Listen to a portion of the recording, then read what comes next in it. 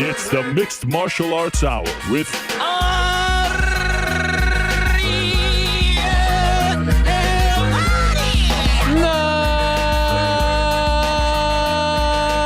Mixed Martial Arts Hour is back in your life on this Wednesday, February 22nd, 2023. Hello again, everyone.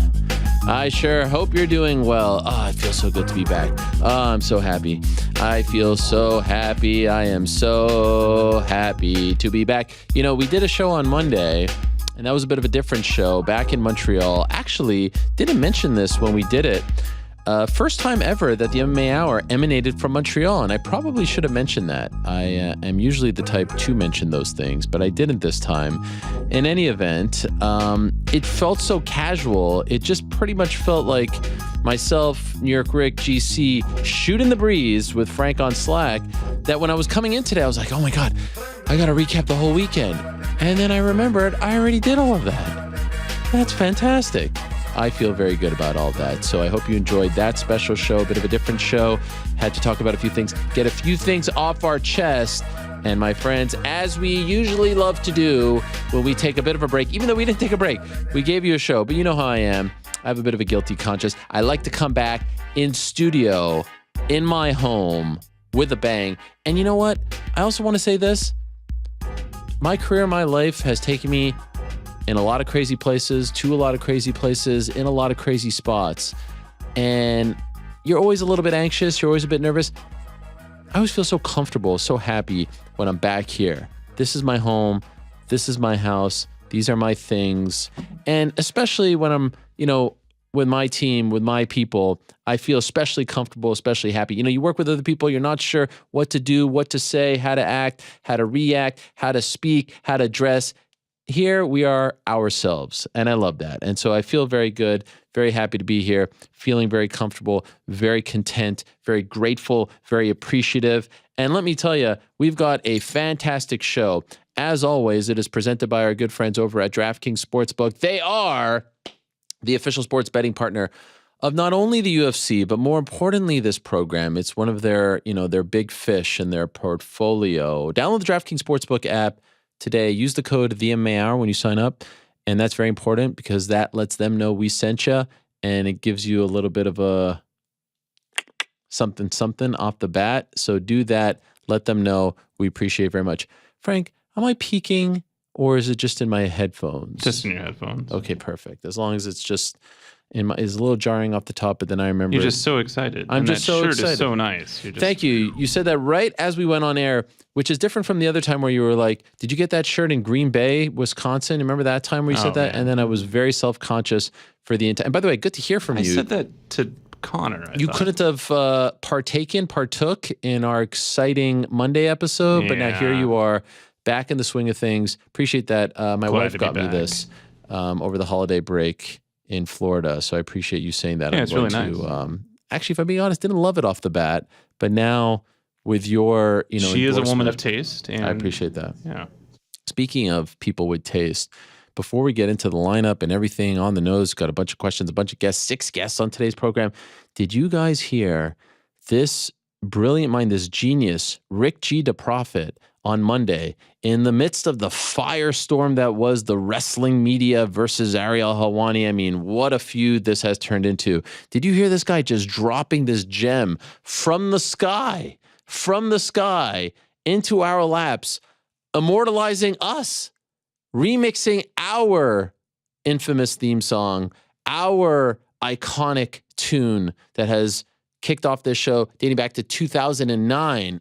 This guy remixed it with lyrics and all. And I have to be honest, ever since I heard it, can't stop singing it.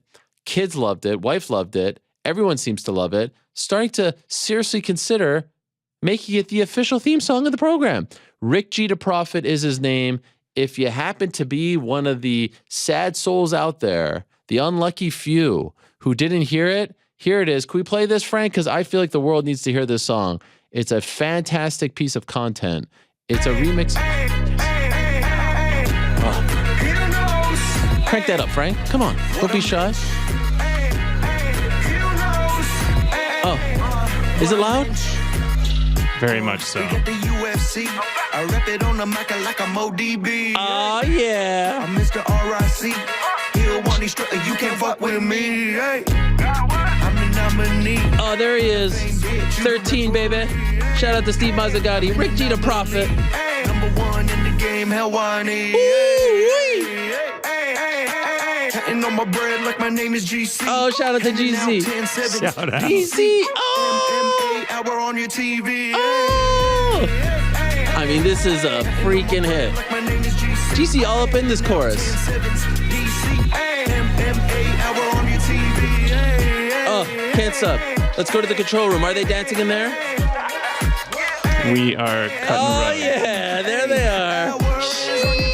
I got money in the bank. Yo, hit the button, Frank. Oh, Frank got a shout out up in this. Cup of drink. Oh, Frank got a shout out up in this. Got a question, it's on the nose. Oh, hey, hey, hey, hey, hey, hell of a week. Hell of a week. I can't speak. No, I can't speak. I hit a Oh, 180. oh, even got the 180 up in there. Shit, this is the best. I love this fucking song. On my bread like my name is GC. Handing out 10-7s. DC. MMA hour I'm out of breath. Hey, Song out on all platforms. Even got the shout out up in there. Shit. Man, they got pecan pie up in this shit. I'm out of breath, guys. I mean, can we take a vote? I can't wait till it actually hits streaming. Like, I think it's March 1st when it comes out. I mean, I'm going to turn it into my ringtone. I want to know how many times you've listened to it because you knew what lyrics were coming. You were like, I can't speak. No, I can't speak. I'm not joking. I listened to it 1,000 times. It's one of the great honors of my life. First time I ever heard it, I was dying. It's incredible. Like, it's incredible. Oh my gosh. That was amazing. It actually, like, it's kind of a banger. Am I wrong? No, it's certified banger. That's Definite amazing. banger. You're featured just as much as I am in it. I couldn't believe it. Counting It's my kind of bread a hard like line, GC. too. Yeah, Like, it's kind of a hard incredible. line. Shout out to Rick G, the Prophet. I mean, 10-7 with the Dylan Dan card.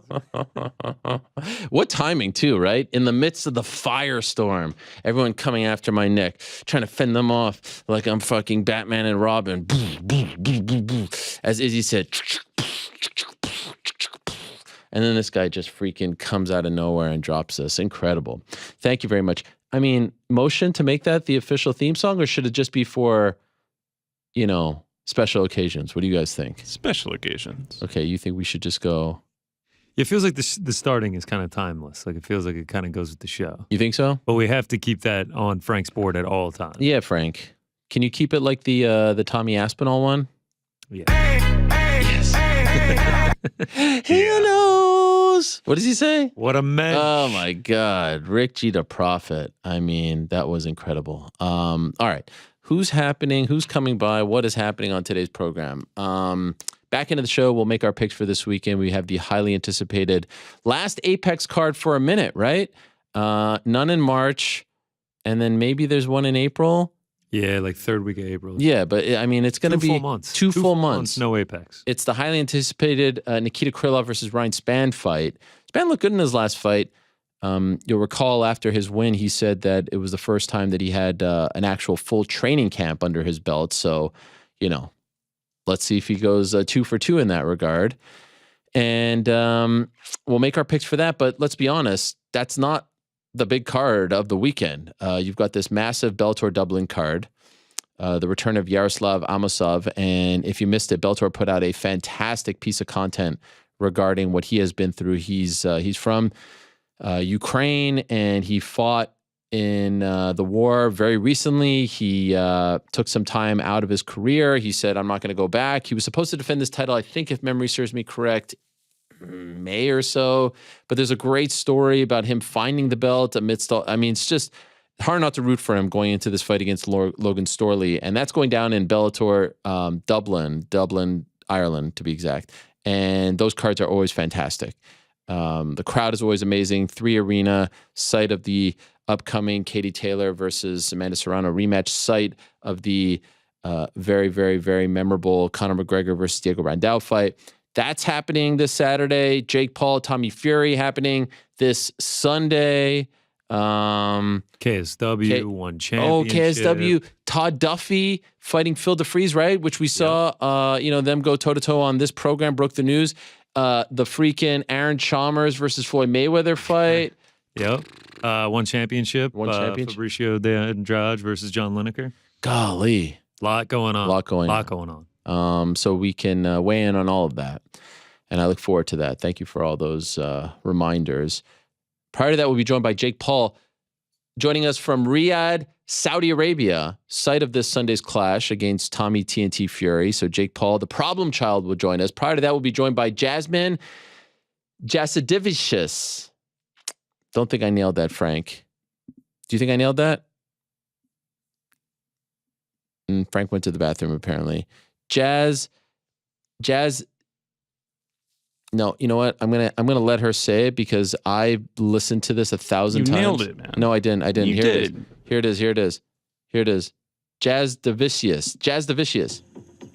My name is Jasmine Jasudavicius. Jasudavicius. It's the Z. I heard it. You said it right. Jasudavicius. Okay. Shout out to the pride of St. Catharines, Ontario. She is incredible. She has been campaigning to be on the show. And if you campaign to be on the show, I love you. You come on the show. By the way, my clock says it's 12:33, and that just threw me off for a second. No big deal. But it might be a big deal when we have our in-studio guests later. So just want to throw that out there. That could be important. Anyway, prior to that, we'll be joined by Erin Blanchfield, who had the big win over Jessica Andrade on Saturday. Prior to that, we'll be joined by the aforementioned Aaron Chalmers, who's fighting Floyd Mayweather this weekend in a boxing match. The former Geordie Shore cast member, the former Bellator fighter, he's going to be on the show. And he's fighting Floyd on Saturday at the O2. This is a real thing. In Floyd's... I guess, endless line of exhibition fights. I don't know what's going on with Floyd, but we know Aaron Chalmers, and so he's on the pro. Prior to that, we'll be joined in studio by JJ, a.k.a. KSI, a.k.a. KSI. JJ, that's what his friends call him like me, but KSI, I mean, world-renowned, one of the most famous people in the UK, part owner of Prime, singer, streamer, YouTuber, entrepreneur, businessman, boxer, promoter. What doesn't this guy do? He'll be in studio, like right over there, KSI. This is going to be great. And so I look forward to that very much. And then prior to that, we'll be joined by El Pantera himself, Yair Rodriguez, the interim featherweight champion of the UFC. But first, as we like to do on a Wednesday, It's we like time to shoot. For a good old-fashioned Q&A. And I'm allowed to shoot now because I'm in the biz.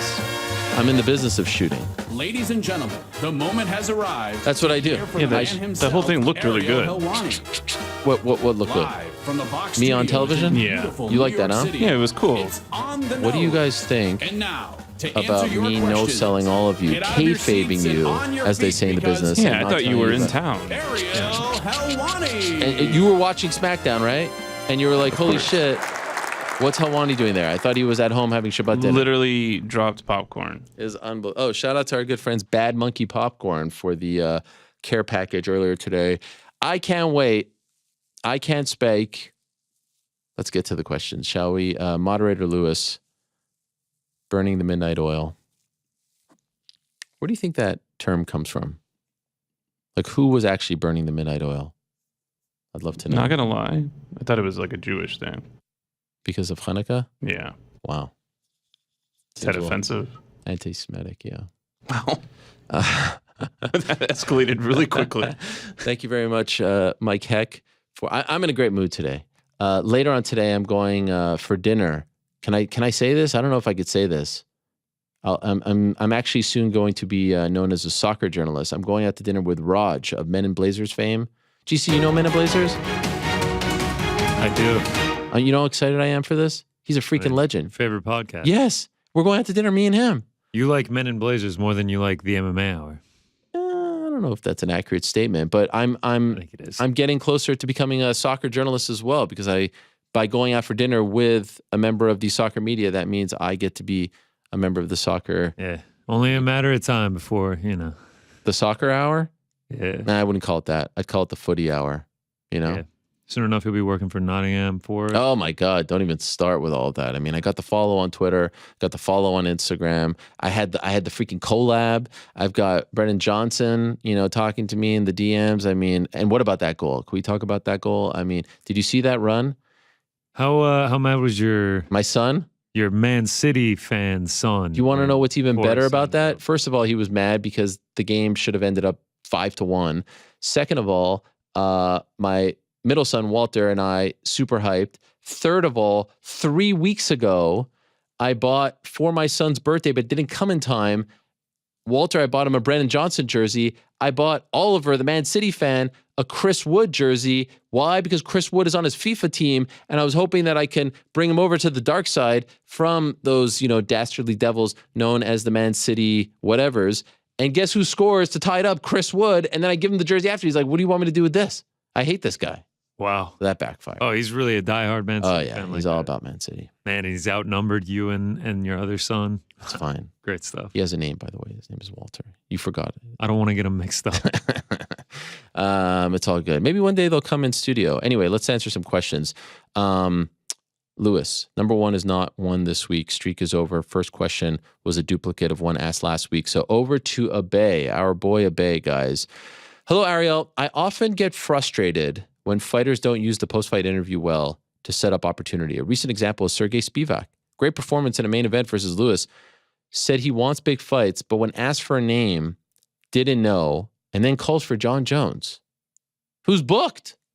Contrast this to Chandler, who comes prepped, shoots his shot, and as a result gets huge opportunities at lightweight, only Vokes calling for the champ.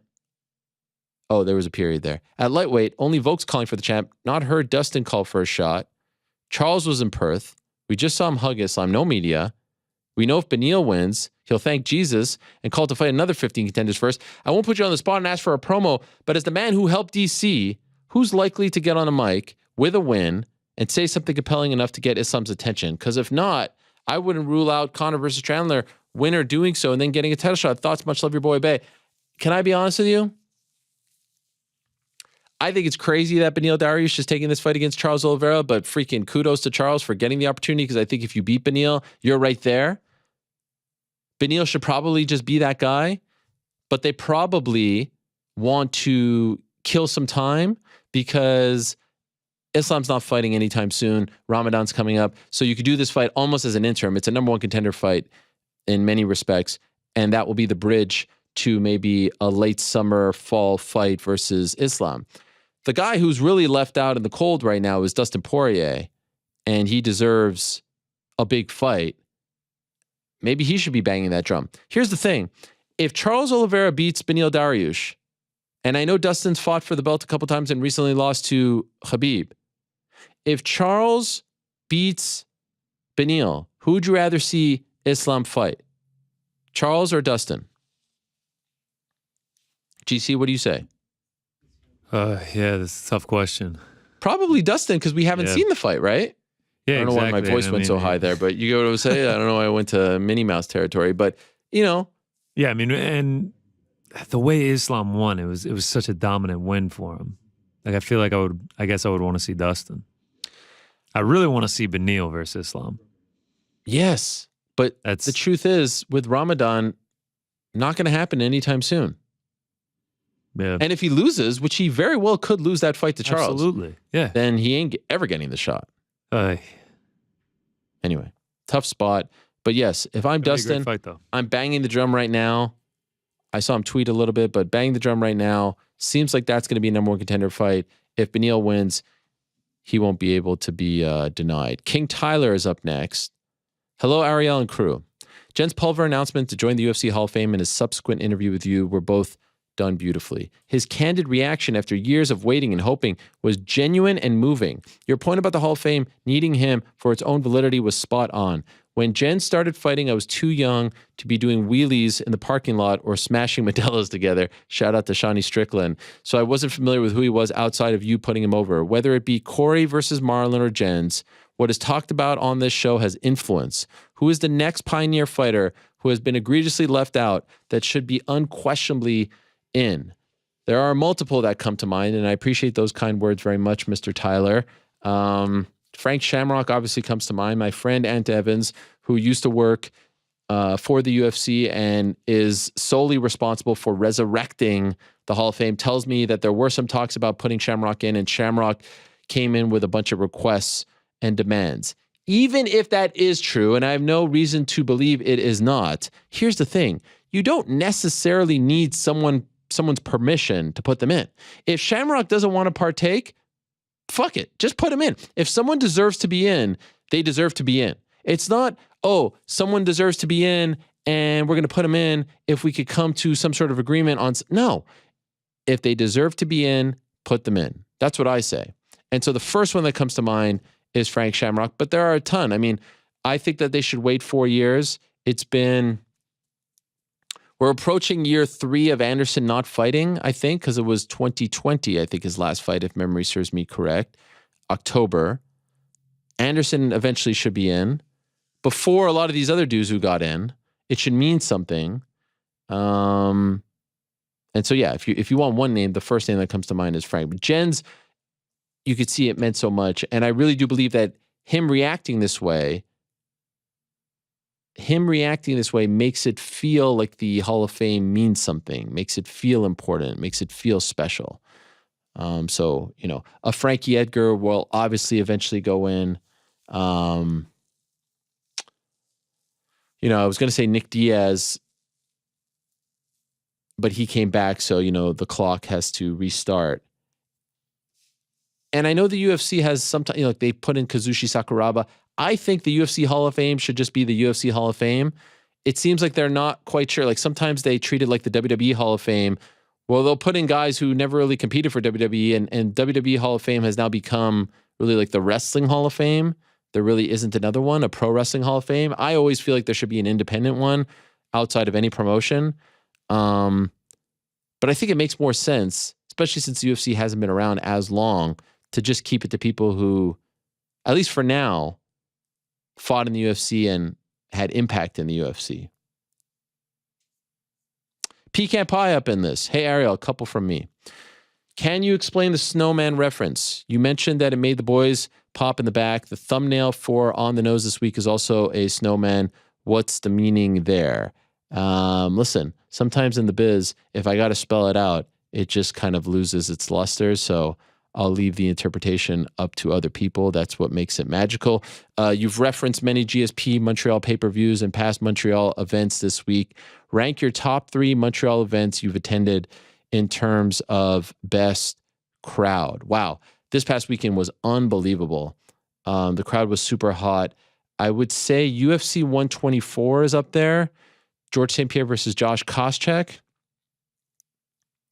Golly. Whoops. There's a lot that come to mind. UFC 124 was insane. Of the GSP title defenses, that felt the biggest and the loudest for whatever reason. Bigger than Condit, bigger than Diaz. I wasn't in the building for the Sarah fight. It was Passover, and so I was home. That was UFC 83. I was at the last game at the Montreal Forum in 1995, and that was very emotional. Maurice Richard came out with the torch and all that. That was huge. I was at a couple of massive Expos games in 94 and 93. Gary Carter's last game of the season in 1992, where he hit the ball over Andre Dawson's head, double, crowd went apeshit. That's up there as well. And I would put also the Monday after WrestleMania 18, the Hulk Hogan ovation that lasted like 10 minutes, up there as well. But I can't say enough about the crowd on Friday and Saturday and how they treated Sami. And honestly, I can't say enough about Sami Zayn. I got a chance to hang out with him and his lovely wife, one of their friends, after the match when everyone was gone. And I mean, what's amazing is actually how much we have in common, both growing up in Montreal, both being, sons of immigrants. And he, Syrian, his wife, I think, is of Lebanese descent, Egyptian, Lebanese. Also, new mutual people. By the end, I felt like I was just talking to an old friend. It was pretty amazing. Connor, greetings, Ariel. Connor from Victoria, Canada here. Shout out to Victoria, home to the great Steve Nash. You did a fantastic job working at SmackDown and the Elimination Chamber, and you have recently rekindled the fandom I had for WWE growing up. Sweet. And I'm enjoying it, so thank you. A lot of other people are upset about it. I just want to let you know. But I appreciate the kind words. After the Sami Zayn main event, I couldn't help but think of the Volk Islam comparison. Wow. You know what? I forgot to tie that all together. Sami seemingly winning the overall fight, but not the contest. What a great shot. I mean, that's a great shout out right there from Connor. My question to you is, do you think the storyline is dead going into WrestleMania, or do you think we may see Sami return during the Rhodes-Reigns match to help the American Nightmare win the belt? It ain't dead. What it seems like we're moving towards is Sami and KO. And I love what they're doing, especially on Monday, where it's like a reluctant partnership. Sami and KO versus the Usos for the tag titles. And I'll say it again, and I hope they clip it off, you know, along with saying that I'm some kind of shill. I think Sami should have won on Saturday. That's what I would have done. If I had the pencil, I would have made him win. Moments are few and far between, and especially the moments that we love, especially the moments that we remember, that we talk about for years and years to come. We will talk about this one in the build and the night and all that stuff, but could you imagine what it would have felt like? Now, I understand why, and they've got the thing with Cody, and that's going to be a big deal. And I will say, perhaps I am 1,000% biased on this one. I wanted to see the Montreal guy win. That's what was so fun about this weekend. I got to be a fan at an event and openly root for someone. It was fun. It was great. Like I said, top 10, most fun weekends of my career. I would have done it, but I fully admit that I am 1,000% biased on this one. I wanted to see him get over. I wanted to see him have that moment. I wanted to see him have the Foley and Worcester moment times 1,000. So no, it doesn't seem like we're going to get Sami in the main event. It's not going to be a triple threat situation like with Daniel Bryan a few years ago. But if KO and Sami fight for the tag titles and then they win, like this thing isn't going away. And maybe we get a rematch down the line. I still think at some point Sami Zayn deserves to be the undisputed champ. Would love to see it happen. It would be a very, very, very heartwarming moment. And they could even come back to Montreal. Why not? I mean, the business wasn't, it was insane. Jason B, Monday's show was pretty epic. New York Rick was right. There's more you probably could have gone into to share your entire experience, but you pretty much lived out every 80s, early 90s kid's dream. And thank you for sharing that with us. I appreciate it. I do really think that a lot of, I tend to sometimes, unfortunately, focus on the negative, and the amount of messages like this one that I received about people seeing how happy I was, people saying like, oh, I wish I could have done that, or I felt like you were, me out there, or how I would have reacted, was really, really beautiful. And there were two things that I actually forgot to share that I wanted to mention about what made it that much more special. Being in Montreal was special. Being at the Bell Center was special. Being with my family, my dad dropping me off Friday and Saturday was very, very special. Seeing how happy they were for me. Again, growing up loving this stuff and being pretty much the only one in my family who loved this stuff. That was all really great. Being backstage and how nice everyone was and welcoming. I don't need to get into all of that again. But there were two other things that I forgot to mention that I wanted to. Number one, first time back on Fox since 2016, since my unceremonious departure, which was a pretty cool, I don't know. What do you want to call that? Byproduct of all of this? Sliding door? I don't know. But awesome. That was pretty funny. Amazing. Nice. In retrospect. And then the other one was, and this one's a bit of a deeper one. I ended up flying out of LaGuardia, and I haven't been to LaGuardia in a very long time. And anyone out there who hasn't been to LaGuardia in a long time, you should go back. It's a completely different airport. LaGuardia used to be one of the worst airports in America. It was beat up, decrepit, like low ceilings, dirty, dusty, bad food options, cramped. It was horrible. Crazy that a New York airport would look like that and smell like that, and just like, it was just bad, run down, falling apart. It is incredible now. It's one of the best airports that I've ever been to in my life, including Heathrow, Paris. I don't know, name them. What else is there? The Toronto one is pretty good. I know it has some problems, but like in terms of cleanliness and all that, LAX isn't great. Point is, it is unbelievable. It feels like you're in a mall the food options, the shopping, the stuff to do, the trees, all that stuff. This was the first time. So I flew out of LaGuardia, came back through LaGuardia, and I had not been to LaGuardia since February of 2021. And that felt special because the last time I was there was when I was flying to go do Bucks and Pacers for ESPN. And this was my first big trip in the midst of the pandemic, right? February of 2021. And that's a real major turning point in my life because I'm pretty sure that I had a panic attack while I was at the airport. It was a very, very hard time for me. I mean, I don't know if I've ever been more anxious, more nervous in my life.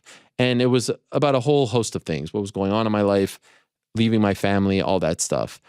And so I felt horrible. And that's really, after that is when I decided to talk to a therapist and everything changed. And so to come back to LaGuardia for the first time, and it looked completely different. 2 years ago, it did not look like this. It looked completely different. I felt happier. I was so excited. I'm going home. I'm getting to live out this, weekend fantasy. That in itself, that juxtaposition was incredible as well. And so there was just a lot that felt like it was coming together. And like I said, I refuse to let anyone, crap on this parade that I'm having for myself and make me regret or be unhappy about any of it. And it was just like a lot of those little things. I mean, the first person I see is Paul Heyman, who I met in 2010 and have stayed in touch with all this time, and seeing some other people was just amazing. It really was. It's something I'll never forget. So I honestly still feel like I'm on a high. I still feel like I'm buzzing from that experience. Like, did that really happen? And I see like some of these guys online still debating it, in like this sort of like sanctimonious way about what I should and shouldn't have done and how I should live my life and do all this stuff. Like, man, I never talk about other people's lives in media. I never tell people what to do. I never comment or criticize. Do your own thing. And if you really are confused about all of it, then you really don't know me or haven't paid attention to any of the things that I've said or been through or done. So bizarre, but I'm actually quite proud. I'm going to give myself the old Barry Horowitz. Haven't really let it bother me or affect me or ruin the experience. And so I'm very, very happy about that. Anyway, back to the questions. Wrestling. Do you have a favorite premium live event format? Do you wish there was one format that would return? I want the Soul Survivor format returning that they ran with, I believe, in 91. Love that. King of the Ring in one night I thought was great. Royal Rumble to me is the best by far. King of the Ring one night tournament was awesome. Soul Survivor was pretty great too, where basically it was like, all right, who was last in all these matches? And then I think at the very end, they would bring all the winners, whether it's 4 versus 3, 3 versus 2, whatever it is, 5 versus 2, and they would all have one final match. That was pretty damn great. But as far as the current ones, by far, Royal Rumble and Money in the Bank has become pretty damn amazing because you can get people over who weren't necessarily over, right? Like last year, you have Liv Morgan getting the briefcase and then cashing it in, and that's a huge moment to get her, to get her over. So those are fun ones. MMA, anything you're specifically hearing for the UFC 288 main, co-main, and location? Sad to hear Beneil has to fight again. Doesn't get a crack at Islam in July. Thanks again for all you do. Keep living your best life. We'd love to see it. Thank you, Jason. What is UFC 288? UFC 288. Oh, May 6th. Yeah. Well, as of right now, we have Aljo and Cejudo. Is our guy here saying that's not good enough? And then Beneil Charles, I mean, they might add another, but they can't keep stacking. Remember, we've got one on March 4th and March 18th and April, whatever that is, 4th, 8th, whatever, 8th, I think it is, 8th.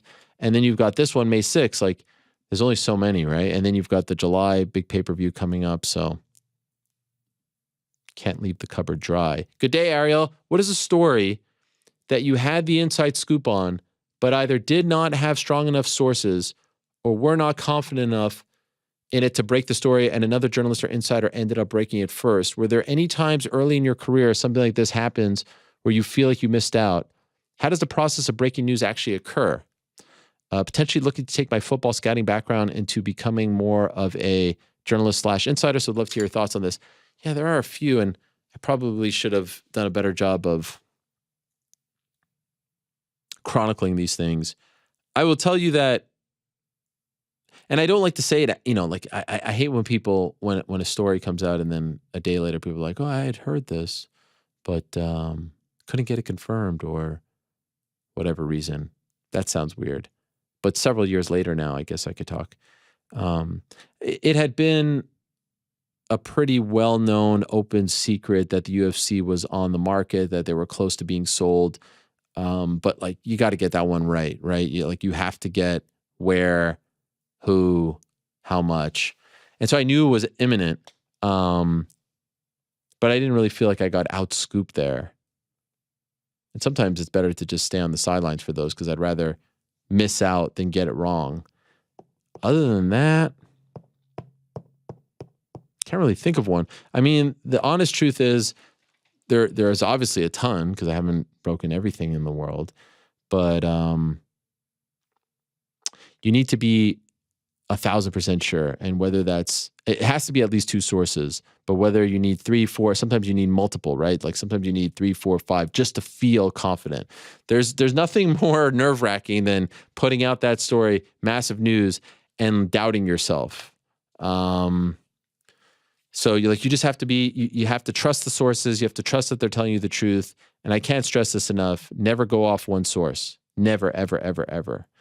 2 minimum, 3 preferred, 4 even better. Never, ever, ever go off one source, even if it's a stone cold lock. You just never know. So that would be one piece of advice. Sir Tillerbear.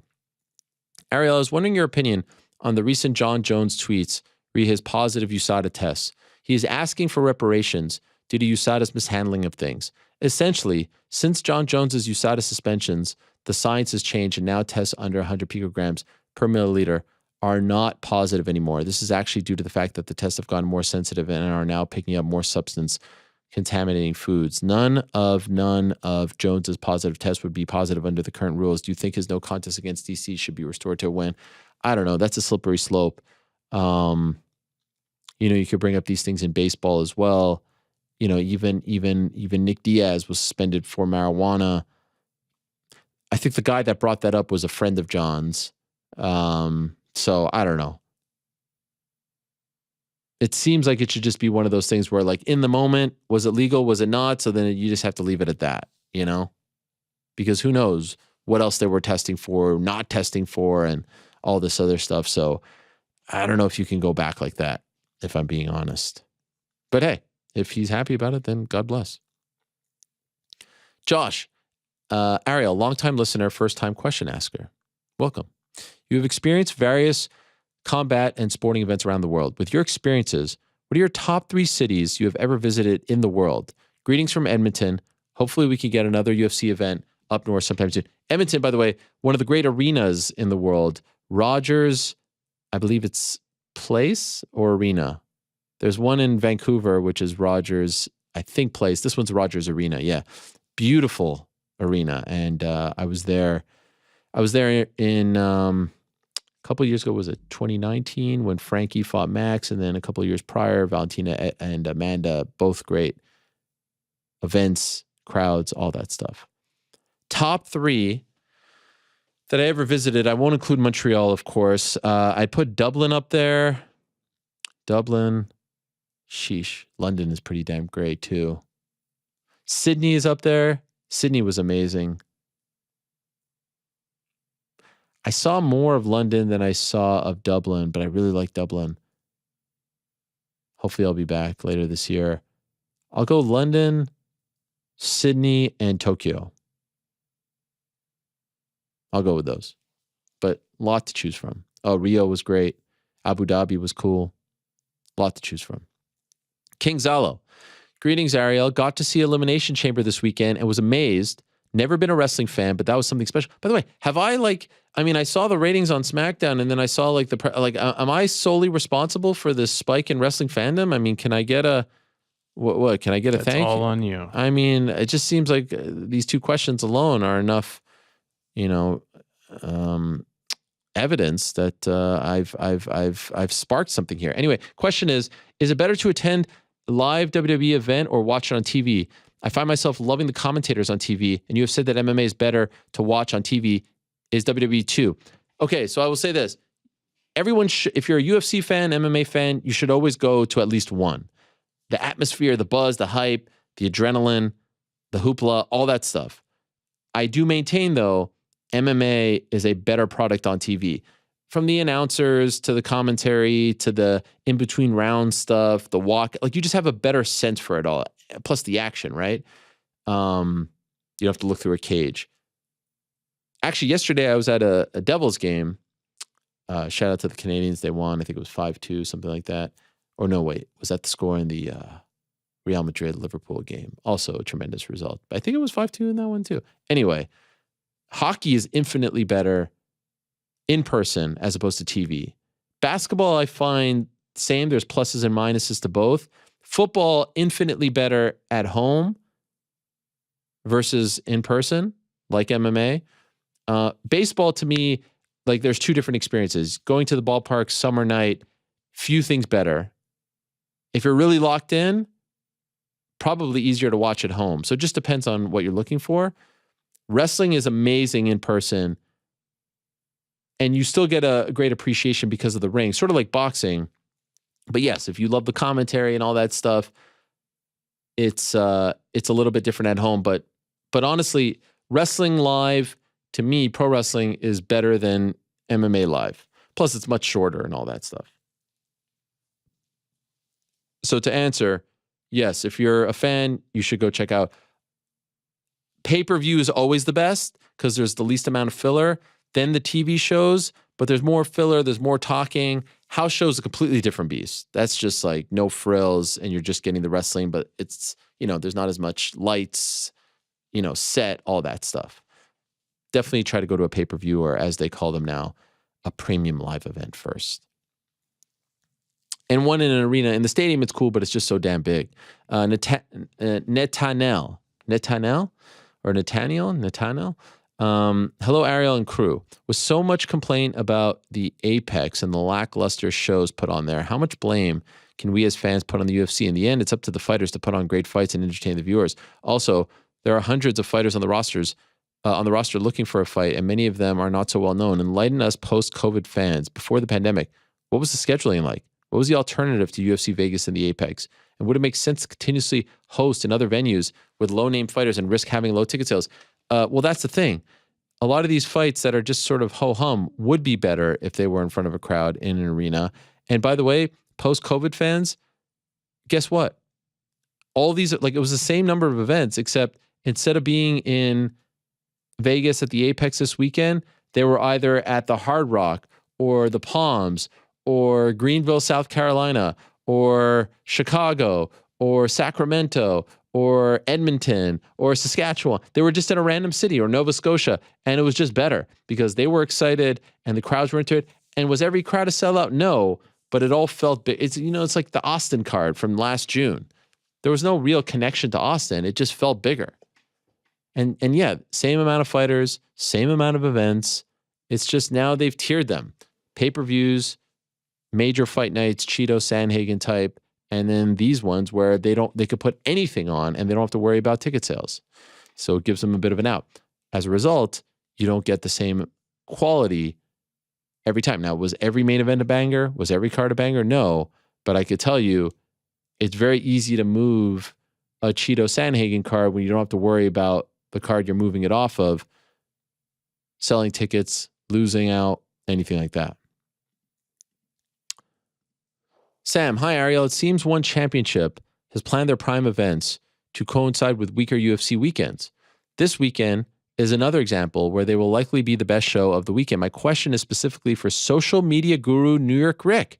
Do you think One could be doing more to promote these cards on social media?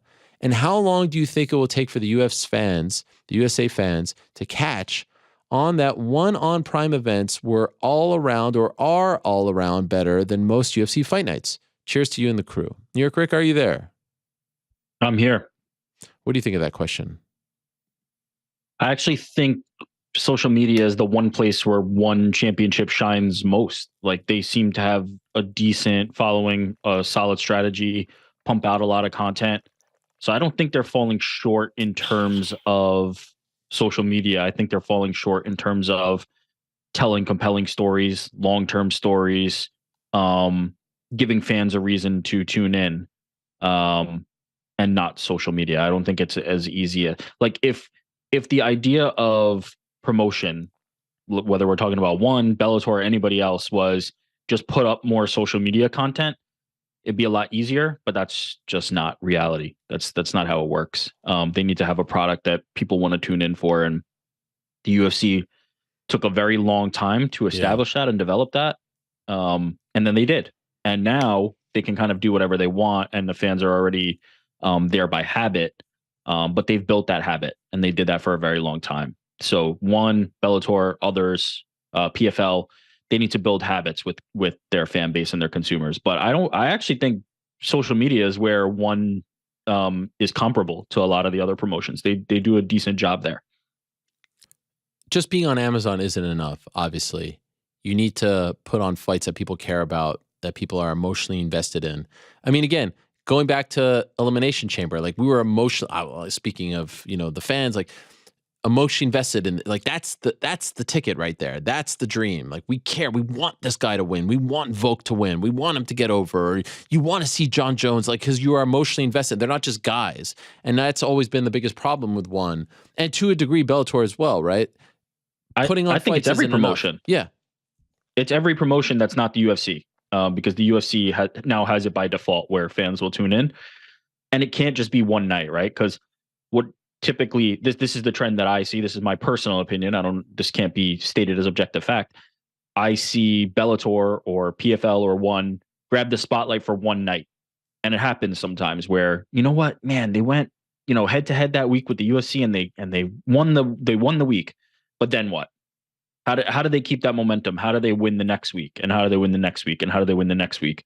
And they can't. They aren't able to do that. They haven't been able to beat the UFC's machine yet, which again took many, many years to develop, but it is fully developed at this point.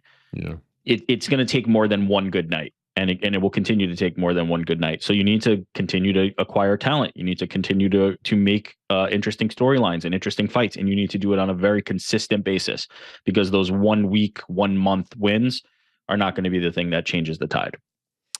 Thank you for that insight. We move along now to Gilbert. Ariel, hope your week is going great. Thank you, it is. You just said on Monday, every time they come for me, it backfires.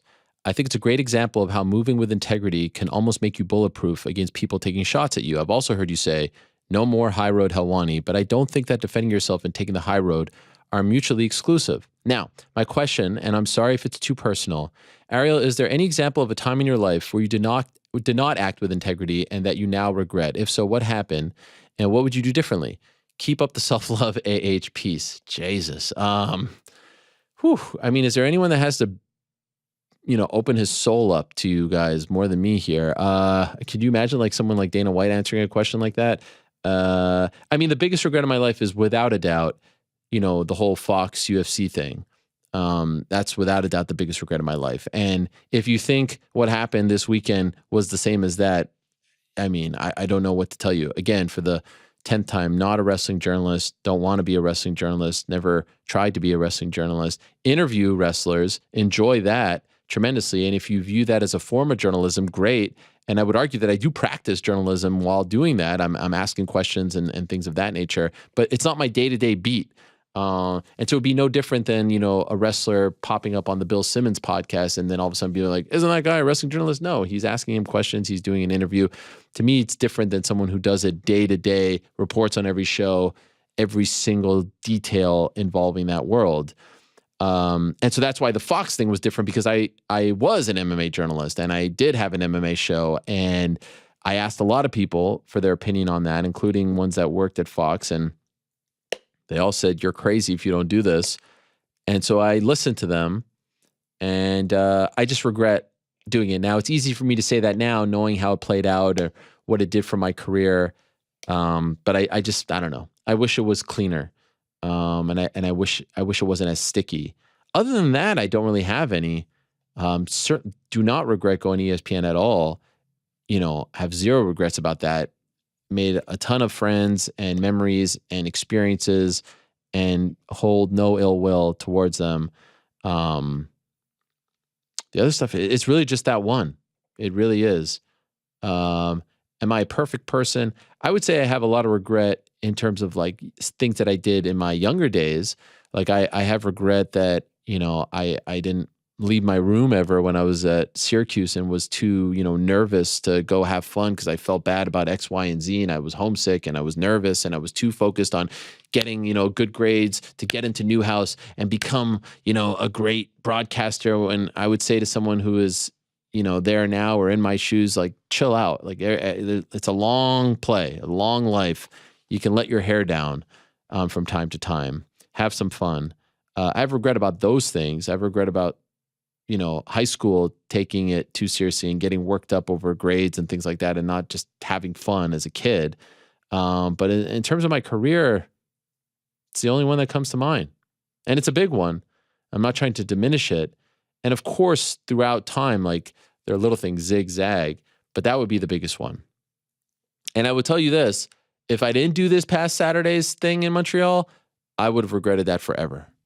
And I appreciate, people in my life, including New York Rick, who I ask his opinion a lot about this stuff, for, opening my eyes. And so, by the way, if you have any issues with my decision, please send them all to New York Rick. Thank you. Ben P. Hello, Ariel. Could you predict who the below list of fighters will face next? Both who you think they will fight, and also who you would have them fight if you were in charge. Khamzat, if he moves up to 85.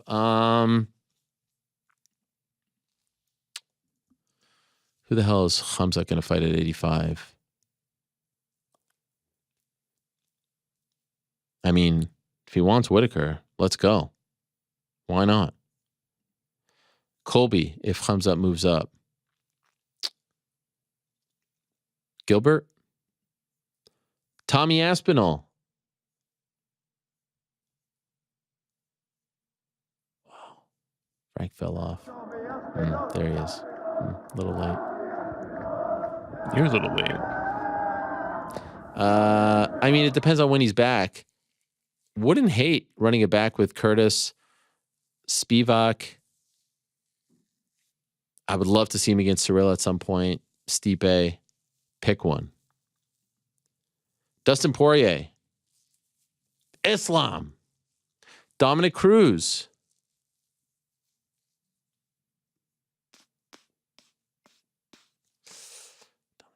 Rob Font. How about that? Or like a Ricky Simone type? Quick fire. Andrew G. Hello, Ariel. Quick fire question. Are there any rumblings about an upcoming Boston event for a pay-per-view or fight night? No, they were going to go in August, and then they did the Cheeto Cruz fight, and they moved it to San Diego. You're welcome. Nothing, not hearing anything at the moment. I will be honest with you guys. I'm not really like scrounging for this stuff at the moment in my life with so much going on.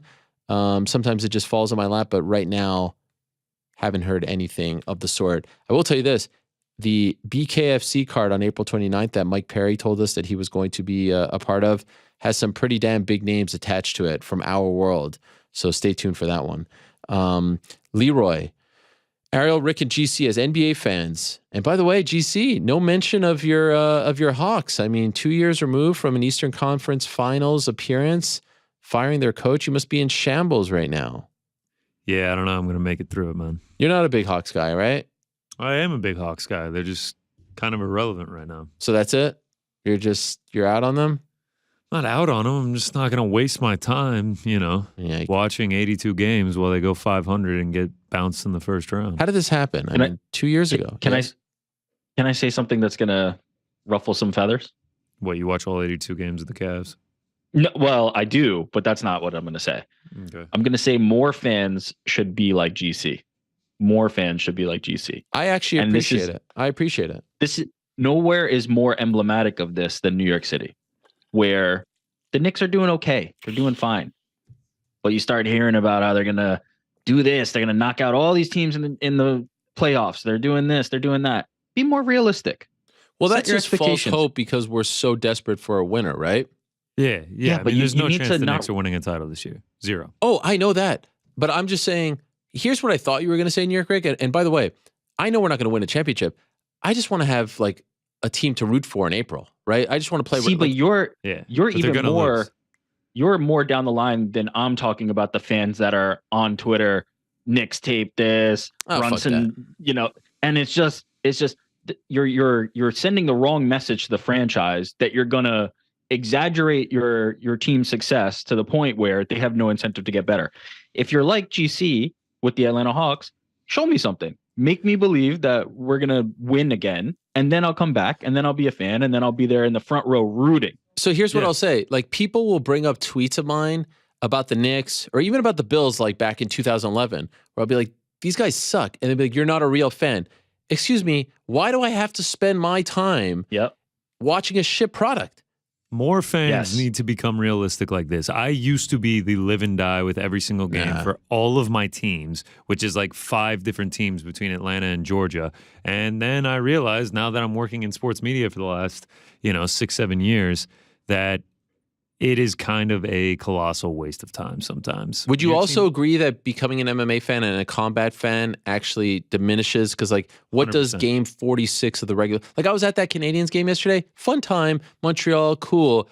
But ultimately, I'm like, what are the stakes here, right? It's not, like, what are the stakes for John Jones and Cyril Gane? I could tell you the damn stakes. What are the stakes with Valentin? You know what I mean? And so when you're so invested in this thing where it feels like everything is truly life and death, and then you go and watch game 46 of the regular season, it kind of feels like nothing. It feels empty, right? Wow, Yeah, this went over a lot better than I thought. No, We're all on agree. the same page here. Yeah, I agree. I also I feel like you got to pick and choose because I've got all my Atlanta teams and then I've got Georgia and then I also watch a unhealthy amount of MMA. And it's just like I have one team that I live and die with, and that's Georgia football. That's like no matter how bad they are, I'll still watch every game no matter what. I feel like you got to pick and choose. Like I can't do all 82 Hawks games. Let's get 100 regular season Braves games in. Let's watch all the Falcons games. Can't do it. Got to pick and choose my fandom. If the Hawks get good, I'll start watching every game.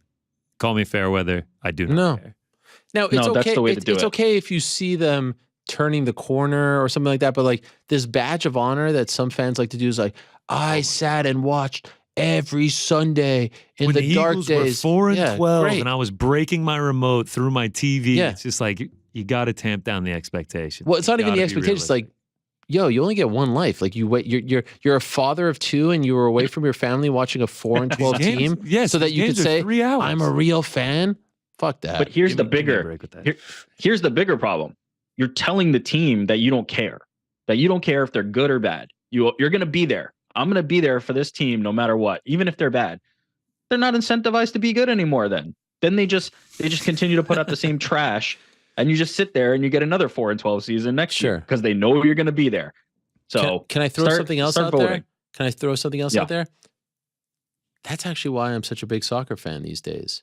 Legit. Because, like, again, with Nottingham Forest, every game matters. They are going to play in a lesser league if they don't hit a certain threshold, right? The relegation is incredible. If the Hawks lose every single game, the worst thing that happens to them is that they get a good draft pick, right? The worst thing that's going to happen to them is that they get a good draft pick. If Nottingham Forest gets relegated, they have to work their way all the way back up, and they're now with 20-something other teams, and who knows if it'll take another 23 years for them to get back to the Premier League. If Man City loses today in the Champions League, and they're in a freaking, world of hurt, and they won't, be able to win in the prime of their, you know what I mean? Like, it feels like the stakes in the actual, European, like, country leagues and also the Champions League or so much more important than what we have here in America.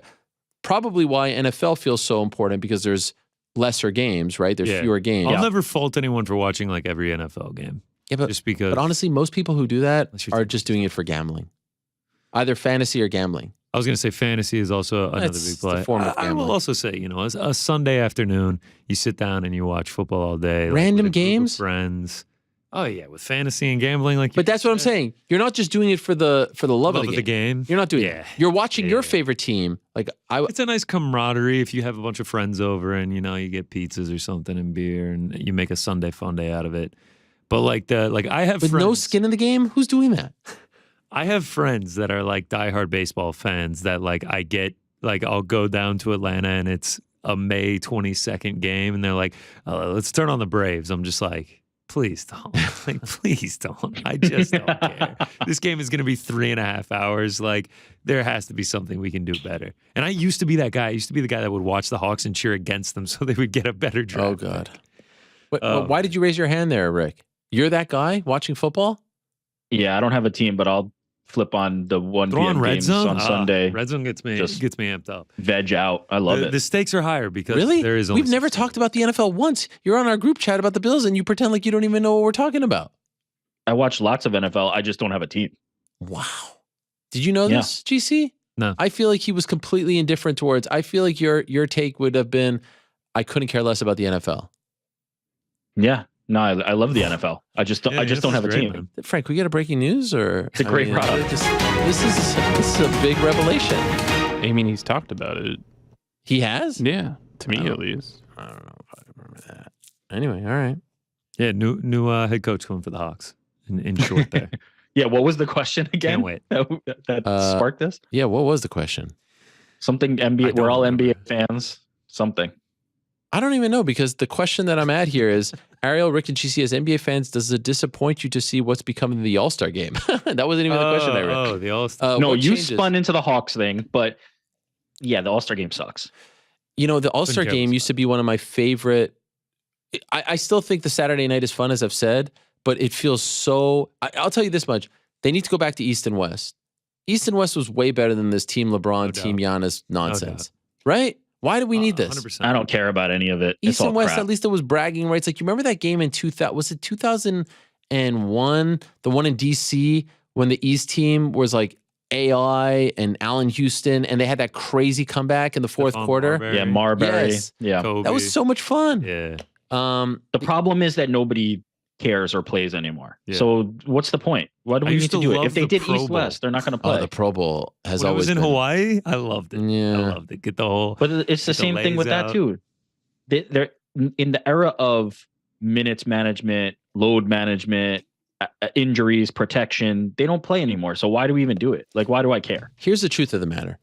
Everyone needs, and I don't mean to be crass here, but everyone needs something to, get excited for sports. And so the equivalent of, Viagra is gambling, right? We can't, our society, it's true. Our society with TikTok and Instagram, we don't have the attention span to sit there for the love of the game like we did in the 90s and just watch. So we need gambling, fantasy to get excited, right? Do you see what I'm saying? Yeah, I mean, you want to make it interesting really quick, put some money on it. Right. So, like if I invited you to Devils Canadians, you probably would have been like, all right, let me put a little money on this so that I feel invested, right? If I'm going to a game in person, I will gamble on it. So, All-Star, correct me if I'm wrong, you can, but it's kind of nonsense. Who's really going to gamble on that? So there's nothing that gets us excited. There's nothing that makes us feel like, oh, this means something. I have skin in the game. That's part of the problem given our society.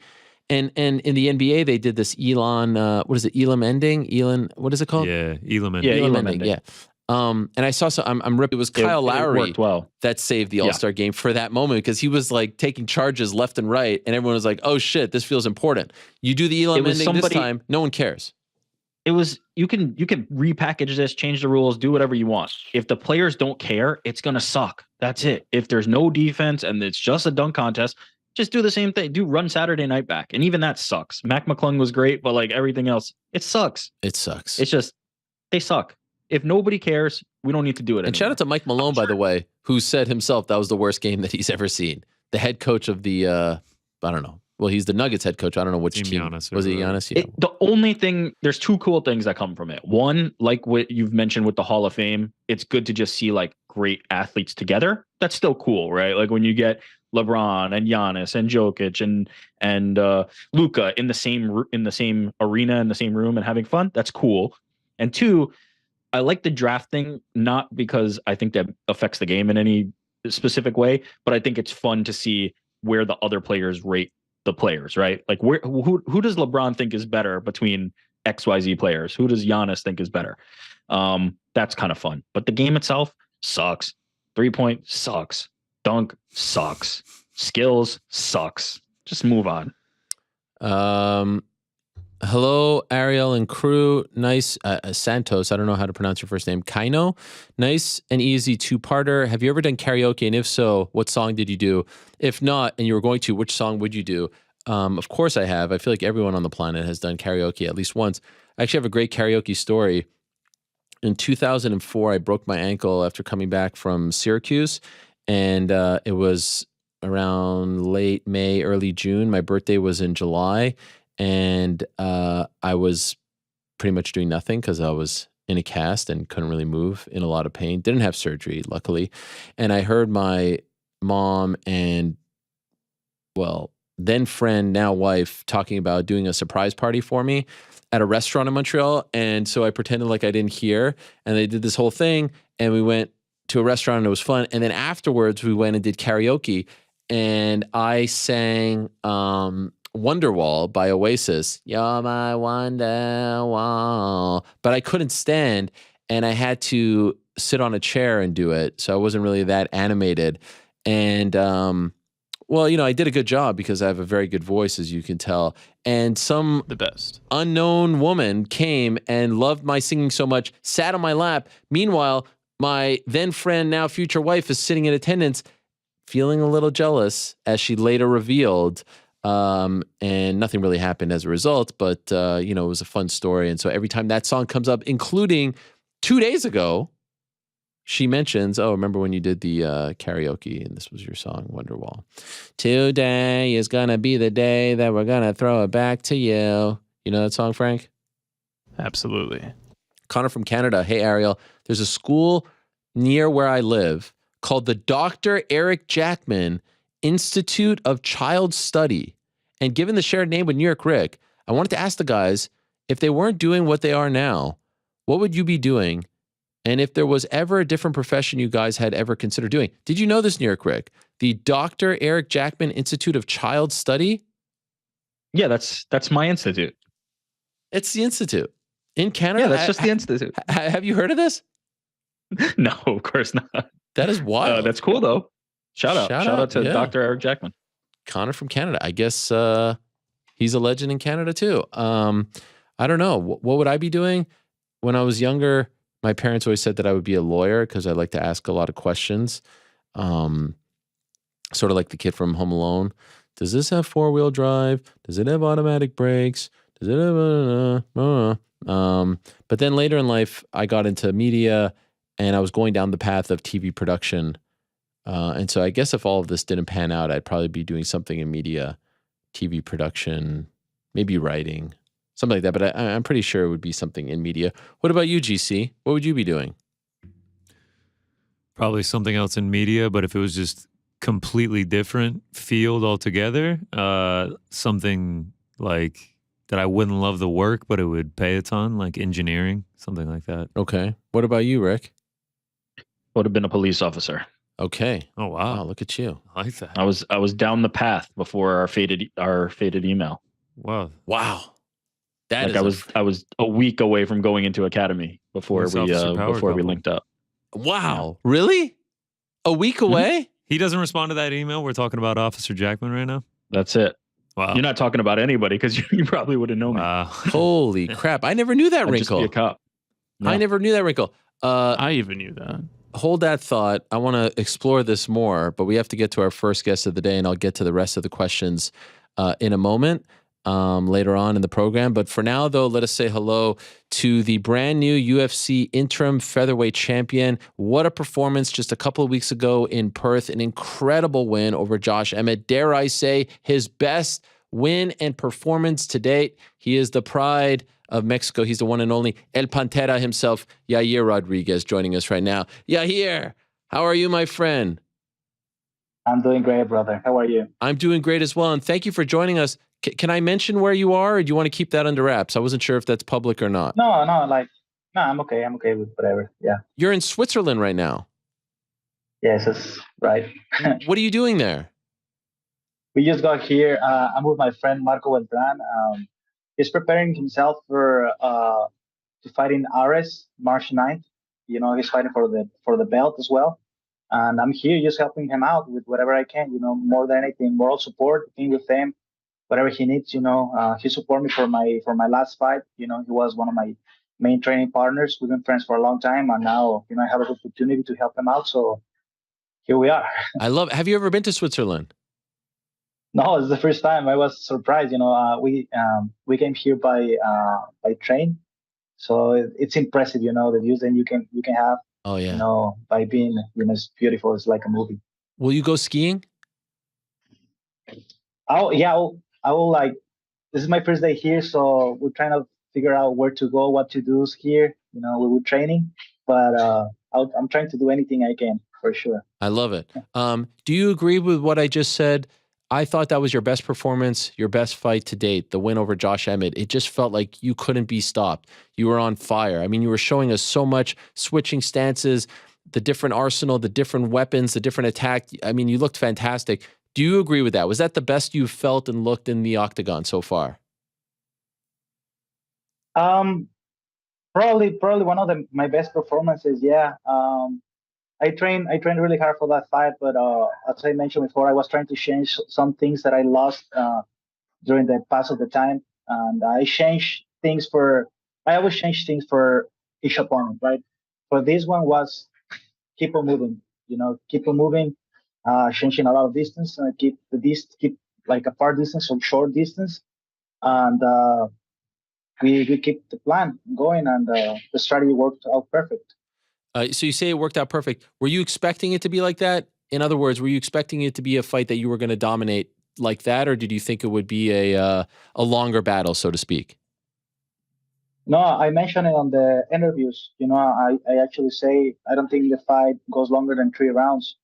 It's something that we planned, you know, as a team, and I knew Yoshimi was going to be really, really tough. Probably the first round coming hard, and the only time where I could get in danger during the fight, and you know, when we look into Yoshimi's fight, was being like in that inside area, like going backwards or getting into like middle distance, you know, like power punch distance right here. And when I got connected was right in there. You know, when I did the mistakes, it was when I got connected. When I was doing everything right, moving, keeping him away or short distance, the clinch, all that, it was working perfect. Even like going into the floor, you know, was something that we planned. I know I'm really dangerous from my back. I know I can do a lot of submissions, and I can hurt people from down there because. So it's hard to approach somebody with elbows, you know, from far distance to short distance, and then get somebody with elbows. But when you have somebody right on top of you, it's really easy, you know, to have somebody with elbows and control the distance from there. You actually like it's like you trap them, you know. So now I feel like even my back's in the floor, I have the control of the fight, you know, and my submissions are always there. So I'm not afraid to be on my back. Early in your career, pre-UFC, you had a bunch of submissions, but in the UFC, you hadn't gotten one yet. Was this a big deal for you to finally get one in the UFC? No, you know, I guess it's just part of situations. You know, it's not something that you're always looking to do. You know, I'm not like I'll say one-dimensional fighter. Is that a term? Like I always look to whatever I see during the fight. If I can take advantage of it, maximize my opportunities during the fight, then that's what I'm gonna be doing. You know, if the submission is there, I'm gonna take advantage of it. You know, if I can finish it, I'll finish it. If the guy's so strong or really good at the submission defense, and I'm getting myself tired, then I will let go and then keep on looking for something else, get up or do whatever comes next. Well, it was an incredible performance, and I was wondering about fighting in the morning. Obviously, you were there for a little bit. I know you were in Thailand, and then you went to Australia. What did you do in terms of your sleep while you were there? Like, were you waking up super early? Because I still find it crazy that you guys have to perform at such a high level, you know, and wake up so early and then go to the arena. It's all very unnatural. So what did you do? I was in Bali actually. Okay. And everybody was so nice to me. I had a beautiful gym, Soma gym, it was Soma Fighting Club. It was amazing. You know, I had a chef that lives in Bali, Chef Larios. Oh, He was legend. there to help me out. Yeah, to help me out for everything. So everything was actually really, really smooth and easy. You know, everybody makes it so easy for me. And yeah, we woke up early. You know, I always wake up early in the morning, like around 6 in the morning, even earlier than that. That's not a problem for me. You know, the first day, probably the first 4 days of acclimating to the time difference, Mm. it was like really tough. It was really, really tough. But after that 4 day, I felt like I was in my home. You know, it's normally 3 or 4 days, and you feel like shit. After that, you start feeling like normal again. So I had plenty of time, 2 weeks before the fight, to get adjust to the time, and everything worked out perfect. It's an interesting situation that you were in because you get this great moment, great performance. You get the belt, but then the featherweight champion is fighting right after you. It's not like he was injured and not fighting for months. So could you tell us how you feel like when you got that belt? Did it feel like I'm a champion? Did you feel that? Did you feel like, okay, this is what's going to finally get me to the undisputed championship? What were the emotions like? Well, I cannot express with words what I felt that moment. You know, of course, I was really happy, and just seeing that belt around my waist and with my family, it felt like real. It felt like I was true champion. You know, I've been putting a lot of effort into this, not to feel like I deserve it. You know, I'll be disrespecting all my coaching, all my friends, family, people that believe in me, training partners, if I don't feel that way. You know, I know there is a current champion, that's Alexander Volkanovski. And of course, as I said before, I'm looking to fight him. If he doesn't want to defend or whatever, that for sure will make me the undisputed champion. But you know, I'm here to fight. I always say this. I'm here to fight anybody. I know Alexander Volkanovski is super tough, but it's one of those fights, like you say, you know, you're always looking to push forward, you know, somebody that is going to bring out the best from you. And I think Alexander Volkanovski is that guy. And I can wait to finally face him. Did you watch the main event? No, no, I didn't. I was busy backstage. I was busy backstage, taking some pictures, doing some interviews, and talking to the people around me. That I partially watched the fight. You know, I was like literally doing the interview and watching parts of the fight, keep on going with the interviews and stuff. So I didn't get the chance to really put attention to it. But some moments looked like Volkanovski was winning. Some moments looked like Islam was winning, and I couldn't really like put attention to it. So I'll have to really go back and look the whole fight and. So even since, from my perspective, even since you haven't watched, no, I mean, I have a lot of time to do that. You know, there's okay, no rush right now. So that's fair. That's fair. I'm sure you've seen like all the talk afterwards and whatnot, and it does seem like he really wants a rematch. Are you worried that they're going to do the rematch, or have you been told, or your management, anyone told, like, no, don't worry, we're going to do you versus him? How are you feeling? What are you hearing? nothing yet. You know, I think it's just too soon to hear something like that. But whatever, you know, at the end of the day, if he decides not to defend the title, that'll make me the undisputed champion. Why? Because I'm gonna defend the belt against somebody else. And what's gonna happen? I'm gonna be the undisputed champion. If he decides to come and fight 145 pounds again, then whoever wins that fight will be the undisputed. So regardless of the situation, you know, it's one of those situations that are like you have to fight again. That's why I didn't want to take the Yoshime fight, because he's a beast, you know. And of course, in this, you need to be really smart in this game. You know, it's not like because everybody's tough in this game. Don't get me wrong, everybody's tough, but you gotta be smart enough to know where, like, okay, I can just go and fight Alexander Volkanovski instead of having to go through a tough opponent, because I felt like I deserved the opportunity, and now I have to face Josh Emmett, who's a beast, and I need to go through him to get to the title shot. And now, you know, if Alexander Volkanovski decides not to go down 145 pounds, then I'll have to fight again to get the undisputed belt.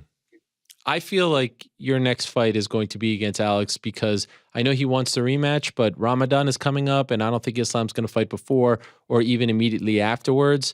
So, and Alex says he wants to fight relatively soon. So I feel like they're going to do you versus him to unify the titles and figure it out once and for all. And then he can move on and see what he does. My question though is, are you okay with turning around relatively soon? It's not going to be, April or so, but I could see a scenario where maybe they ask you May or June. Is that too soon for you, or is that okay? No, I think I'll be okay with whatever comes first. I'll have to talk to the UFC. I was trying to push for Mexico City, because that would be amazing for me and my people, of course.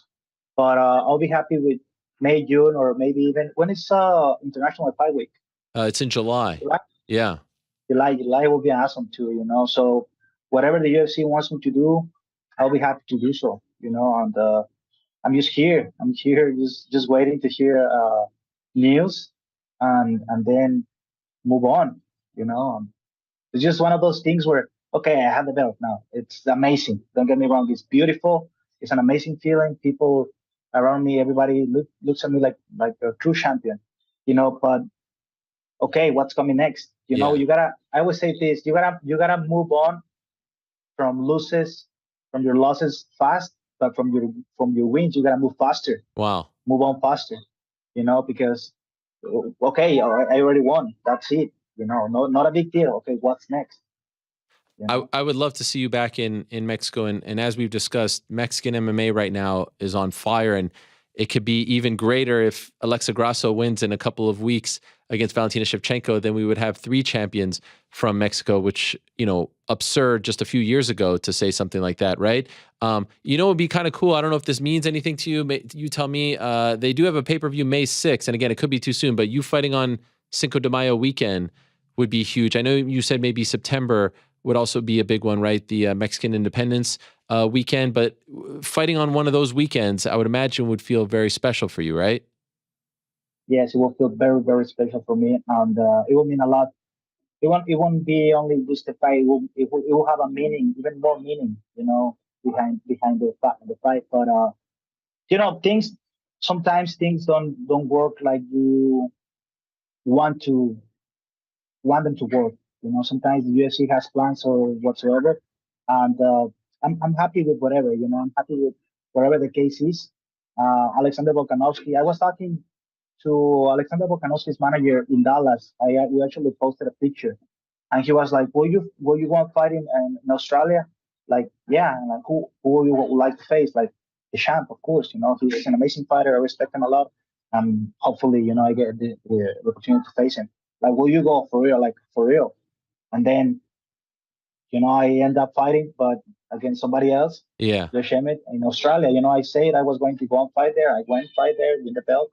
And now the only thing that I want to do is unify that belt. And what about the love that you're getting? I saw a big mural of you was painted in Ciudad Juarez. Am I saying that correctly? Yes. Yes. I'm trying.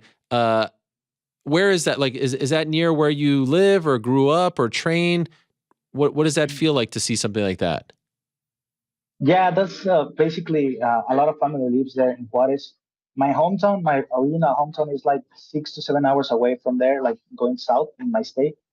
Ciudad Juarez is right across El Paso, Texas.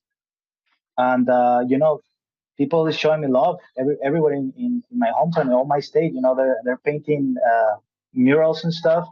And it's amazing to see all the support from my people and my friends, my loved ones, my family, because that's not only for me, I really appreciate the detail, but that's for them.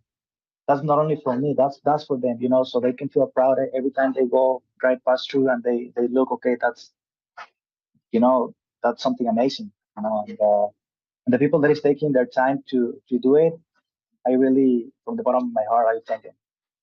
We've talked in the past about your humble beginnings. Have you allowed yourself to sit back, I don't know, look at the belt or look at how much has changed in your life over the last 10 years? Have you allowed yourself to smell the roses, to enjoy how far you have come, or are you not that kind of person? No, it felt good, it felt good. It felt so good that I didn't want to enjoy it too much. How come? Why not?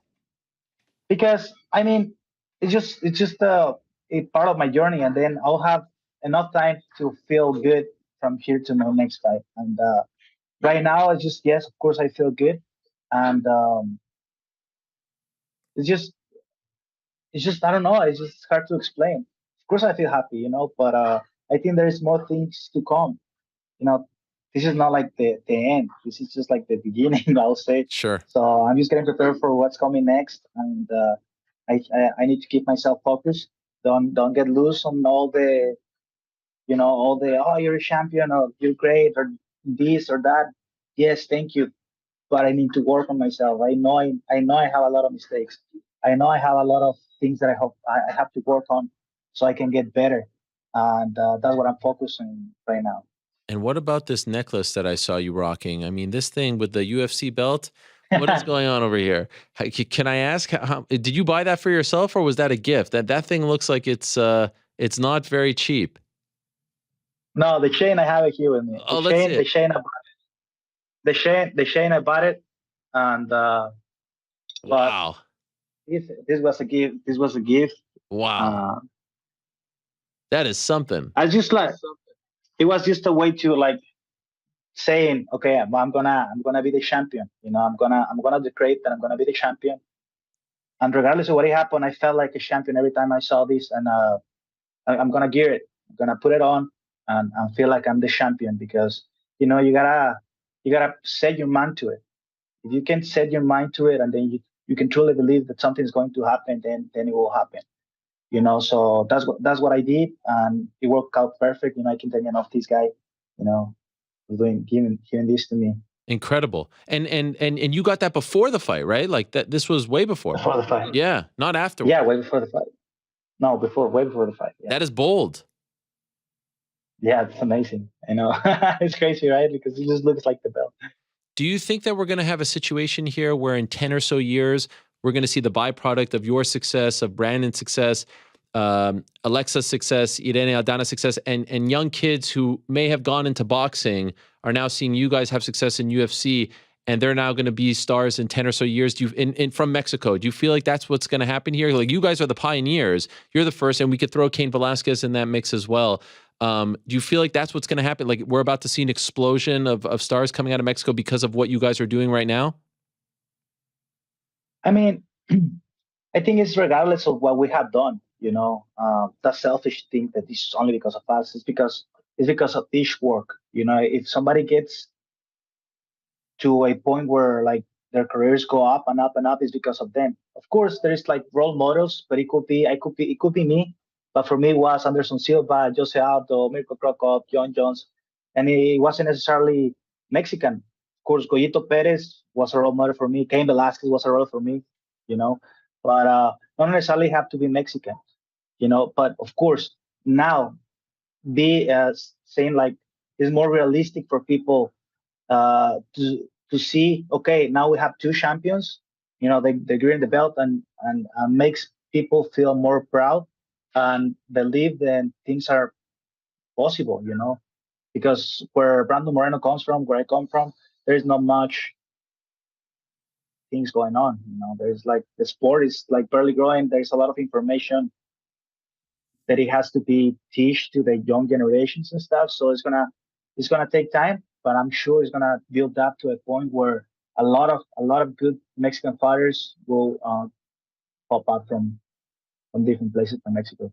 Have you allowed? I know you say you didn't watch the fight against Islam, but Alex has looked so good at 45, right? He hasn't lost, undefeated in the UFC. Do you think already about what you need to do to beat him? Like, do you have thoughts in your mind about his weaknesses, about what you can do? Your striking is so dynamic, so different. If you look like you did a couple of weeks ago, what a fight this is going to be. Have you allowed yourself to start thinking of that? Yeah, it's just like flashing, like flashes of, okay, he does this or that or whatever. Like, start visualizing the pros and cons of doing things that I do. Probably take stop doing some stuff, start doing some other stuff without saying anything specific, right? Yeah. But it's just a matter of like a strategy. At the highest level, I think it's just a matter of like a strategy, who can pull out the best strategy. And he doesn't have many holes in his game. He's really good. He's well rounded.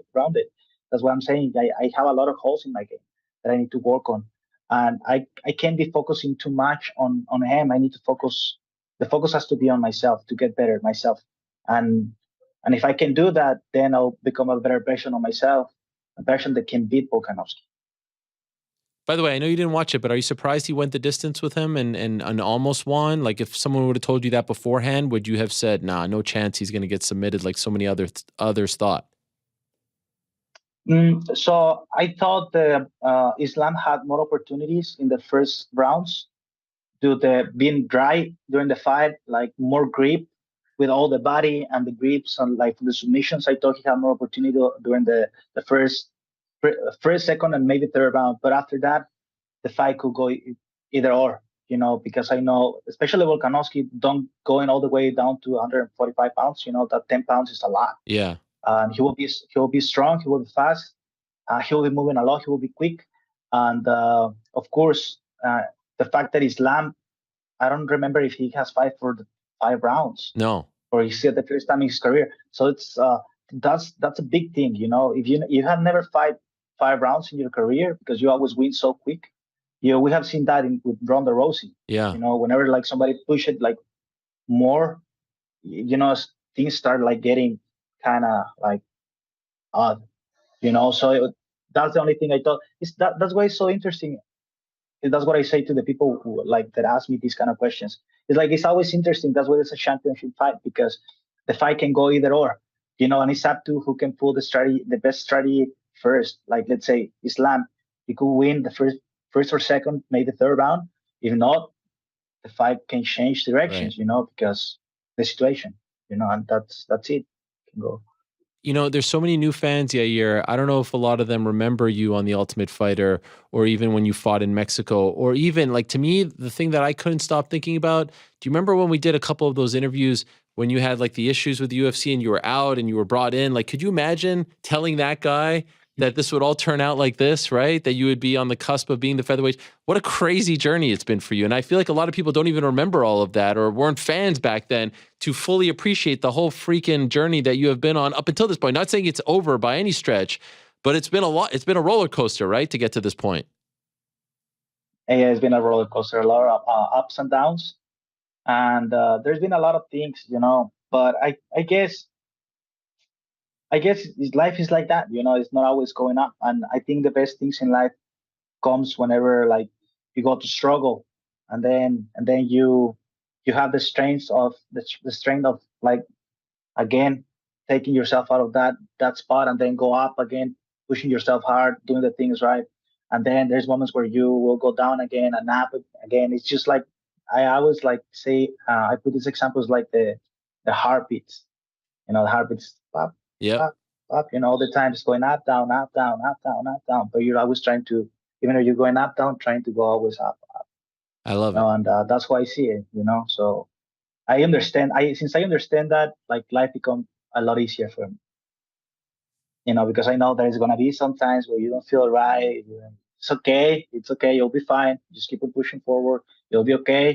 Just keep on doing the things you're doing. Keep on being positive. Everything's gonna be okay. Just keep on pushing, and then there's gonna be moments where you feel amazing. Like unstoppable, unbeatable. There will be moments where you feel like, man, I feel I don't know, but I'm gonna keep on pushing. I'm gonna keep on doing this, and good things come. The best things are always in the other side of darkness. In the other side of fear, the best things come. It's always the darkness before the dawn. That's one of my favorite expressions. And also, the road to success is always under construction. It's never a clear road, right? And you have proven that you have been able to navigate that road very, very well. I couldn't be happier for you, Yair, and I can't wait for this fight. Alex kept saying, who's the guy? Who's the guy? Well, we now have the guy. He's the interim champ, and what a performance. To stamp your spot as that guy was a beautiful thing to see. So congratulations. Thank you for doing this while you're out there in Switzerland. Good luck to Marco. I can't thank you enough for doing this. I look forward to his fight next weekend for Aries, and we'll talk to you very soon. Thank you so much, Yair, and again, congratulations. Thank you, Alice. It's always a pleasure to talk to you, and hope to see you soon, man. Yes, sir. We will talk to you soon. There he is, El Pantera himself. the interim champion, featherweight champion of the UFC. What a performance just a couple of weeks ago. And now I don't think we're going to, like I said, I don't think we're going to get the Islam fight for Volk anytime soon, only because, not necessarily because the UFC may not want it, but because I feel like the timing doesn't work out. So now you got this great fight. If it works out for Volk, he can move on. If it doesn't, he could still move on to 55. So it's a win-win for everyone involved, and I can't wait. I also can't wait to speak to our next guest. What a great honor this is. Let's not waste any time. Let me take off the cans, because in studio, all the way from the UK, the most famous person from the UK is here. The entrepreneur, the rapper, the YouTuber, the promoter, the fighter, the boxer, the salesman. What else? There he is. My guy, JJ, a.k.a. KSI. How you doing, man? Wow. I thought I do what Dylan did. I came in with like the bro hug, Hey, dog. How you doing, man? Damn. Brought the coffee as well. You brought the coffee? Yeah. After that, I have to tell you, and by the way, hello. Who's that, Mams back there? What's happening? The legend Mams from the YouTube video where he freaking ethered Dylan. You remember he was on there? Yeah. Yo, he came in with the coffee, and I told my guys in the back, I was like, guys, you let him walk in with a weapon. I don't feel very comfortable. Was it like hot? It was hot, yeah. Damn. And he mentioned it a couple times that he was going to throw it at me. But what a 10-7 that was, right? Yeah. Bro, he actually DM'd me. I put on my story. He DM'd me being like, yo, let's meet. And he wanted to... Recently? Yeah, no, literally today. Oh, wow. Yeah, sent an address and everything. Didn't show up. Wait, meet to fight? No, as in, yeah, apparently. And I told him to bring his mom and everything. He didn't show up. Come on. Bro, like this guy always And you went? I went. Where was it? Well, here. Oh, here? Yeah. He gave the address of the studio? Oh, fuck. So I was like, all right, where is he Wants at? to come here? And he didn't Let's do a face-to-face right now. Would you do it? I'm so down. What, with Dylan? Yeah. No, I'd probably slap him, bro. You'd slap him? Okay. No, I probably would. Really? No, legit. It's like legit hate. Yeah. Why? Bro. You had the he event messed that all us worked out? around, bro. Yeah. He messed us around. Gave me, 2 weeks to try and find a replacement. Yeah, that's right. Again, for, having someone pull out, it's disrespectful. So, Okay. Yeah. Well, it's so great to have you here. No, thank you. This is for having tremendous. me. Yeah, I was talking to my nephew. He's like 13, and he was like, holy shit. KSI, he couldn't care less about any guest I ever have on the show. He's like, in studio, can I leave school? Can I come? Is he going to hook you up with Prime? I was like, man, I don't know about any of that, but it's great. It's amazing to have you here. Yeah. Really, I didn't believe Mams when he told me that you would come through. Not that I don't believe you when you say something, but it's a great honor to have you here. No, a pleasure. You go from the Today Show in Australia to us. Talk about going from the penthouse to the outhouse, right? No, man. I mean each to their own, but I was about to say, your setup here is incredible. Oh, really? Thank you. Yeah, bro. It's very professional. You thought we were kind of low rent? Well, I thought it'd just be low key. This is not low key, bro. This is high level. You got people in the back and everything. Yeah, control room. Yeah, it's sick. Wow, you really had low expectations, huh? No. Jeez, We just. What did you think this was? I mean, with this, the sidemen. FIFA videos and we don't do any of that. Yeah, well, you're doing pretty well. But still. By the way, you're welcome. This club right here helped you out over the weekend, right? Yeah. What a point that was. Bro, man. Come on. We've legit, we helped you out big time. Honestly, it's been ups and downs recently. Why ups and downs? Not bad. Well, obviously losing Man City didn't help. Yeah. And, I think that definitely gave them a lot of morale boost. But then obviously the Aston Villa win. Dicey. I didn't get to see it because it was 3, 4 a.m. You were in Australia. Yeah, I think either in Australia or LA, but basically it was I had to sleep. Okay. And I had press the next day and everything. So I woke up and it was just 4-2 and I was like, what the hell happened? And I saw it was 2-1 at halftime. I was like, oh my God. I missed one of the best games ever. But I watched the highlights and it legit brought a tear to my eye, man. I'm fully so proud of the boys. They won it, man. They won it, and we need this. It's been so long. It's we last won in 2003, 4? Yeah. It's been almost 20 years.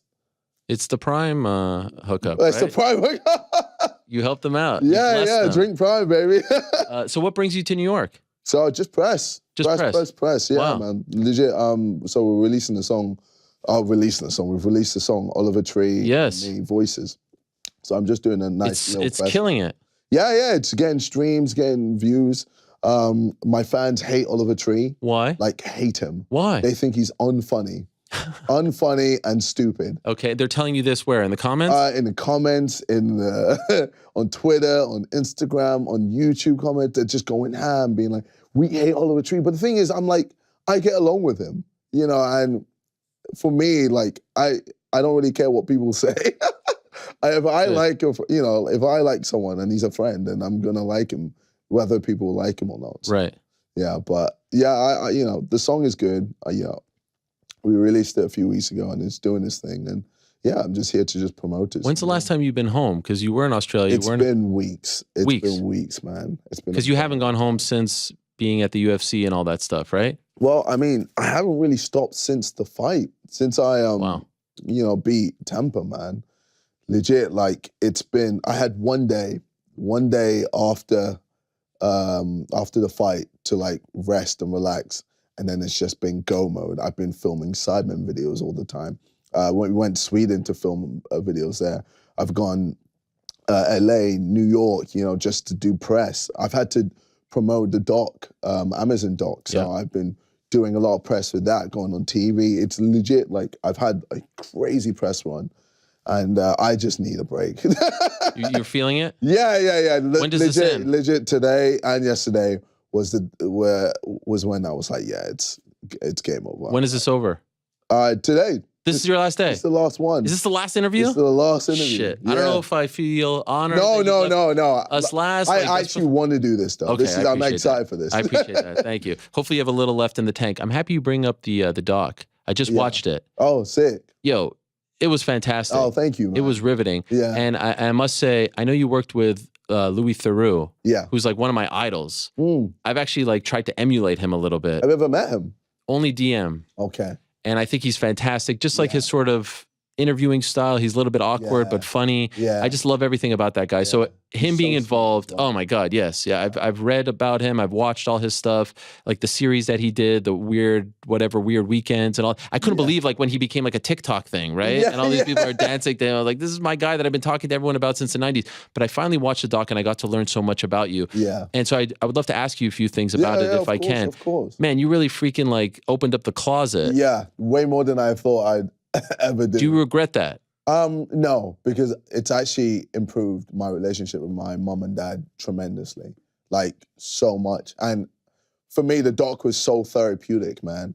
And it was weird. I didn't expect that to happen, but I felt like the doc allowed or kind of made my parents like talk to me and let me talk to them about the problems I had with childhood. And, I just wanted to have like an open conversation, but when there wasn't any cameras and I was just trying to do it in general at home, it was always like awkward or it never really worked. Whereas when the camera was there, my parents kind of knew it was serious, especially my dad. Yes. So like me, the closing scene? Even me talking to my dad about his childhood, he just always just pushes it away. Always. Like he never talks about it. And like I know there's like some deep issues there that, he should fix, but I don't know if he'll ever fix. I think he'll forever just, keep it down somewhere into. But when he's coming to your house and there's cameras there and you guys are having like a real serious conversation, it's like almost in a good way, I say this, like a little bit uncomfortable because you don't know the way it's going to go. Like, is it going to get bad? Is he going to leave? Are you going to cry? What's going to happen? But it's riveting. Yeah. He's okay with that? He's okay with talking to you, his son, about this stuff in front of cameras? Yeah.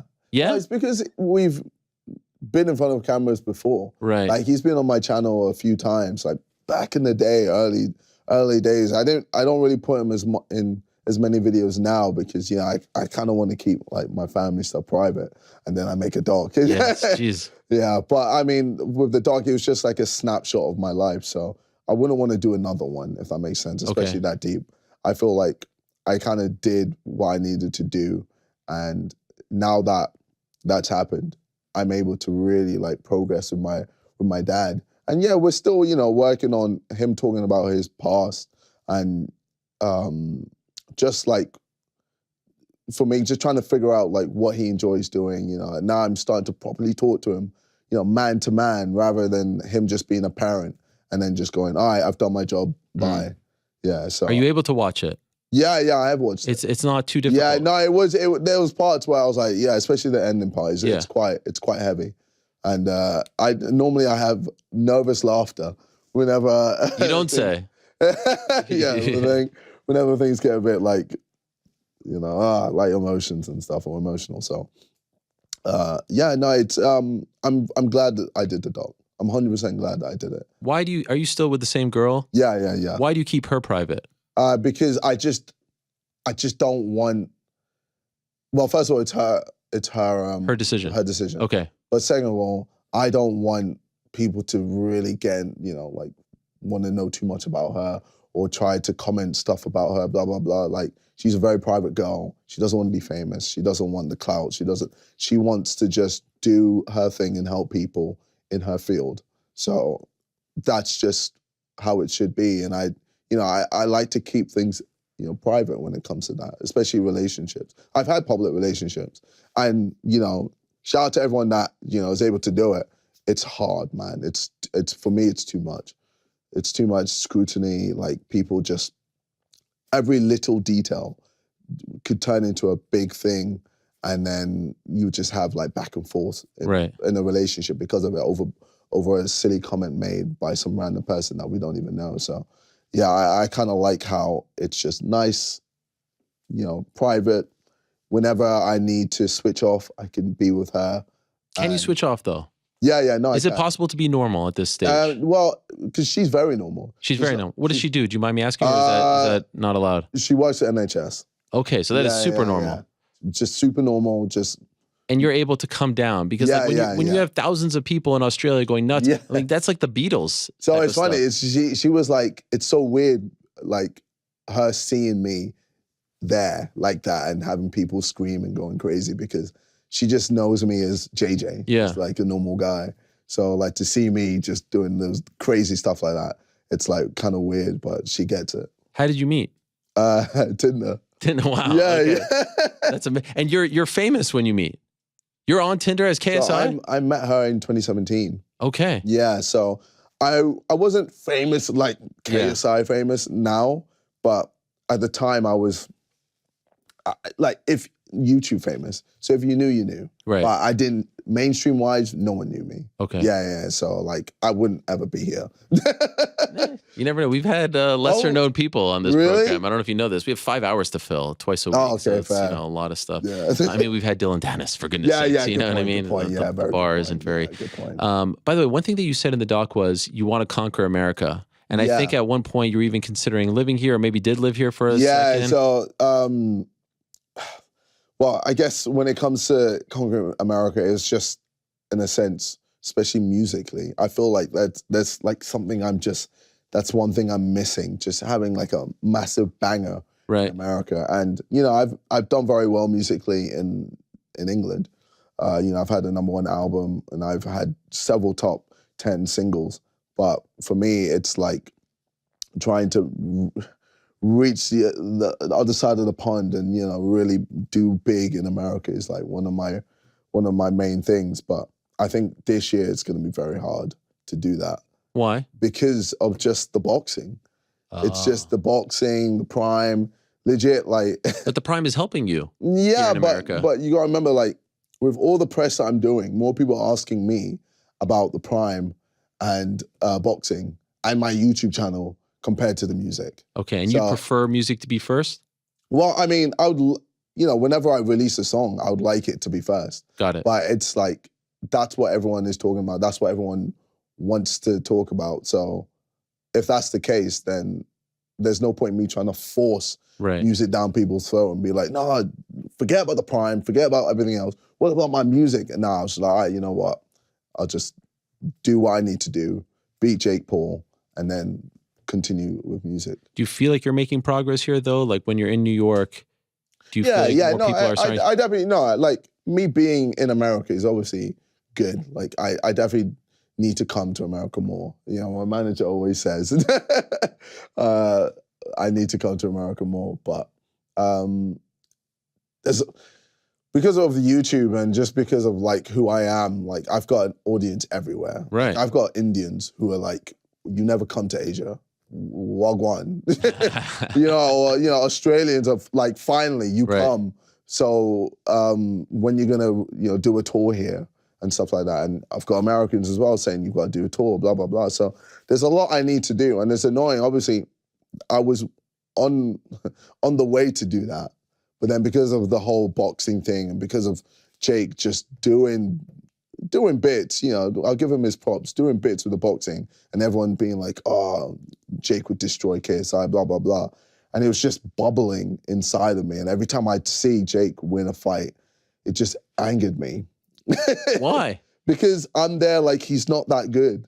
He's not as good as everyone thinks he is. He's like, for me, personally, I think he's a fraud. I think he's a fraud, and I'm the guy to expose him.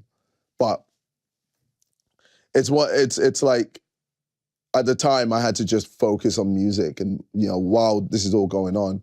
And then I was like, you know what, screw it.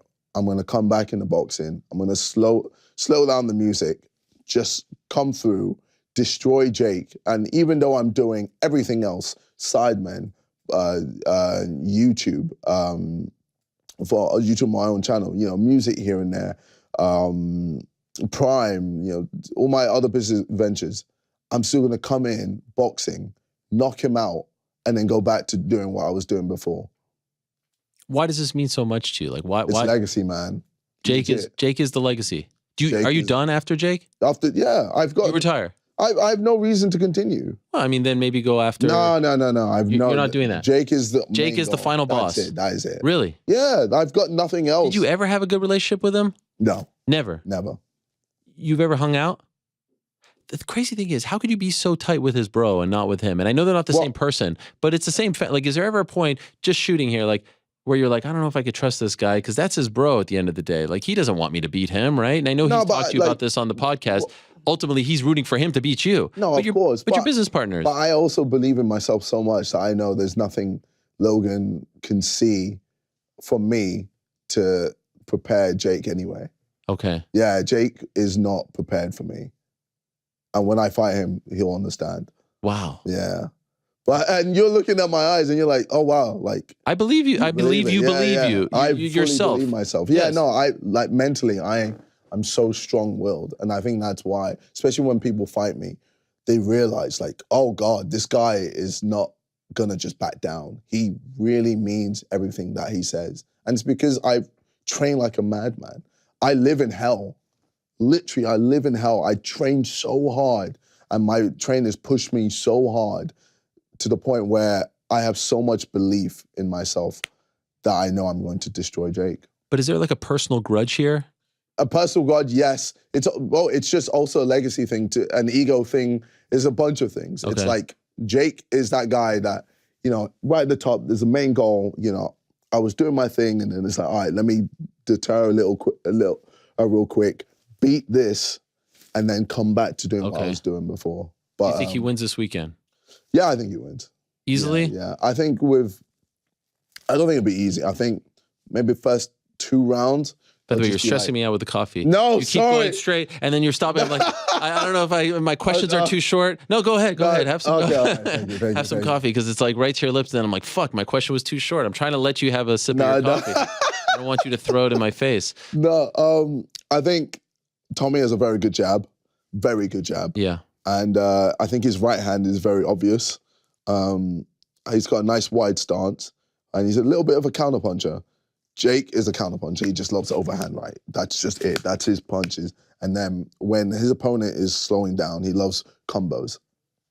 The problem with Jake hates people who puts the pace on him. He doesn't know how to deal with it. And I feel like with Tommy isn't the guy to put the pace on him. Tommy, with his jab, because it's so good and so technical, it's so obvious, it's so easy to counter. It's so easy to use that, that jab to your advantage. So I feel like, especially with Tommy, he always gets hit with that right hand. And I don't think he has a chin like that. Also, Tommy's never been on the big stage like that. I think his legs will go a little. I think the pressure will get to him. But I truly believe Jake will win by KO in the final rounds, probably round 5, round 6. Is it fair to say you're rooting for him to win?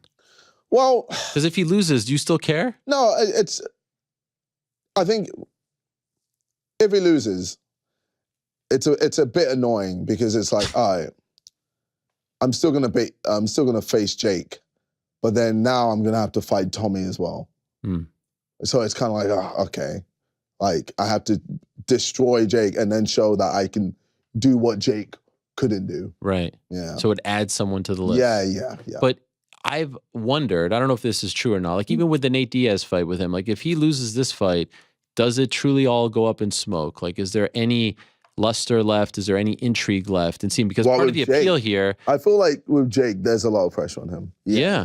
Because he's put all his eggs into this one basket, which is extremely stupid. Why? I mean, at some point he had to take this fight, right? Like level up, if you want to call this. If he was smart, he would have done what I've done with Misfits. Okay, so you're saying just fight other YouTubers?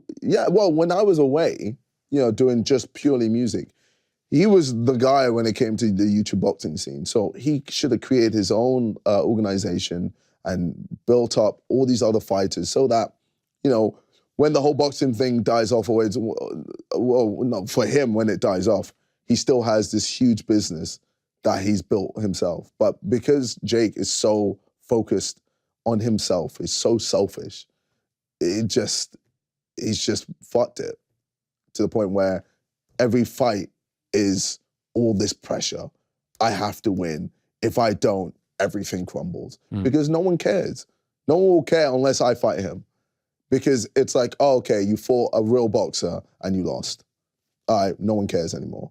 Whereas, like with me, people are always going to care what I do because I have so many, baskets. So he has said the game plan for 2023 is Tommy on Sunday. Then there's an offer out to Nathan Diaz, and then you end of the year. Yeah. What is your plan for 2023? So I think for me in May, it's between Woodley and Fournier, Joe Fournier. Right. I saw a poster released today. Is that fake of you and Fournier? Yeah, that's fake. So many fakes, man. Okay. Yeah. So I think for me, is Woodley in the mix? He was very upset. I had him on the show. He was very upset. You saw that? Yeah. He wasn't happy. He feels like he was betrayed. Well, for me, like, I'm looking at Woodley and I'm like, bro, this guy has not won a fight since 2018. He's been on a six fight losing streak. I'm there like, do I really need to fight this guy, or should I fight someone like Joe Fournier, who is 9-0, fights boxers? It's none of this MMA stuff. It's just fighting boxers. Like, he's a pro boxer. He's had the international or intercontinental belt at one point. That might have been a WWE thing. Yeah, intercontinental? Was that like Rick the Model Martel? Intercontinental, international belt. He's that guy. And then you've got Woodley. And it's like, the only reason I would fight Woodley is to prove to everyone that I can knock him out faster than Jake could. Right. So I'm just trying to weigh it up and decide what makes more sense for me. And it's like, with people want to see me get tested. I fought Swarms and Pineda. Wasn't a test. They were like, whatever, who cares? And then, funny thing is, they both won their fights after. But then I fight Temper. I was meant to fight Dylan Dennis, pussied out. But I fight Temper, destroy him. And then people are like, again, not a challenge. So I'm like, all right, cool. I need to challenge myself then. I mean, I've been trying to challenge myself. And it's funny, like, people were like, oh, Temper's gonna give me a problem. Temper's gonna, he's long, he's tall, he's rangy. He proved to be a problem for other fighters in the YouTube scene. And then I just go in and just knock him out like it's nothing. So I think for me, people are trying to see my level, see where I struggle. So I feel like me fighting someone like Joe Fournier makes sense, but then it's like, should I also shut some people up with Woodley? So so you're leaning. It sounds like you're leaning towards Joe right now. Yeah, I mean, I'm looking towards Joe, but and that would be May 13th. Oh, all right, you have the date. Yeah. Would that be O2 or? Wembley? I don't know. Is it Wembley? Wembley, yeah. Okay, and that would be a Misfits card. You have another one coming up in 10 or so days, right? Yeah. So I'm gonna be on holiday, but You're not going? Nah, man. Sheesh, man. Bro, I need a holiday, please. Wow. Bro, I don't like this. I haven't. Are you committed or No, not? I have not stopped. Wow. Since, bro, I still train every day. Even here? Bro, I brought my trainers with me. Wow. Training every single day. Bro, my hamstrings are fucked, bro. Legit, we did a circuit yesterday and they just killed me. Where do you go? Just gym. Just go to the gym. Yeah. And, bro, the stuff that they make me do is outrageous, but I know it's gonna make me a fucking beast whenever I fight whoever I fight in May. Where are you going on holiday? I'm not gonna say. Why not? Because I don't want people bothering you. No, man. I need my space. I need to relax. Privacy, bro. It is a crazy thing. Like, do you feel like you have brought people too far into your life, and now you need to kind of like tell them, like, because you were literally doing videos in your bedroom, right? Yeah. Your parents are there, and then it comes to a point where it's like, okay, now I've showed you too much, and I don't, because there was a point that part of the appeal was you showed us so much, right? Yeah, I don't think I regret, showing what I've shown. Like, it is what it is. I just know when to stop, like what the boundary is. Okay. And, I just don't, especially when it comes to my girlfriend, I don't want people to know anything about that. Mm-hmm. And like, when it comes to, if I'm getting married or if I'm having kids, I just don't want people to know that. You're getting married? No, I'm not getting I'm married. just relax, people. Yeah, I'm not getting married. Breaking. Yeah. Daily Mail. KSI getting married. No. If anything, they'll probably just talk about Prime. Right. They love that. That's mate. It's going crazy. I want to ask you about Prime in a moment, but just to finish on the boxing for a second. So would it be Joe or Woodley May 13th, and then the next one would be? So I was thinking about maybe fighting again as well. Oh, geez. In August. But aren't we playing with fire here? Oh no, can I not? Okay, I can't say. Oh, okay. Yeah. Who's that against? I can't say. But are we playing with fire? Because like the fight would be gigantic right now. I feel like you guys could sell out Wembley Stadium. Yeah, I think we could sell out any stadium. So why are we playing footsie and not making the fight next? Like, why isn't, if Jake wins on Sunday, why isn't the next fight you? Well, for me, I'm just trying to build misfits. I'm trying to be smart. I'm trying to essentially use all this hype to hype up misfits. Okay. That's just it. Do you think it would be too soon? I mean, you're both on fire. He beats Tommy Fury. Yeah. No, I mean, I guess if he beats Nate Diaz, he's even more popular. So yeah, I guess it's always getting bigger. And what? Apparently, he's gonna be ranked on the WBC. Yeah, he beats Tommy Fury, which is ridiculous, by the way. Why? But it's just Tommy Fury. You beat Tommy Fury, and then you ranked cruiserweight with Lawrence Okoli, bro. Riakporhe, these people. Do you think you should Have you seen these guys? They're giants. A lot of people were upset about this. Yeah, it's outrageous. But I mean, I think it's also kind of helps me because then when I fight him, he's ranked whatever on the WBC. I come through, starch him, and then I'll be ranked, and then I'm like, see ya. And then you're done. And then I'm done. You retire. I ain't fighting Riakporhe. Yeah. I ain't fighting fucking all these cruiserweights, bro. They're killers. God damn, hell no. Where's the ideal spot for this fight? Like, if you could book the venue. Well, I mean, I thought we've put Cardiff. Cardiff is the place. Principality Stadium. Yeah, so because it's what a stadium. Obviously, it's gonna be during the winter. Yeah, and it's a closed stadium. Yeah. We don't want people to get cold. Right. So. You could do Tottenham, or it's a little bit open. No, you wouldn't do that, huh? I'm just saying it's beautiful. You wouldn't do that? Is that a London thing? The Derby, as they say? There's no way. You hell. hate them? No way in hell. You would never step foot. There's no. I've been in it. Okay. And it's a nice stadium. So you don't want to give them revenue? Fuck no. Hell no. What about Anfield? Jesus. Nah. It's kind of random. Is it? Yeah. What? Why would I go Liverpool? Oh fuck! I screwed that up. Where the fuck does Emirates. Oh fuck. Oh yeah. I tried to be cool. Liverpool sucks, by the way, huh? Oh mate, Shambles. bro. Jeez. That game. Golly. Oh my god, they suck. Bro, I mean, did you see Carragher? Oh yes. Oh my god. Amazing. So funny, bro. My mom was yeah. Yes. And they score again, yes. And then it's just shambles.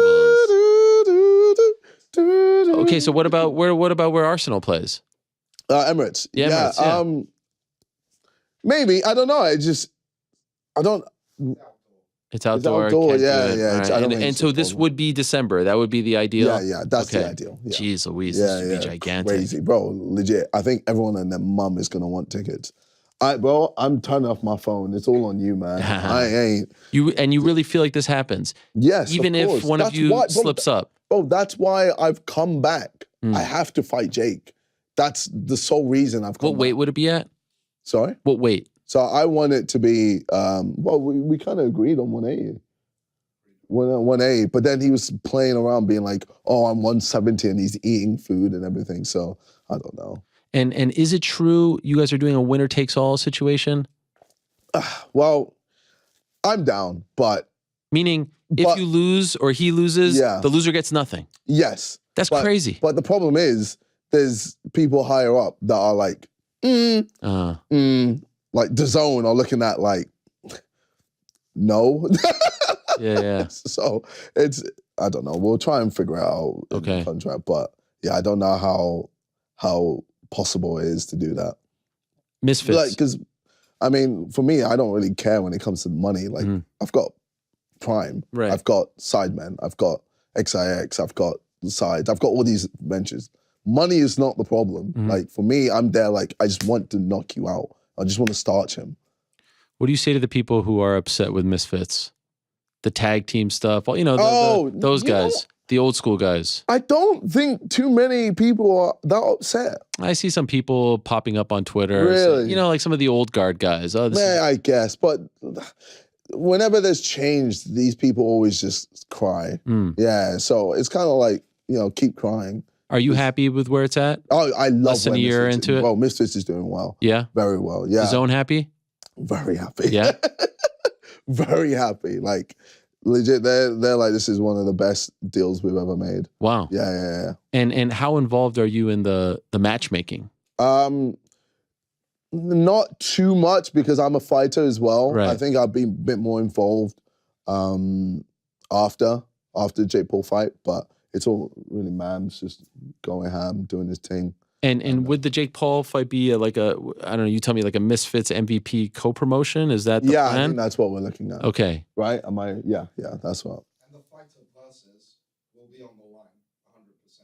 Yeah, so. It's winner takes all for the fighter versus. Yeah, so for the fighter for the fighter versus, yeah, it's winner takes all, 100%. What do you mean by that? Like the fighters on the card or their purses? No. Oh. Yeah. Whatever they're getting paid, all on the line. Oh, so wait, this is what I just asked you, no? Yeah, but like there's money as well. Oh, the other. No, I'm talking. Okay, got it. You're saying the purses, whatever you make. Yeah, we're talking about the purses. Fight. Yeah, it's really winner takes all. Yes, but when it comes to the promotion, what do you think that number is? Just so people understand. I honestly couldn't care. Couldn't care. Couldn't. Even if it's a few mil, it doesn't matter. Drop in the 10 bucket. mil, if it's 20 mil, don't give a fuck. That confident. Well, I'm just there to destroy him. That's it. I don't. Well, money is not what drives me. Right. But everyone knows this. Like I've always says, legacy. That's all that. Like legit. Whenever I'm training, and it gets tough, or I'm in hell, I'm there like legacy, and that's what gets me through it constantly. I'm not there like, oh, I need to make more money. And no, bro. Money comes if you're successful anyway in your field. Why is he a fraud? Because I just don't think he's that good when it comes to boxing.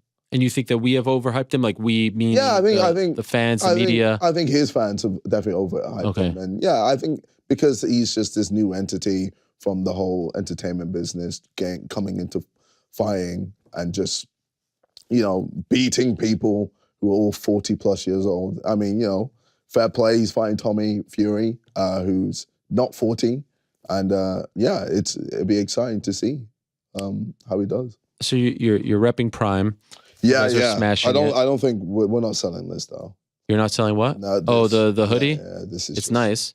We had a few Primes here, but we ran out unfortunately. Now I'm using. You see what I got over there? What is that? It's so bootleg. Ignite. No. This is not this. Not this. This is how bootleg. We're using this shit. I'm putting it in my fucking water bottle. Oh, like a loser. Yeah. You know, like this is like as bootleg as it gets. Isn't it quite? What? Well, I guess it's easier to find Prime. Yeah, but you know, not really. Really? Where am I going to find it? A bodega? Well, no, it's all stores, Walmart. Oh, you want me to go to Walmart with the big cases and stuff? I mean, I have a reputation as well. I can Oh, be wow. seen walking out. Like, People will bro- start mocking me. Oh, wow. Look at Ariel with the prime. Well, I mean, in England, what? We've got Sainsbury's. People can't get in there. Can't get. Asda. These are all big stores that people just. What's the problem? Even, bro, Tesco. I'll give you a little story. Tesco, they refused to put Prime in their stores. Why? Because they thought it'd be a security risk. Really? Yeah, man. What is the problem though? Like, is this done on purpose? No, So it's just why can't they stock up? we are. It's just going away, bro. But the demand is just so high. Wow. Where is it most popular? Is it in UK? Because I saw in Australia, I was blown away. So we're working on releasing it in Australia. Oh, it's not even in Australia yet. No, not yet. Jeez Louise. It will be, trust. I saw someone selling on eBay the shoe that you were doing, the Prime shoey. Yeah. Selling on eBay like for over $3,000 this shoe. I hope no one paid for that. That's crazy. Yeah, that's outrageous. There it is right there. Yeah. You were wearing that shoe? No, I just did a shoey from it. But there was something where there was a KSI Prime box. Okay. That someone sold for $1,000. Oh yeah, I think we have that too. There it is. Yeah, How about that's outrageous. That nuts. is ridiculous. It's a pretty sweet box, I must say. I mean, yeah, but like $1,000? Yeah. Is there a T-shirt in there too? Yeah, a T-shirt and then. And what flavor is that? It's orange and mango. Okay, that's your flavor. Well, I love the best one. And that's UK only. Yeah, UK only. Can't get it here. Yeah, so no one in the US should be able to get it. Why is that? Because you guys have. We have enough? You've got enough. You got Prime Energy. You got strawberry watermelon. Why can't you guys get Prime Energy? We're working on it. Okay. At the moment, it's what 200 milligrams? milligrams. Oh, and you can't have that? Caffeine. You can't have that in the UK. Really? Yeah. But people are selling it in the UK. That's why I'm like, guys, this isn't meant to happen. Like, stop. Is it true? I saw Logan do an interview. I think it was in Australia where he said the night before you tried to back out or had cold feet. Yeah. What was the problem here? So it's because I didn't meet one of the owners of Prime. So there's me, Logan, Trey, and Max, and Mams and Jeff as well. And basically, I didn't meet Max or Trey, and I was like, things were moving a bit too fast. Okay. I was umming and ahhing. I was like, I don't know if I'm like 100% in this. Like, this is a big thing we're doing here. We're releasing our own drinks. And, you know, I did taste testing and everything. I was like, everything's great, but I just don't know if we're moving a bit too fast. I was like, for me, I like to take my time, make sure everything is in place, everything's perfect. And eventually, obviously, I pulled out because I was like, So you did officially pull out? I did pull out, yeah. And your manager called Logan or the team and said, we're out? Yeah. So Man's messaged the guys. I actually left the group chat and everything. You left the group chat? I left the WhatsApp. Why? Were you upset? Oh, no, I was just there like, things are moving way too fast. I'm not comfortable. For that reason, I'm out. Wow. Yeah. And this is the day before? For me, I'm very, very particular on what I like promote or what I endorse or what I show to my audience because, you know, I see them as my family. Right. And I wouldn't just show them shit. You know, like, I'm not going to just try and get a quick buck. I'm there like, I want it to be like beneficial. I want people to be drinking Prime instead of like Coke and Pepsi, etc. So, because it's just a healthier option compared to those. So, yeah, for me, I was there like, oh, okay, I need to make sure this is like perfect, everything is right, and it just wasn't to my liking. But you know, we had a call, we came through, everyone talked it out, and then I was like, all right. How'd they get you back? We just had a group chat. And you went back into the group chat? I went back into the group chat, yeah. And then we had a video call and we talked everything out. And this is literally the day before? Not the day before, but a few days before. Wow. Could you imagine? Yeah, I know, right? Holy shit. Yeah, fuck. Holy fuck. Thank fucking God I didn't. Would you have regretted that forever? Yes. 100%. Holy shit, yes. Yes, you never could have expected this. No, bro, I don't think anyone expected this. Bro, this is the fastest drink of all time. Growing drink of all time, sorry. Unbelievable. Fastest growing drink. What do you think it's worth right now? Do you know? Billions? With a B? Has anyone tried to buy you guys out yet? We've had. Okay. Okay. Yeah. No. But Can't answer that for one. me, I'm not there like I want to sell.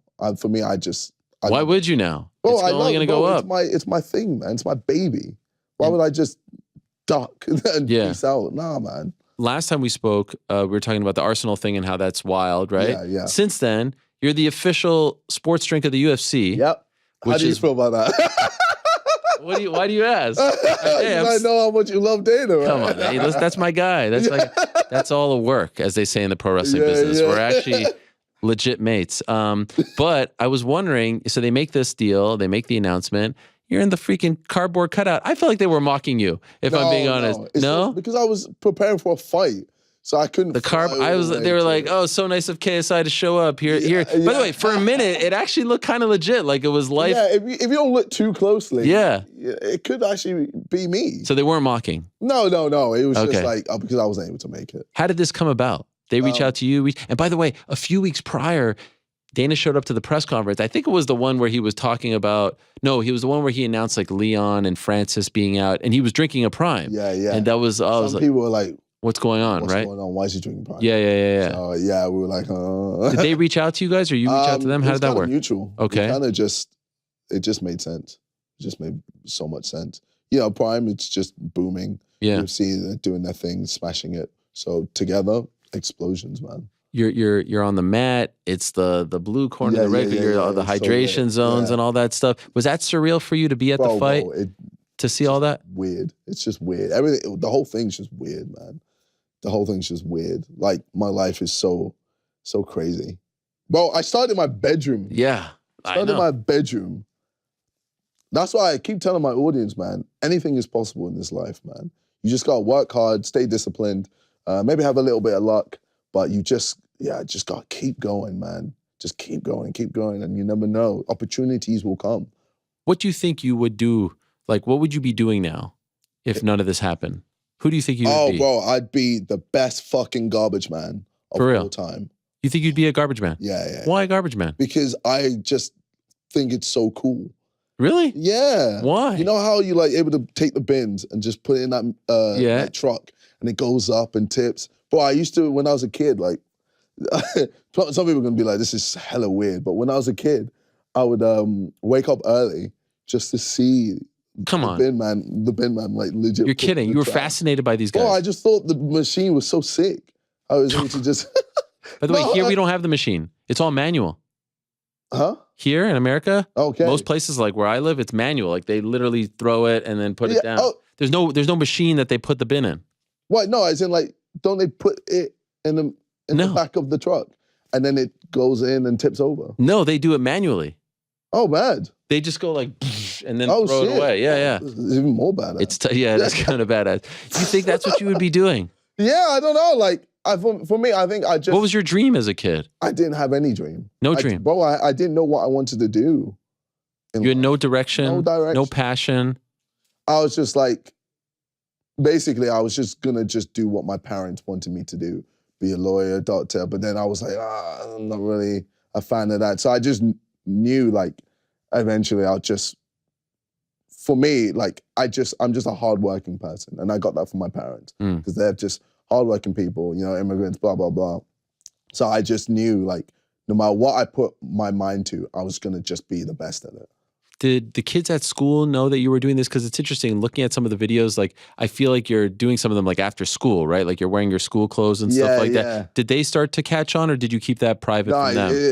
It was very private. Like, it was only when I started releasing FIFA videos, like certain FIFA videos, where people were like, that's you. Especially when I showed my face.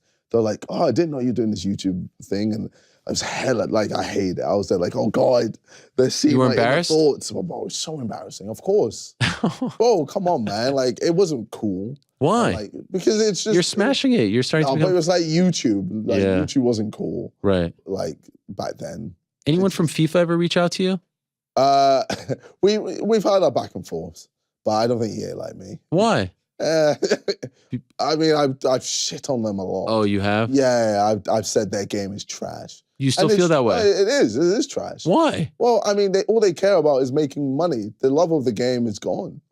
what do you want them to do? Well, Like, I mean, it's been a while since I played, so Okay. I've totally like forgotten. Sure. But at the time, I was very passionate. You were very you were like Super this, passionate. I was making videos every day, talking shit about talking, them. just being like, you need to improve this, you need to improve this, you need to improve this, etc. Would have been a smart move to bring you in from a PR. Yeah, so they once did you were for a little bit, and then when they just weren't improving the game, I was like, fuck you guys, this is pissing me off. Like, wow. yeah, like I was like, oh, this has now become my livelihood, because then we started to be able to make money. So I was like, okay, now it really means something. Right. Yeah. And now your relationship with your brother, which is explored in the documentary and was very, very public. It was kind of heartbreaking at times, like the diss tracks and all this stuff. And you know, it's the thing, and I'm sure you don't need me to say this, like your brother loves you. Like he looks up to you. I know. Like that scene in the back where he asks if like you'll still ride with him despite the loss. Yeah. It's heartbreaking. Like all he does is want your approval. It is.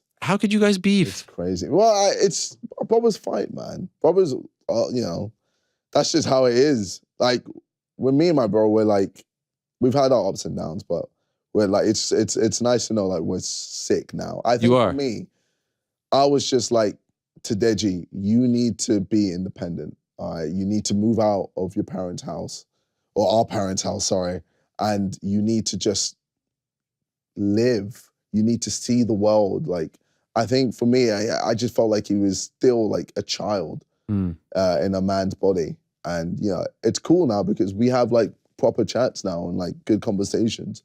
And so it's funny, you actually messaged me the other day being like, how can I get shares in Prime? And I was like, chill, bro. A little late for that. I mean, golly. Yeah, but no, like I've always got his back. Like I always tell him like, anything you need, anything, whether it's money, videos, anything, bro, I've got you. And you know, like that's the type of person I am. Like I value health, I value legacy, I value family, friends more than anything in the world. Speaking of health, do you still speak to a therapist? No, not as much anymore. Don't need it. Nah, I'm pretty good. Like mentally, I'm in a good spot now. Do you feel like that helped you tremendously? 100%, bro. Why? One of the best things. I fully recommend everyone to see a therapist. Why is that? I know it's expensive and, you know, I guess try and do what you can, but it's just being able to be in control of this makes so much of a difference, man. Legit, like I'm so much happier now than I was a couple of years back. Like I was just so lost. I didn't understand what my values were. I didn't have any purpose. I just felt, I didn't feel good in myself. And that's also during the time when I broke up with my girlfriend, because I was like, I need to leave her because I'm being destructive towards her. I'm like, you know, our relationship isn't working at the moment because I'm not happy in myself. Like I don't love myself. So how can I love her properly? So yeah, I had some time away just to really fix my head, saw a therapist, and really just figured out everything, like understood like my whole childhood, you know, why I am the way that I am. So I now know like I have an energy bar when it comes to social interactions because I'm introverted and I've always been introverted. And it's not like I've stopped being introverted because I'm in front of the camera all the time. Right. I still have that. It's just that, you know, after a certain period, I need my alone time and I need to recharge. So I know that. Also, I know that back in the day, you know, when I was a kid, I would never say no because if I said no to my parents, I'd get hit. And it's like, I would be terrified of that. So I was like, okay, cool. I need to always say yes, yes, yes, yes. So even in my later adult life, I would be saying yes to everything. And then I'd have no energy for myself and I'd just be depleted. And then I'd just get depressed or sad or feel like shit. So now I just say no more. I just disappoint people. And my therapist said it's okay to disappoint people. It's okay to be selfish because you have to, you know, work on yourself. You can't give good energy out to people if you're not happy yourself, if you're not good yourself. So, you know, I took everything she said, you know, big up Siobhan, that's her name. And it's just improved me so much more. And that's why I feel like I'm in just a better headspace and I feel so good about everything. And when did you decide, okay, I'm good. I don't need to do this? That's a hard decision. When I think for me, when I went in a session with her and I was like, I have nothing to talk about. I have no complaints. There's nothing wrong. And she was like, that must have felt great. Yeah. And she was like, I don't think we need to see each other anymore. Wow. Yeah. I'm breaking up with you. Yeah. But, yeah. How long ago was that? This was so in 2023. I'd say mid 2022. Okay. Yeah. So maybe half or so a year ago. Yeah. 6, 7, 8 months ago. Yeah. That's amazing, man. That's great to hear. And it's good that you speak about this because there's a lot of kids obviously who look up to you. Bro, I say it in my videos all the time, man. I want to get rid of the stigma of mental health. No, man. It's important. It's important. And I think that's one of the reasons why I'm so successful in all my fields, because I just have such a clear head and I'm able to fully control my mind and just, be right. Have you allowed yourself to think of the possibility? I know you're very confident. If you lose to Jake, no. How will you handle that? No. Not a possibility. No, you can't even go there. Nope. I'll deal with that. No. It's crazy. Like my brain just blanks it. I haven't even ever thought of anything like that. Really? Yeah. But I think that's also like why I'm so successful, because I feel I'm a true believer in manifesting things. If you go, then chances are it's gonna be, if you're like, I'm gonna win. Nothing can break me. And then mentally you just get stronger and stronger. And then barrier after barrier after barrier, nothing can penetrate that. Would you ever do the MMA thing like he's doing? No interest? No interest, zero. Bro, I've seen the killers at shoot fighters. Hell no. Yeah. I'm good. MVP. I saw a little MVP in you in that fight. Yeah. I saw it with your striking. Yeah. Just a little bounce. Yeah. Very Have they told you about Lee Murray? The legend of Lee Murray? Ma'ams know who I'm talking about?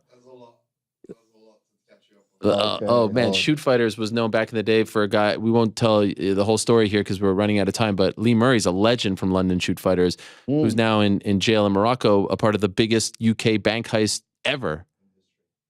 Yes, he's a freaking legend. He fought Anderson Silva way back in Cage Rage, wore a Hannibal Lecter mask to the ring. What? Got into a street fight with Tito Ortiz, knocked him out outside of a nightclub in the UK. What? They haven't told you about Lee Murray over there? No. What? By the way, someone needs to do a documentary on Lee Murray. I know there's been talks. He's right now in Morocco, and he was a part of this bank heist. Look up Lee Murray. He was from London Shoot Fighters. And, no way. Yeah, legend. I mean, the guy's like a MMA freaking like folk hero for what he did. Yeah. Yeah. Well, I'll message. I'll just talk to her later. Yeah, or you could just Google him and read about it. All right. So, in conclusion, you've got 1 year left of boxing. Basically, yeah. Prime is killing it. Yeah. You are all over the UFC. You're in those freaking outfits. Yeah. That was amazing. That was incredible. The music is killing it, despite what your fans say. Oliver Tree, you're happy with the song and the love. I think the song is a banger. And I think with my audience, guys, just listen to it, all right? Just enjoy it, okay? Just open your mind, your heart, your ears. And is there a thing that you haven't done yet that is on the bucket list? Because you got music, fighting, entrepreneur, the boxing thing. Like, is there a thing like acting? No. I think for me, I'd want to like be a family man. Family man. Yeah. Wow. I want to be like Kids. a sick dad. Yeah. I think that's not anytime soon. Okay. How far away are we? Maybe like 3 to 5 years. It's not that far. 3 to 5. I mean, married first, is that important? Well, obviously it's my girlfriend's decision as well. Sure. But yeah, it's, I think, that's definitely something I want to look to. Wow. Yeah. Well, and maybe Floyd Mayweather too. You'll be one of those. Our next guest, by the way, is fighting Floyd Mayweather. I know you guys have gone back and forth. Mate. Aaron, no, not a fan? Stinker of a fight? Absolute stinker, but anyway. All right, fine. Because it just seems like everyone's fighting Floyd these days, including your brother. Yeah. Maybe I could get a fight with him. Yeah. Or, I think more people would watch that. Oh my God. Before you go, though, we like to do a thing here. When someone comes and visits us in studio, we like to play a little game of darts. Now, you know darts, right? It's huge in the UK. Yeah, I know. The Alley Pally. When did this happen? It's a thing. Oh. We've kind of new. We've only been doing it. Yeah. We've only done it with 3 people. But I beat Eddie Hearn which is shocking. way. I actually kicked his ass, to be honest. Now, Sky Nicholson, you know Sky Nicholson, Yeah. she got a 93, so it's 3-on-3. 3 for you, 3 for me. Okay. She got a 93, which is actually pretty good for someone who claims that she's never done it before. Actually, there are the rankings right there. Cody Rhodes, the WWE star, No way. he's in 3rd place. Eddie's 2nd. Now, I've gone head-to-head with all of them. Okay. I lost to Sky. I beat Eddie. I beat Cody. And as you can see right there, you're up next. Oh my God! You ready for this shit? Bro, Now you're saying this is new. Yes, when Dildo was here, he didn't do it. Because I mean that was just super awkward. Maybe he's waiting downstairs. I can't wait. I'd give him a massive fucking slap. Would you? Of course. You would legit hit him. Legit, just yeah. Wow, I kind of feel bad a little bit. No, Why? He's an idiot, man. Coffeezilla and all this. Yeah, but saw he's that? just, bro. Yeah, but he's just a donkey, man. All right. He's a waste of time, a waste of space, and it's just like, he's that cockroach that just won't die off. Not that I want him. Right. Yeah. No, I know. I get it. Okay, let's go. What do you say? Okay. 3 versus 3. And here's the thing. I give everyone a practice shot. Are you a big darts player? No. No? I played like with the boys sidemen, but. What do you want? Blue or? We'll go for black. All right, here we go. Bet on black. So you can take one practice shot. This is the one right here. Oh, okay. It's not so too bad. far. Okay. This one doesn't count. Okay? This one doesn't so if you get a count. bullseye. Okay. Now what is that? That was 5. Okay, it was a 5. I mean, just a little bit here would have been a 20. So there you go. Okay. Now, do you want some advice or no? 93. Yeah, she got a 93. A little advice. Some of the experts, the pros, say to turn the leg like this. Yeah. And to give yourself a little bit of a bounce. Oh, okay. Follow through. But you know what? Now it's competition time, so I don't want to give you too much information. Well, should I do a little bit of? That's very MVP. Yeah. All right, so here we go. Me versus KSI. All right, so what? Pressure's on. Is it 3 in a row? 3 in a row, yeah. Okay, cool. Ooh, was that in there? Oh my gosh. That's a 444. Okay, that's a 12. But that's the you want to get into the triple zone. Yeah. Okay, we got, these aren't high. 12 and 6, 18. Not bad. That's high. That's a good number for the Jews. Oh, that's off the board, my friend. No! That's No! But listen, I could shit the bed here. Bro, I'm like 18, huh? That is low. Where does that compare, Frank? What is 18? Is that? I stink. I don't know. I stink. Here we go. I didn't practice today to make it fair, so I have to beat 18. What is that? 1. Okay, there's a chance. I mean, it's 20. Is that no? Yeah, look. That wasn't 20. Good look. Motherfucker. Should I keep going? What the Or fuck? why not? Oh, look at that. Almost got in the bullseye. Hey, yo, Ariel, man. The full account is 14, 20, 34, and 6, 40 to 18. Can I get a retry? Yeah, you come back on the show. Undisputed. No! Does that piss you off? Yes. I hate losing, man. Thank you, though. Yeah, fair play, appreciate man. We should have done like some prime on the line. Yeah, very. Imagine I should Or put 100K in you the line. fight if you fight Jake Paul at where is it, Principality Stadium? I need to be the guy who does Cardiff. the card. No, that's Is that what it's called? Principality. Yeah, I could be the face-to-face guy. You've been face to face. I'll be the guy, the moderator in the middle. Oh, really? You're gonna bring? Is that what I win? If you won, yeah. No, did I just win that? I just beat you. Yeah, go for it. Okay. I think that'd be huge. I think that'd be big. Yeah, that'd be. You like that Josh Denzel guy, huh? He's pretty cool. I think it could be way Josh Denzel. It could be you. Oh wow. I think there's a few people so that I went won third on the list. All No. right, Wade is the man. I like Wade. He's great. Okay, wait, no. All right, we can do that. So this doesn't count. No. I'm sorry. No. We do it again, Yes. and that's on the line, and then it will be 100% you. 100% me as the moderator. Yes. For the If you beat face-to-face. me, yes. If you guys ever do a face-to-face. Yes. And if I lose, then nothing I'm off. happens. I'm out of the running. Yeah. All right, let's go. Oh wait, this is mine. Oh, okay. He's Don't shit the bed. Don't shit the bed. Here it is. Okay. This is what it is. Here we if go. KSI and Jake Paul fight in 2023 or at any point. When they fight, I will be if I beat him, I will be the moderator for the first face-to-face. Okay. All right. No bounce. Okay. All right. Okay, that's better. That's an 11. That's not bad. What do we got there? Fuck. That's a 3, so that's a 14. No pressure, by the way. I don't want you to feel any pressure. Oh. What was it? 17. Hey, that's not bad. That's all right. It's okay. A 20 and a 31. Is that 31? Yeah. Okay. Okay. Okay. That's all right. That's not bad. I mean, it's better than what you just got. Oh, okay. I have OCD, so I have to go over this. Yeah, again. no, do your thing, bro. For a second, I forgot we're actually on the air here. This is live. Okay, so this is, I have to get what? A 31? 31, yeah. Here we go. 6. 6, okay. Fucking hell. The pressure's getting to him. There's 1. There's a 1. Oh. Bro, how you gonna do that? What did you get? 31. There's no way. What is it? 25.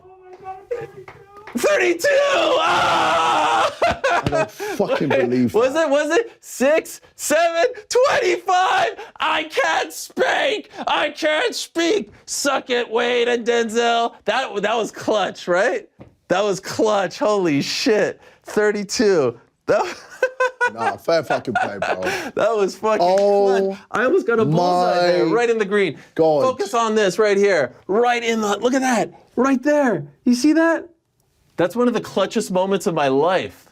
Do we get it in writing or what? No, it's bro, my handshake is like that's good. Guaranteed. This is the man right here. Man. KSI, Prime. Damn. Hey, the documentary on Amazon is fantastic. Not just saying this. Misfits. No! Next weekend, the YouTube channel, Sidemen, and 0-2 against Helwani in darts. I'll see you all at the face-to-face. We're going to take a quick break. We'll be back with Aaron Chalmers in a minute. Don't go anywhere. Unbelievable. Fire up those grills, preheat that oven. It's time for everybody's favorite segment. Cooking with Bull. Okay, so we got chicken.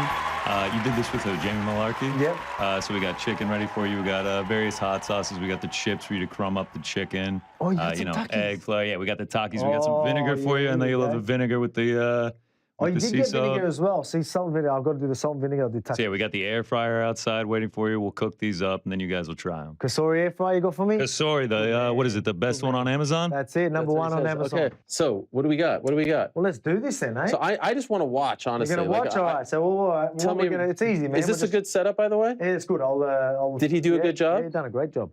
So Shout I'm out to gonna Connor. put this on. Here, you can move this. Because it's not my team, I'll put that on here. It's all right. Thank you. Okay, here we go. I feel like I'm watching a, all right. like a magician. That. This is good stuff. Actually, you know what? I'm kind of impressed with this, if I'm being honest. So what are we making? Here? Did I say what that is? No, Connor, you might have to come back. I'll try. We'll figure it out. Here, while we're waiting. Okay, some eggs in here. Connor, what's that stuff over there? Well, we'll just do enough so you can taste them. Right? I want everyone to taste. Whatever you want. All right, I'll do a few then. Connor, what was that thing in the front on the right? We got as long as you want, unless you got other things to do. Salt, garlic, and pepper. Salt, garlic, and pepper. Was that garlic, is it? Okay. Garlic, yeah. And what are we making here? Well, right now we're just doing the eggs, yeah? So, because we're just chicken. Well, clearly you're doing the eggs. Yeah. So we're going to... But like, what's the dish? Do we have spray? Like a... Yeah, good. Like oil spray? It doesn't have to be. That's before we chuck it in. But, yeah, so we're just going to... Flour, egg wash, and the crumb that we're going to do, right? And what is the crumb? Hey? What is the crumb? I'll show you. I mean, I don't want to make you skip a step. Hey, man, you gotta get next to me. I'm watching. This is nice. This is nice. So we'll do the Takis. Yeah. And sea salt and vinegar. I don't even know what Takis are. Takis are good, mate. These are really good. Yeah. Is that an Australian thing? Could pay me for that. Yeah. Okay, this is exciting. All right. Shit. So here we go. Who introduced you to the cooking lifestyle? Like, where did you kind of develop this? Well, being European and that, well, my parents always owned restaurants and that as well. So we used to own like pizza stores and like fish and chip stores and all that type of stuff. Yeah, so well, they were always hard work. My dad was a concreter, so I used to cook a lot of my own food when I was younger as well. So, because I was working hard. Now, who cooks in the family, I was, really? Sort of raising myself a little bit, Were you? Not really. I just mean like while they're working, I'll look after myself, make my own dinner and all that. But made me a man real early, which is good. Very thankful for it. And you're not a big takeout guy? You like to cook your own stuff? I like both. Okay. And what about at home? Who's the chef? Is it you or your wife? I do more cooking. Uh-oh. But she's good. She knows what she's doing. You like her cooking?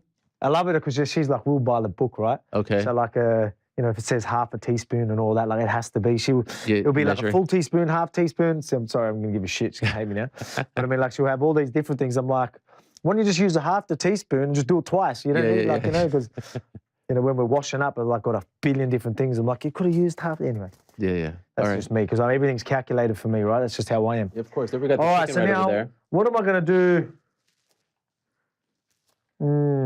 I might need another bowl. Okay. Oh, here we go. Well, we got everything. Is this for the crumb? All right. It's for whatever you want it to be. All right, yeah, sweet. I'm a very picky eater. I just want to let you know. Are ya? Yeah. So I will be honest with you. I'm not gonna, like you with The Rock. I could tell you didn't really love it. If I'm being honest, I was like, I didn't like it. Yeah, I felt you were being nice. You thought I was being nice? Well, you said you weren't gonna finish it. I was like, oh, that was a bad thing to say. Really? Yeah. Even though I was fighting the next day? I think Izzy ate the whole thing. I'm just a professional, mate. Didn't Izzy eat the whole thing? What's this? Did he? Yeah, probably. But I just wanted to follow my diet. It was good. Trust me, it was really good. Yeah, it was good. Okay, so here we go. So crushing this up. It's gonna be hard to crush it up. Usually I got a bag and I just bash them up a bit. You could do it. You could I guess you could do it like that. Wow, what? I've never seen that before. Mate, have a taste. They're good, man. What is this? Oh, okay. Trust me, very nice. Very spicy? Very good, huh? Spicy? Nah. They're good, but he's picky too. they're not that hot. No, but there's like a little burst of. So you got a little bit of got tang in there as well, though, right? What was the one I saw you had? You were. Ooh, now I'm feeling it. Wow, you can't have many of these. Oh my God, we are back. Is that one of the top 3 greatest moments of my life right there? You know how I knew that I won? GC freaking popped in the back. I heard GC. I'm sorry, man, but that was just no. Thank you. Yeah, Rick is like, oh, we can hear Connor screaming in the back. Like that was. I'm happy. The fact that I was trying to do the math on how you could get it, I was like, he's got to do a double or a triple here, and the fact I forgot. Do you know what's so funny? I'm so bad at math that I was just like hoping for the best. I wasn't even aiming. As soon as you hit the 25, it registered. I was like, oh my God, he won by 1 Oh point. my God. I thought you were cooked, bro. I thought you were done for. Holy shit. That might be one of the greatest moments of my life in terms of clutchness. Is clutchness a word? That was unbelievable. Well, that was fun. I wish you had been like, all right, I need the bullseye. Here we go. Bang, bullseye. You know what? That would have been a walk-off KO. Fuck. What a likable guy. That was a lot of fun. I appreciate him coming in. Thanks to his manager, Mams, as well. And looking forward to that face-to-face down the line. For now, though, let us move along to our next guest. He's fighting Floyd Mayweather this weekend. Actually, at the O2, our old friend Aaron Chalmers, kind enough to join us. Let's go to the Zoom machine and say hello to him. Aaron, what the hell, man? You're fighting Floyd Mayweather? This is a real thing? Yes, mate. Saturday night, so crazy. It was a crazy, it's been a crazy 5 weeks. We got the phone call. I felt like my boxing career was kind of fizzling out last year. I was debating whether to give up come Christmas time. I didn't have any luck on my side. 3 weeks after Christmas, we get a phone call, and we're now 3 days away from fighting Floyd Mayweather. So just shows how life can turn around. What was your reaction when you got that call? It was like it hasn't sunk in until today when I've come face to face with him at a press conference. Like I've seen obviously promotional videos and like side by sides and in posters and stuff, and I was just like, it just didn't sink in. Do you know what I mean? It's like me next to Floyd Mayweather. It just something I would have bet my house this time last year that this fight would never happen. That's how far away I thought this fight was from me. And then look, like now it's 3 days away. We've just had a face off, had a little bit of a back and forth, just all fun and games. But yeah, Saturday night, it's all things go for me. So we were on the air when you guys had the face off. What was said? What did you guys say to each other? I was just winding him up. I just said, 50-1, Floyd, and he was just laughing. He was saying, don't hurt me. I said, nah, you don't hurt me. So it's all fun and games. He was very respectful in the press conference. He said he's just coming to have fun. Listen, I'm coming to have fun, but I'm also coming to give my best performance to get bigger fights after this. Not so much bigger fights, but fights that make more sense for me, i.e., You've got the big YouTubers fighting the day after me. You've got KSI, who I think was on the show before or is after me. These fights, I thought were getting away from me, seem to now be in touching distance again, which is exactly what I want. And to be clear, this is an exhibition bout, right? So technically, if he loses, it's not a 1 on the record. If it goes the distance, it's 50-0-1. Oh, okay. That's what it is in my head. Okay. That's what it is in my head. No matter what he says, it's a draw. So, yeah, that's the... How many rounds? That's the little win from the 6 or 8. We haven't confirmed yet. What?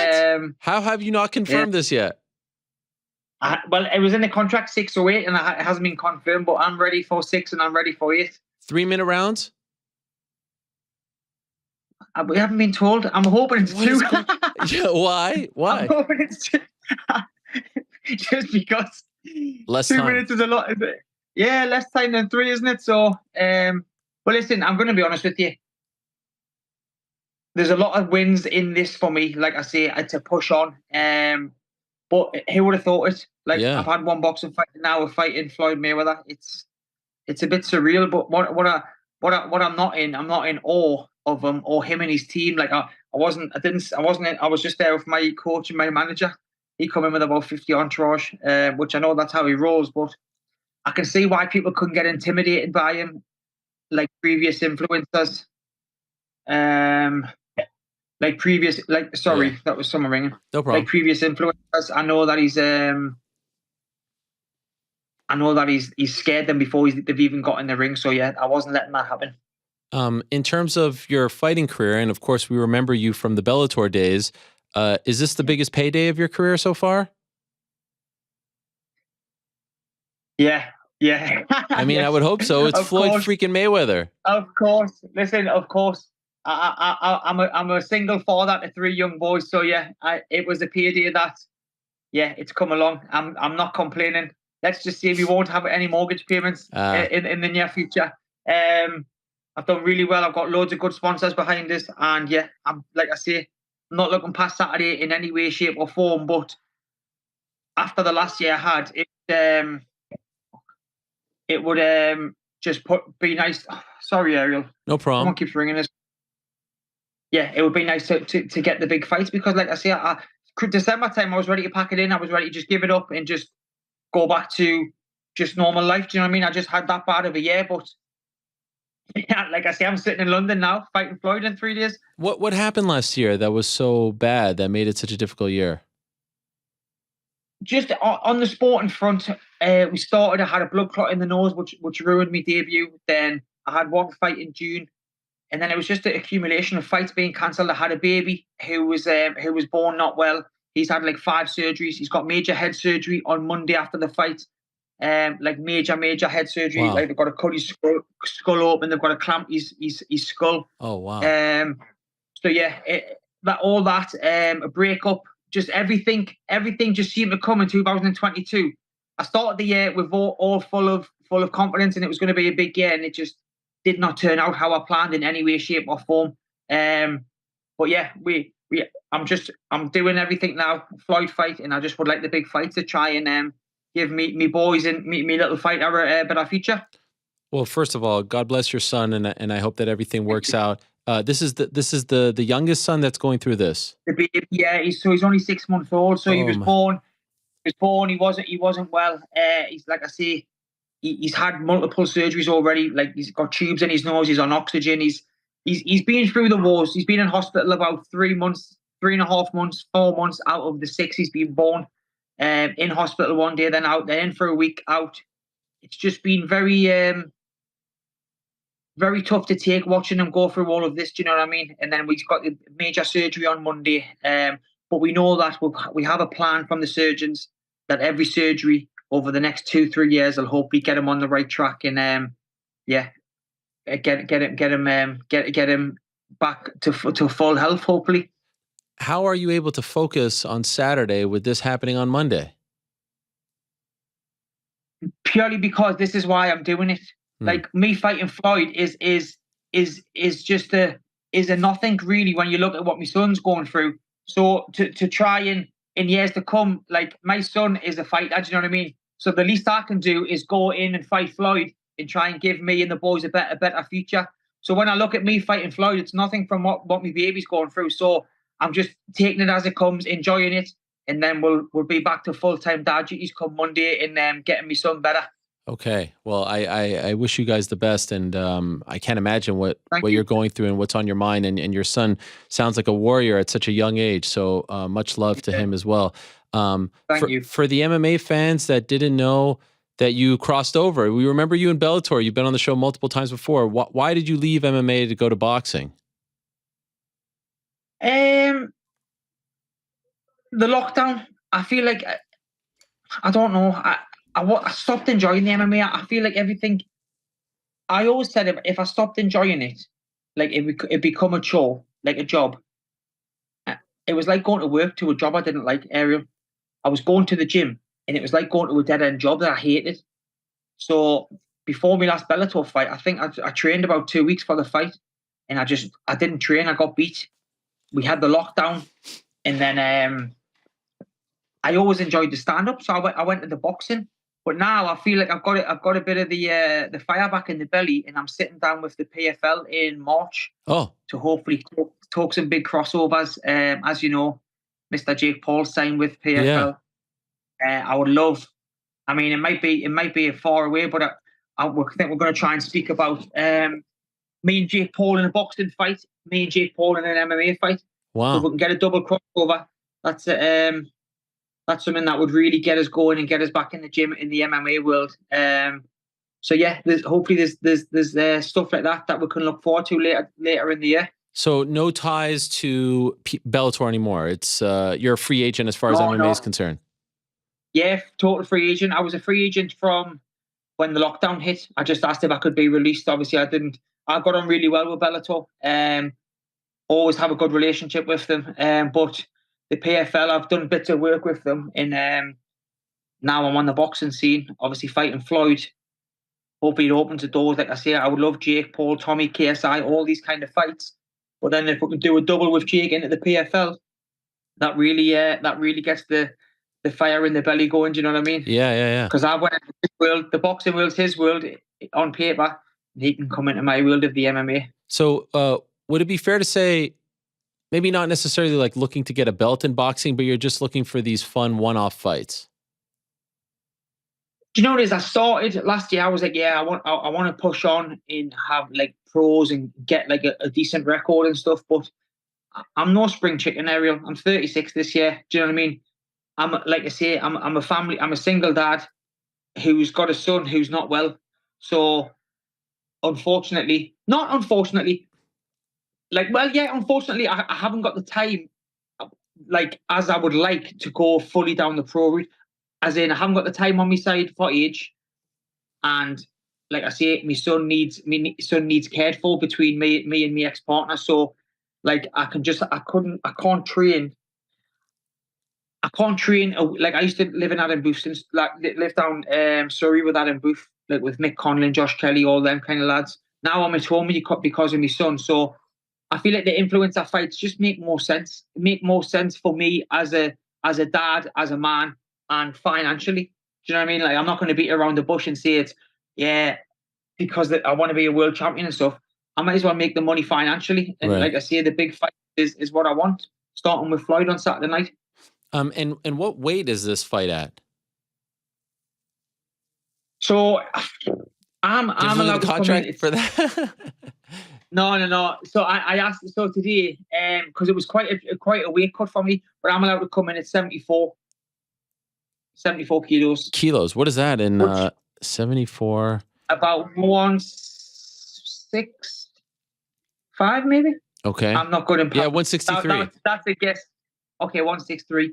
But when you look, like I looked when he fought Deji, he was like 80 kilos nearly. Logan Paul was like 97. So I was thinking, why the hell am I boiling down? Yeah. You know what I mean? This lightweight. But I mean, that was in the contract 74. So happy days. It's not a drastic cut, but I prefer not to do it if I could get away with it. Of course. Do you think like, what do you think he thinks about these fights? Obviously, he's getting paid pretty well for them, but do you think he's taking them seriously? Do you think he's looking at tape on you? Do you think he's training, or do you think he's just showing up and it's just, another day at the gym? I think maybe that I like another day at the gym.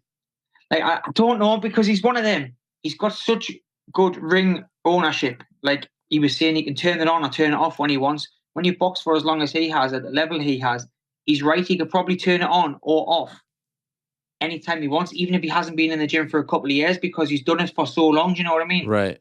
So, but listen, I'm treating it like he's been training for us, and I'm going out there to do the best I can, because I know a good performance against Floyd opens other doors for me. Oh my gosh. Opens up. I mean, because let's be honest, Deji didn't really do much.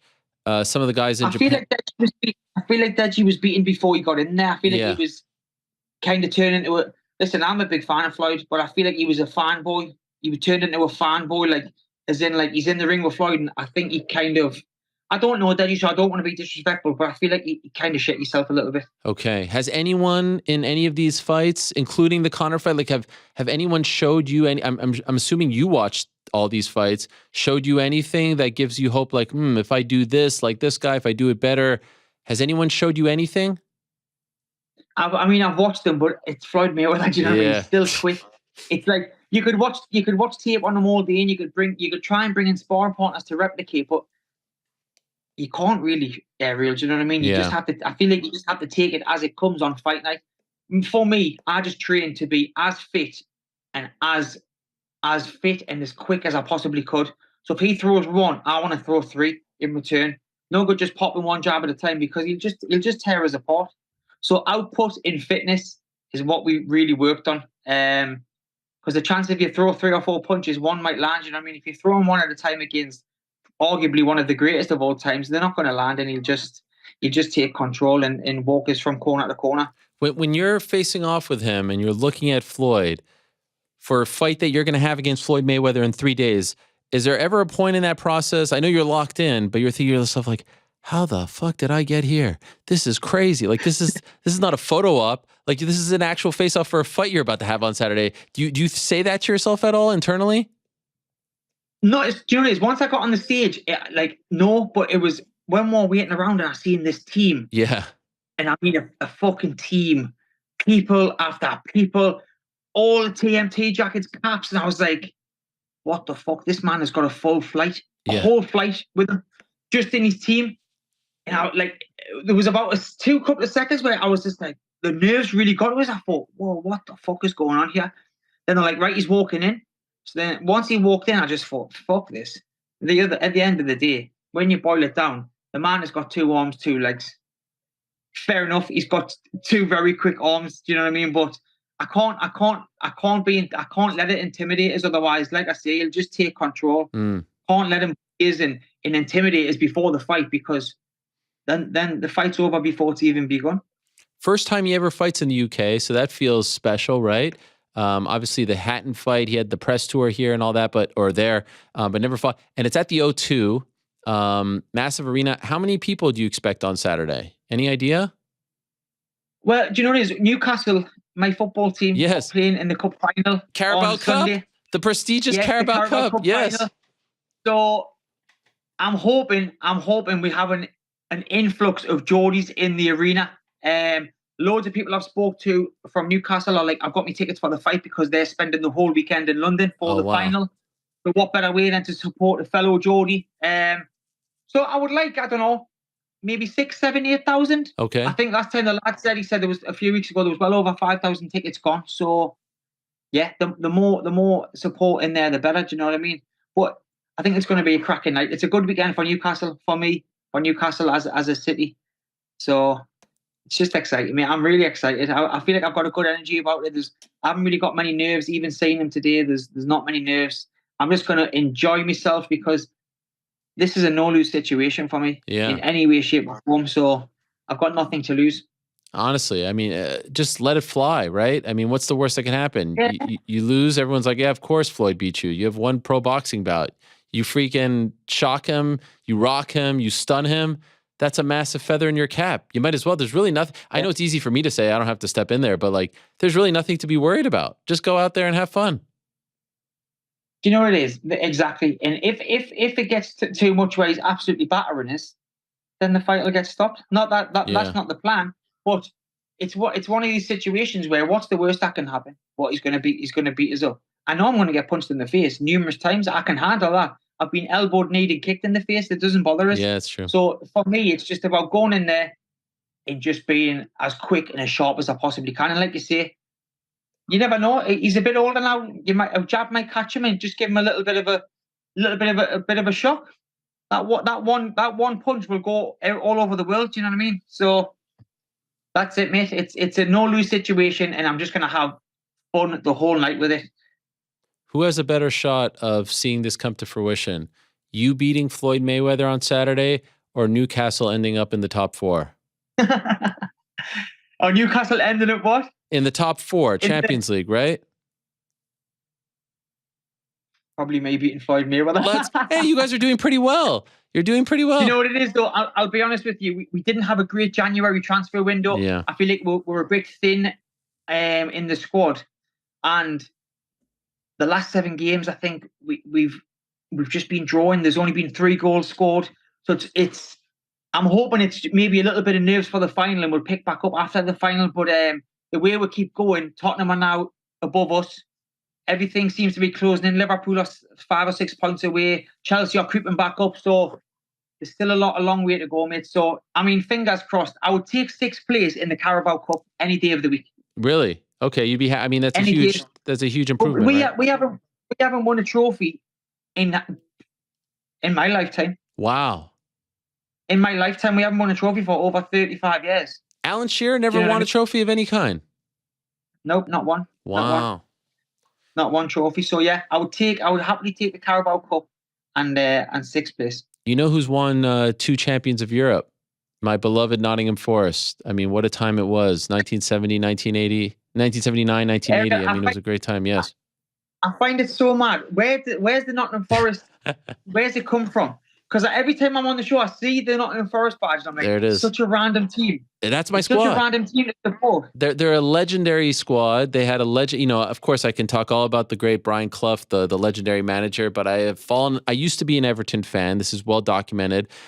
But unfortunately, the person who introduced me to Everton kind of stabbed me in the back. Don't need to get into all that. And so in August, I declared my free agency as a fan. I didn't seek any suitors, but I said to the world, I'm going to be a fan because I really want to get into it because my sons are super into soccer or football, as you call it. And there was something about that logo and this club who had not been in the Premier League for 23 years. And I said, you know what? That's my team. And I have to tell you something, Aaron. I have fallen in love. Last weekend, when they tied Man City, I was freaking out. My mate Brendan Johnson, number 20, he's a freaking legend. Stevie Cooper, Jesse Lingard with the gritty. I mean, I love these guys. Newcastle player scored. Chris Wood. You're on loan. Yeah, Chris Wood. I bought my son his jersey. He's the only kid probably in America that's rocking a Chris Wood Nottingham Forest jersey. What a goal! What an amazing goal that guy! Wow, amazing. So that's why I like. That's an interesting story. But I'm glad you cleared that up because every time I see on Instagram, I'm thinking, where the hell does Nottingham Forest come from? But I'm glad you cleared that up. Yes. I am really glad. I'm not a plastic fan. Okay, I just want to let you know I'm through and through now. I'm all in. I mean, you can't really you're not allowed to just change teams. Well, in the UK, you're not allowed to just change teams in August just when you feel like it. But well, because you call it soccer. It's American. Yeah, I can make my own rules. You know. Yeah, you can. All right. You should have supported Newcastle. I don't like the stripes. I'm not a big fan of the stripes. That's my problem. It's very Juventus. Fair. So I couldn't do that. Yeah. But I wish you the best. This is great. I can't wait. By the way, where can people watch it in America? Do you have any idea? It's on something called the Zeus Network. It's an app. You can go on the Zeus Network and it's on pay-per-view on there. So yeah, I hope everyone tunes in and fingers crossed I get to put on a good show and we'll catch up again in a couple of months. Yes, I wish you the best, my friend. Go get him. All the best to you on Saturday, and of course, all the best to your son on Monday. I really hope it all goes well, and that the hardest is going to be behind you very, very soon. So thanks for coming on. Great catching up again, and good luck on Saturday night. Thanks, Ariel.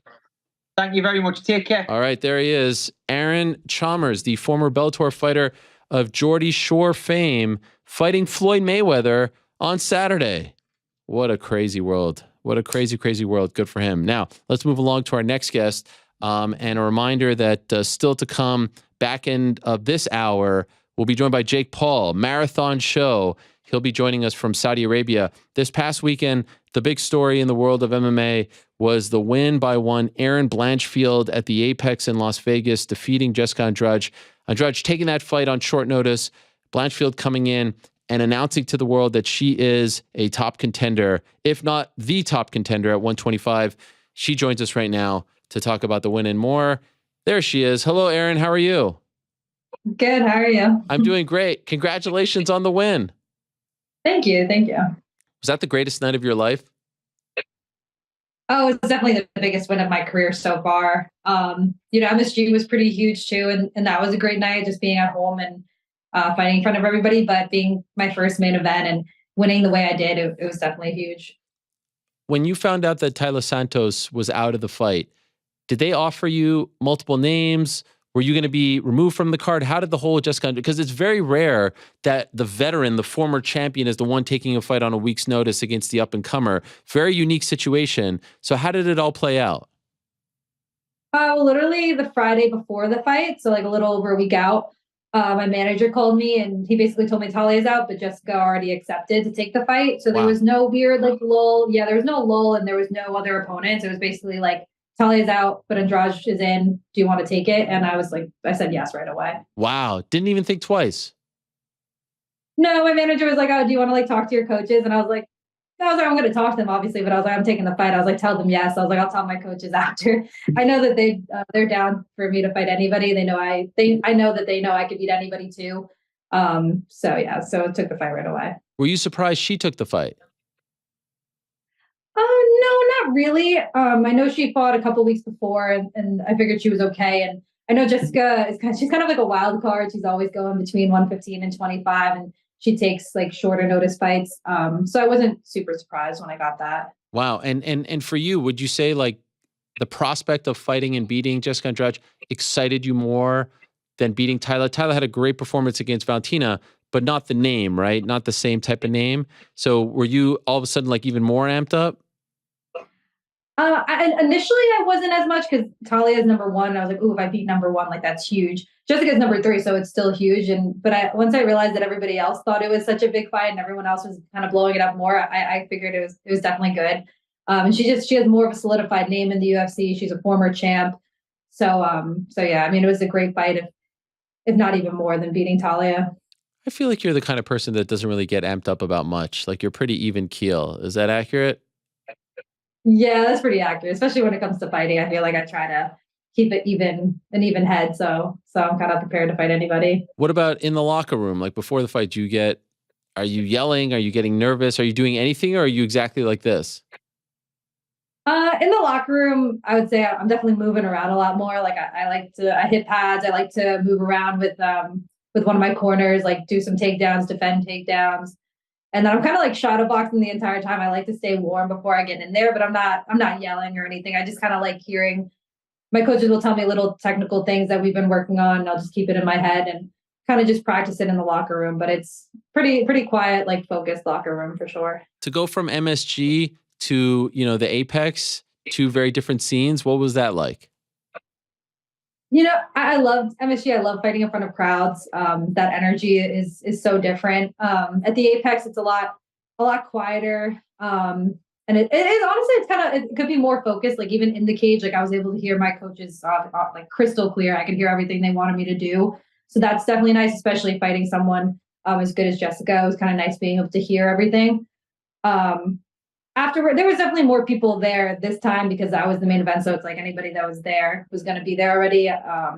But there's nothing that beats having like a full crowd in a huge arena. Is it true that you guys asked for Taila to be a 5-round fight after they moved Cheeto and Sanhagen because like this was important to you to show everyone that like, you could be the top contender. You're ready for the title discussion, so to speak?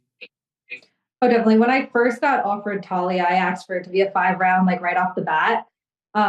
Just hoping that I could get that just so I can get the experience. So when they did call me a couple weeks later, when they moved the Corey fight, and they made it 5 rounds, I think they were kind of curious if I would say yes. And I wanted it already, like a couple weeks ago when they offered it to me.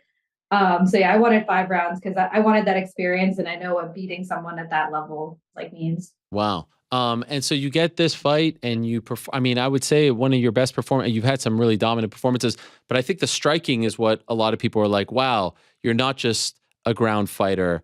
Was there anything about this fight that surprised you? The way it went, the way it flowed, the way she fought, anything about it at all?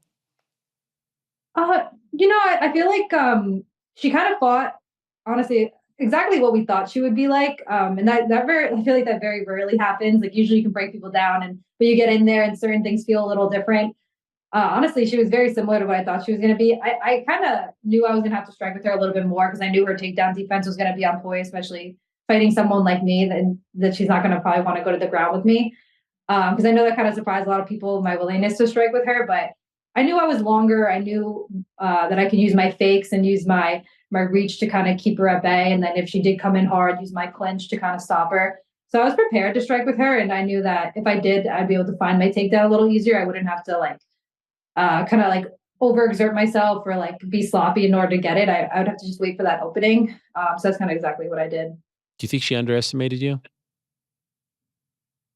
I think maybe initially in the first round, she maybe thought it'd be a little bit easier of a fight. I can kind of tell, because I can tell between rounds, her face definitely looked different. Like going to the second, I can definitely tell that she was like, oh, okay, this is going to be a real fight. Because I definitely clipped some of those right hands. I could see, I remember in the fight telling that I definitely hurt her with some of those right hands. I can see she kind of paused for a second, but she's a vet. So she kind of came back hard. So I didn't want to open up too much and get hit with something because she does hit very hard. But I can definitely tell between rounds that she was like, oh, this is not going to be as easy as maybe I thought it was going to be. Do you think up until this point, to a degree, you have caught some people by surprise, given your demeanor, given the fact that you're not like a rah, and now that's no longer a thing? You can't. There's no hiding anymore, right? You just beat Jessica Andrade pretty damn convincingly. But do you think that actually helped you as you came up a little bit? Like people would size you up and be like, oh, I could beat her. Look at her. She's so nice and quiet. So perhaps it helped you, but not anymore. Do you feel like that's the case?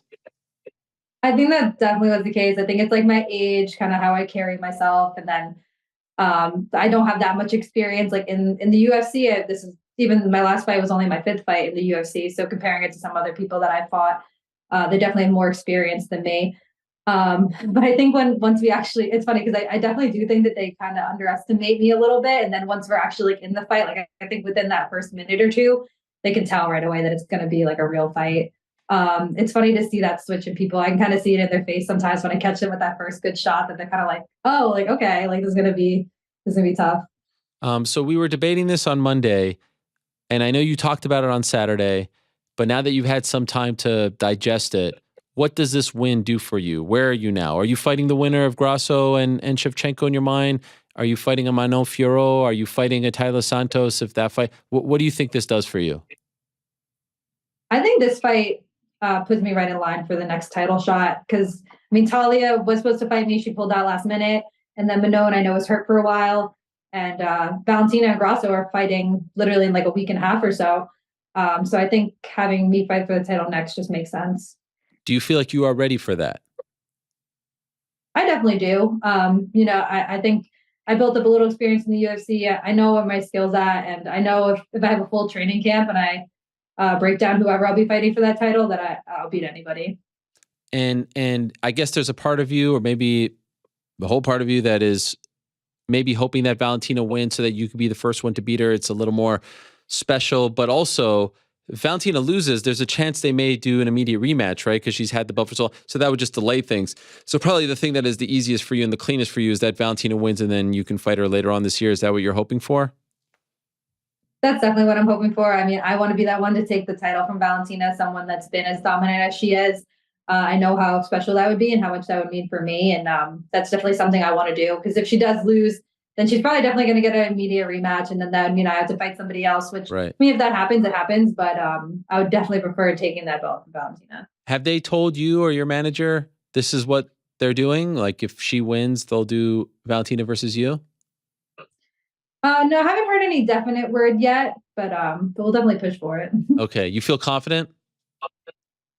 I do feel pretty confident in it. I think especially the way that I knew beating Andrade could definitely get me that title fight next, but I think especially the way I did win it, finishing her in the round. I mean, there's not much more I could ask for. Like the only thing that would have been better is like knocking her out in like 10 seconds. But I think honestly showing that I could strike and then finishing her on top of that was honestly best case scenario.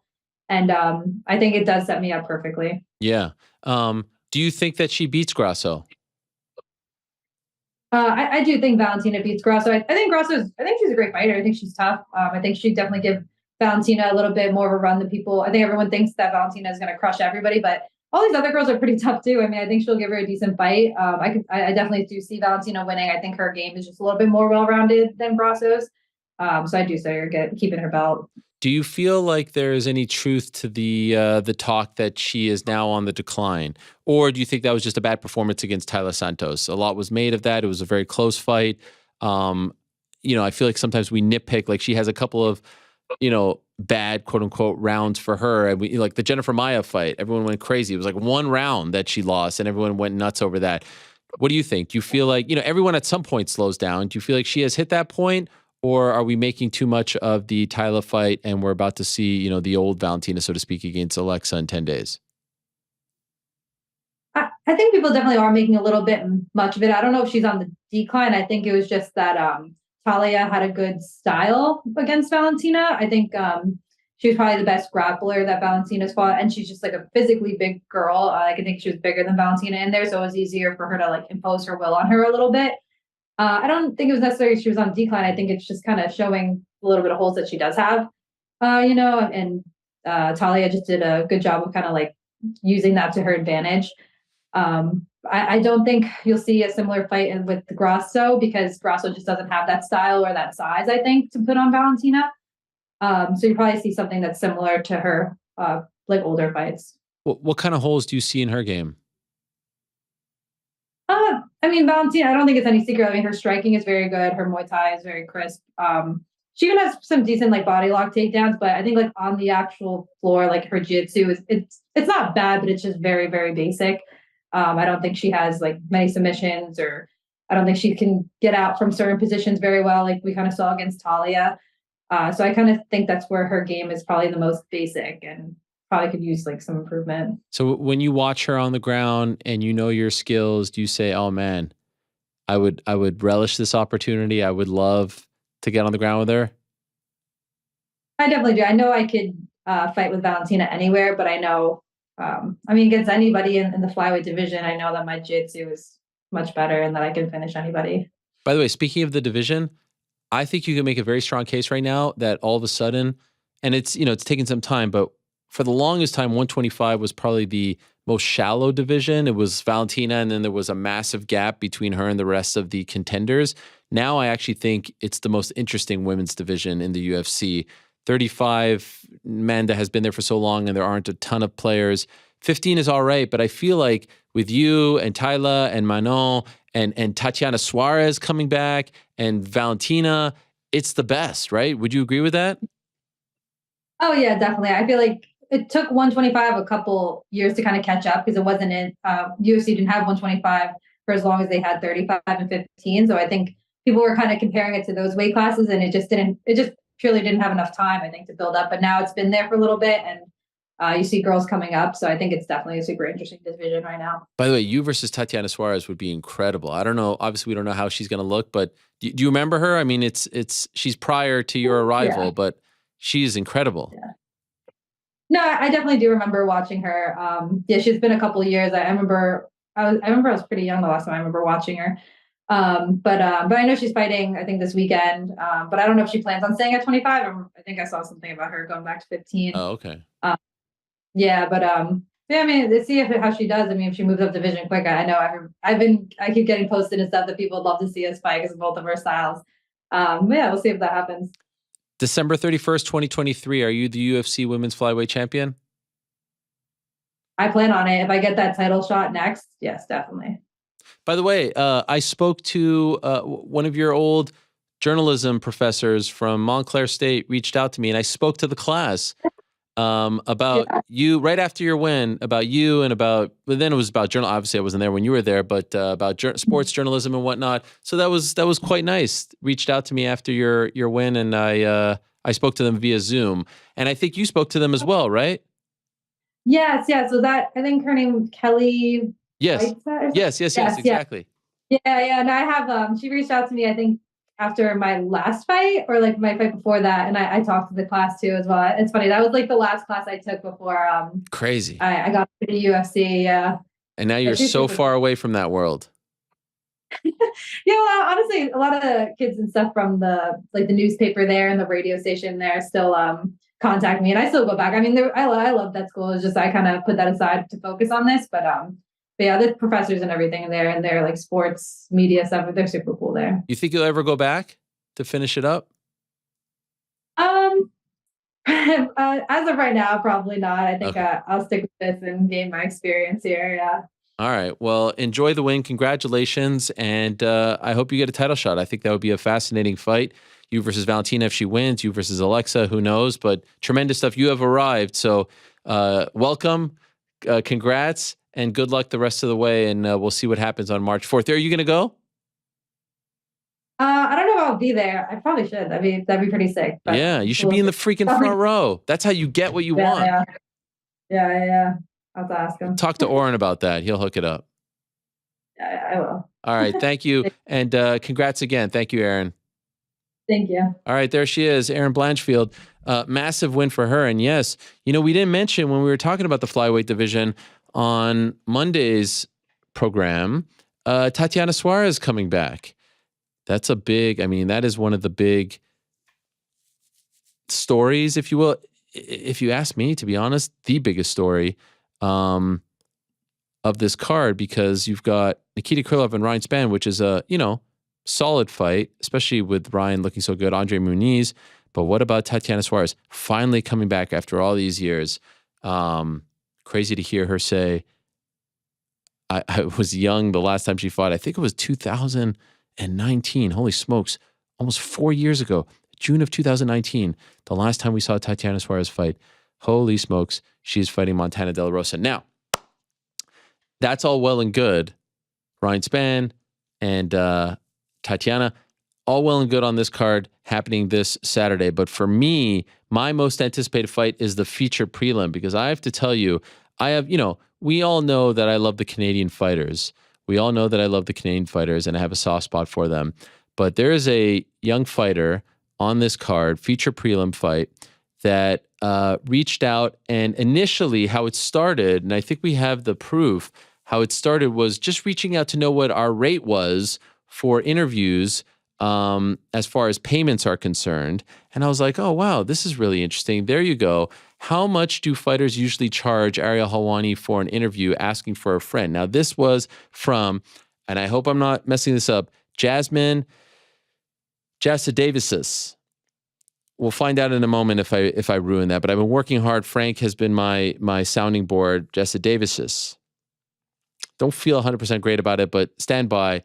Then I wrote back saying that I don't like to make this public, like the commissions, because that was a thing a few weeks ago. And then we got the Helwani versus Vicious. And now all of a sudden I'm like, oh, wow, Helwani, like these are keys to my heart. Then I see Jasmine makes her own freaking graphic with herself. This is before booked on the show, being on the show like we do. There it is. That's the familiar graphic. Photoshops herself in all the spots. And I'm like, all right, I mean, this is too good to be true. We have to have her on. And so without further ado, for the very first time, we have the pride of St. Catharines, Ontario, the one and only, who is fighting this weekend against Gabriella Fernandes, feature prelim fight on ESPN+. Jasmine Jasudavicius. Did I blow that? Is that bad? Did I mess that up? Jasudavicius, but I mean, fucking hell, Jasudavicius. It's Jasudavicius. Yes, what did I say? Jasudavicius. It's a doozy, right? I mean, and I pride myself on pronouncing names correctly. Jasudavicius. Yeah, it's a tough one. Jasudavicius. People think it's like vicious because I've been running with it because anyone that just makes an effort, good enough. Okay, and it's a bit of a Z in there, right? Jasudavicius. Yeah, well, so it's actually Jasudavicius because I'm Lithuanian, but in English they say Jasudavicius. But so you know whatever you want to call me. No. And by the way, I like the Lithuanian way better. I feel like that's more authentic, right? And I feel like it's a bit easier too, but I don't know. That my parents told us Jasudavicius, so whatever. Can you say it in a Lithuanian way for me, please? Jasudavicius. Jasudavicius. You see, I felt like my way was a little closer to that because I'm, Anyway, I'm gonna go with Jasudavicius. Did I do that? Yes. It's like Israel Adesanya. It's not Adesanya. It's Adesanya. So I like it the authentic way. I like it too. Now, can we talk about this setup that you have right here? First of all, this camera is crystal clear. It looks like this is not a laptop camera, right? This is like a legit camera. You've got a bag behind you. You've got a trophy behind you. The TV is on like some sort of like screensaver situation. What is happening over here? How is this so pro? Dude, I'm doing it up right. I got my boy Michael Goisman. He's helping me out with all this social media stuff. It was hard for me to try to navigate that social media world. Yes. And so he made a nice setup. He's like, we'll put the bag in the back. You need some depth in the shot and everything.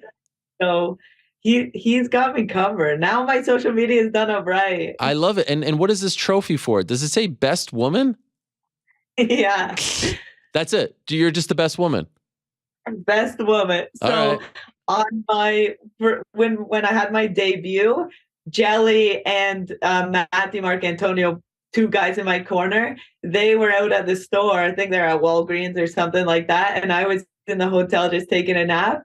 And they came back and were like, "Oh, Jazz, we got this for you." So now I bring it to the fights. It's part of our journey. I love it. I love it. And by the way, I was actually talking to the team in the back. I was like, is she the one doing these photos, like the Photoshop and all that? Is that you? Are you like the one with Bo Nickel? I'm going to ask you about that in a moment. Is that all you, or is there someone helping you? Do you want to reveal the truth?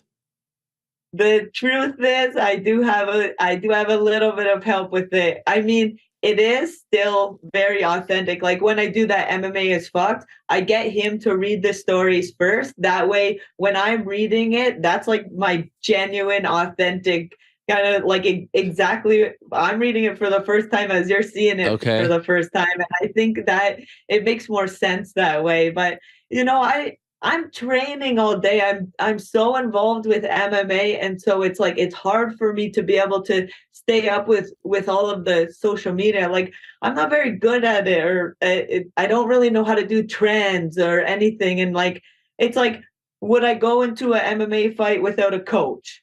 Not a chance. Right. So how am I supposed to like navigate this social media world that is very, very important without having a coach? That's true. So I have him to help me. By the way, I don't think any lesser of you. I just wanted to know if this was all you, because then I'd give you full credits. But it's nice of you to give credit to others. By the way, your accent. Were you born in Lithuania?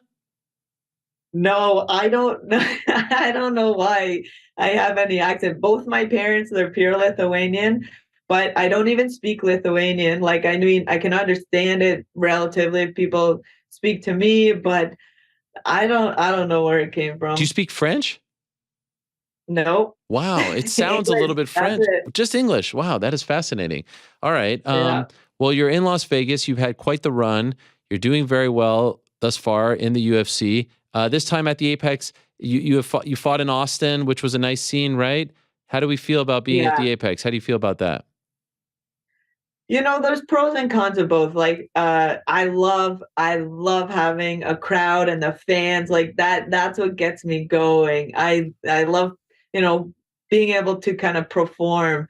And so, I'm a little bit upset that there's not a big crazy crowd, but I feel very comfortable at the Apex. I fought there for Contender Series, so I know the lay of the land. I know how it works. I know all that. So, there is pros and cons for both. But, as long as I get to go in there and fight, then, wherever it is, it is. And by the way, I think I owe you an apology because I think a teammate of yours came on my show, and you know what I'm talking about?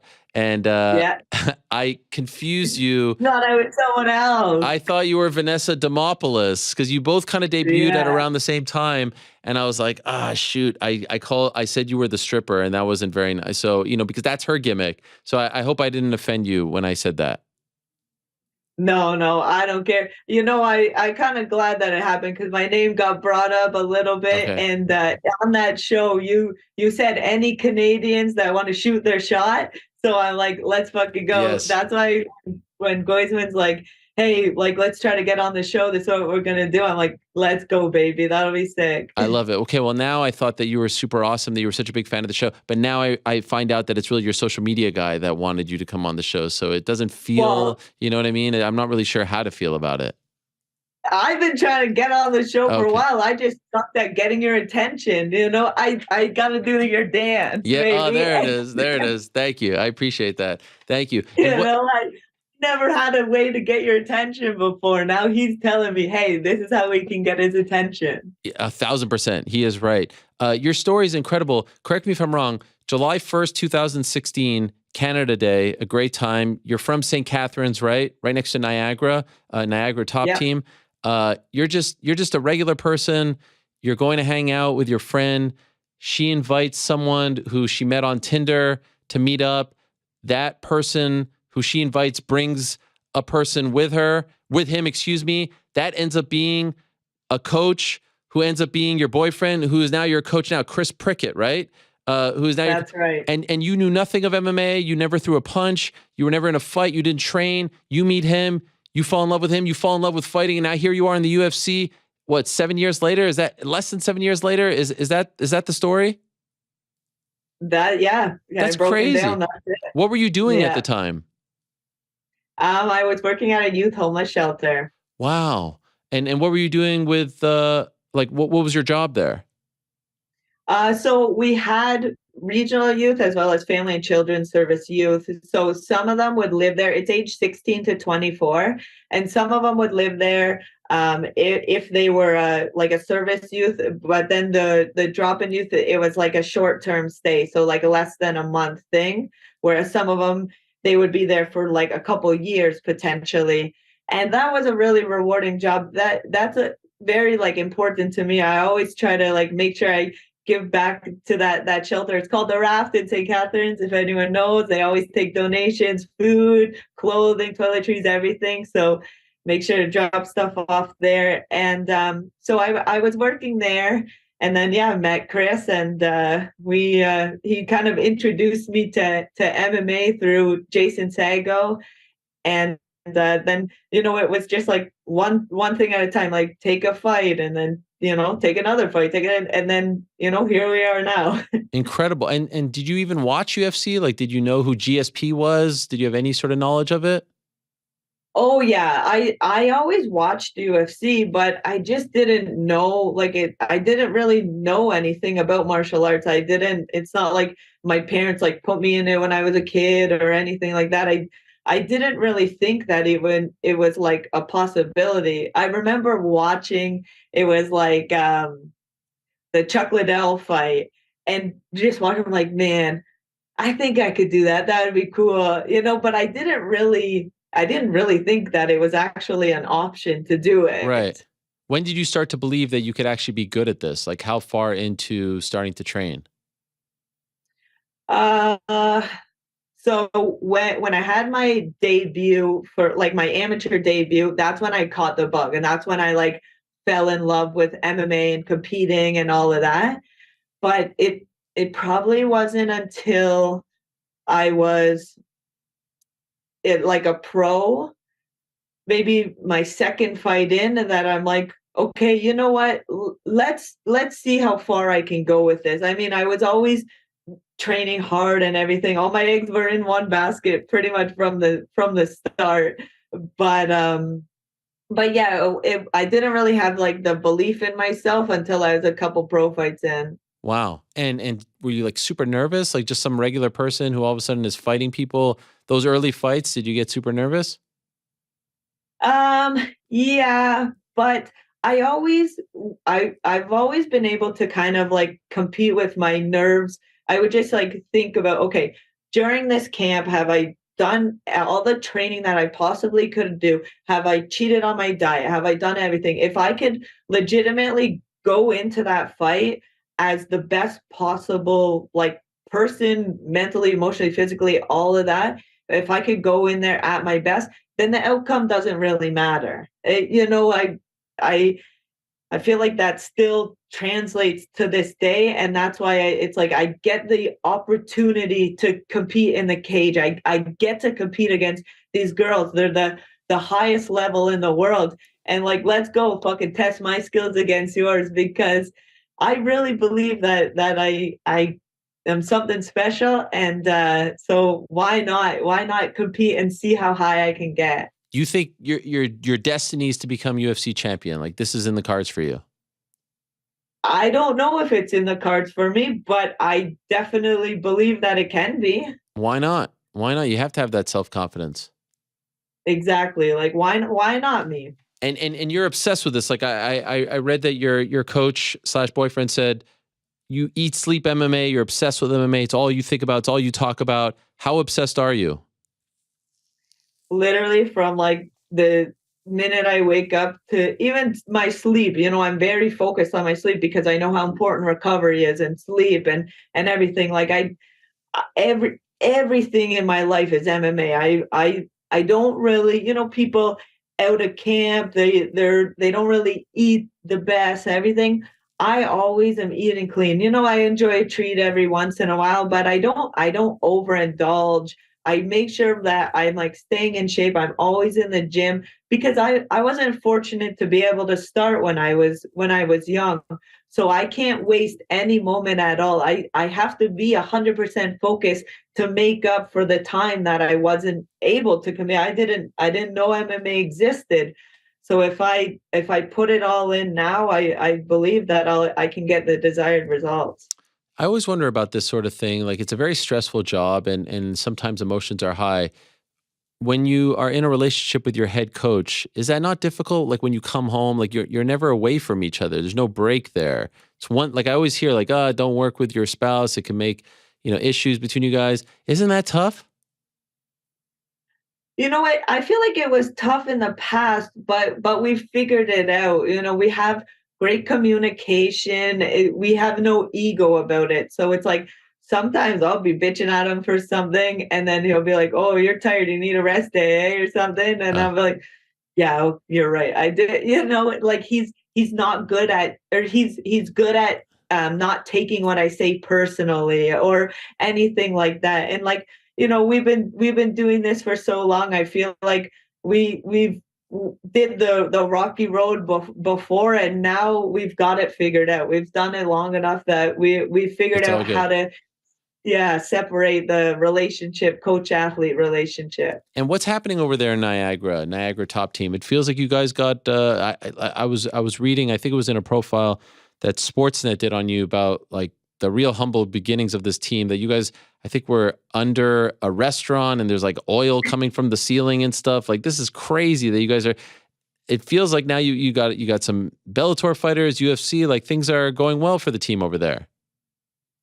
Yeah, we're blowing up. We've got a ton of like super talented guys, and the more talented guys that we have, the more attention it comes to the gym, and then guys are traveling in, and the gym is just growing exponentially. We made it through COVID, was tough, but we were the only team that was still training, so that kind of shook things up, and I feel like that's a lot of the reason why our Mondays and Wednesdays are crazy practices, because people kind of come from all over to come to our gym and compete against everyone. We all train together.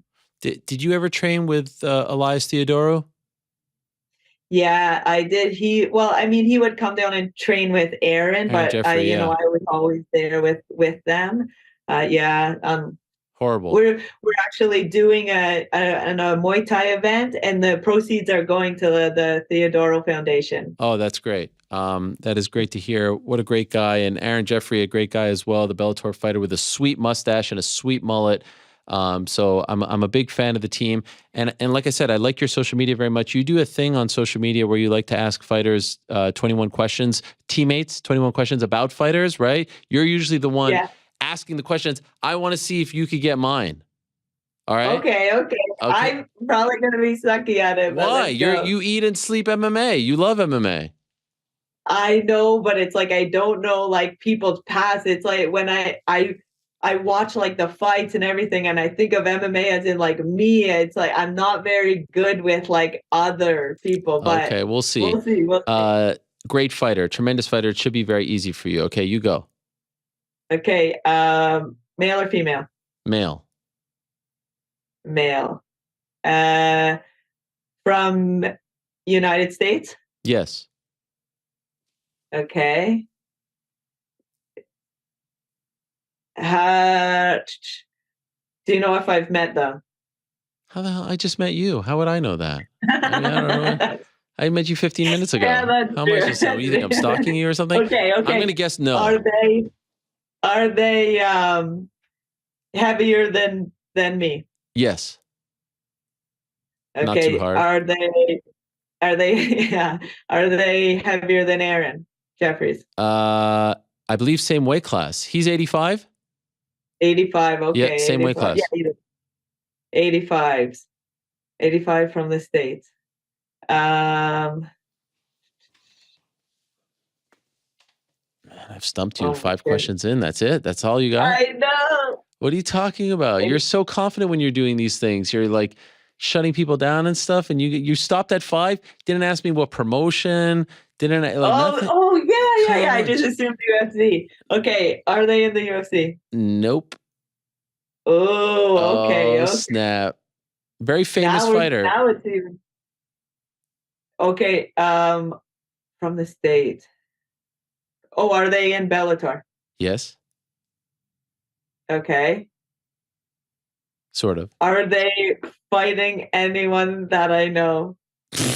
Again, that's from my gym. From my gym. No, Are they fighting Aaron? No. Oh, okay. Yeah. Very popular. Sort of a Bellator fighter. Did they come from UFC to Bellator now? No. Did they come from the UFC? Did they ever compete in UFC? No. Are you just a UFC fan? Is that what you're telling us here? You don't follow the rest? Jeez Louise, Jasmine. I pretty much okay. So one, it sucks getting PFL in Canada. That you can't get it. Terrible with that, and so pretty much I only do watch UFC. I don't know too many Bellator. Okay, you gotta give tell up? me. Wow, that's it, Frank. Breaking news. She gave up 6 questions in. You know what? I thought, I read the quote from your coach / boyfriend. I saw the videos. I'm like, oh my God, she's going to get this in like 4 questions. Now we find out you're not really doing the pictures on social media. Now we find out you only watch UFC. I mean, I feel like I've just learned that Santa Claus doesn't exist. This is crazy. The answer to the question was the great Dylan Dennis. Oh, damn. Do you know who he is? Have you ever heard of him? Yeah. Come on. All right. So there you go. I thought you would get it. By the way, I should have. The picture that you did, or that someone did of you and Bo Nickel, the EA thing, you actually got me there. I actually thought it was real and I retweeted it. And then Bo hit me up and was like, is she mocking me here? I don't really understand. I was like, no, I think that it was because you were upset about your rating and she was trying to put whatever it was brilliant. Well done. Thank you very much. See, that one actually was my idea because I saw Bo Nickel recently, like when I was at ATT, I saw him. I'm like, we got to do something with that. Yeah. So, you spent time at ATT as well. Yeah. I did like the first couple weeks at ATT. Okay. And I saw you were training with Joanna over there.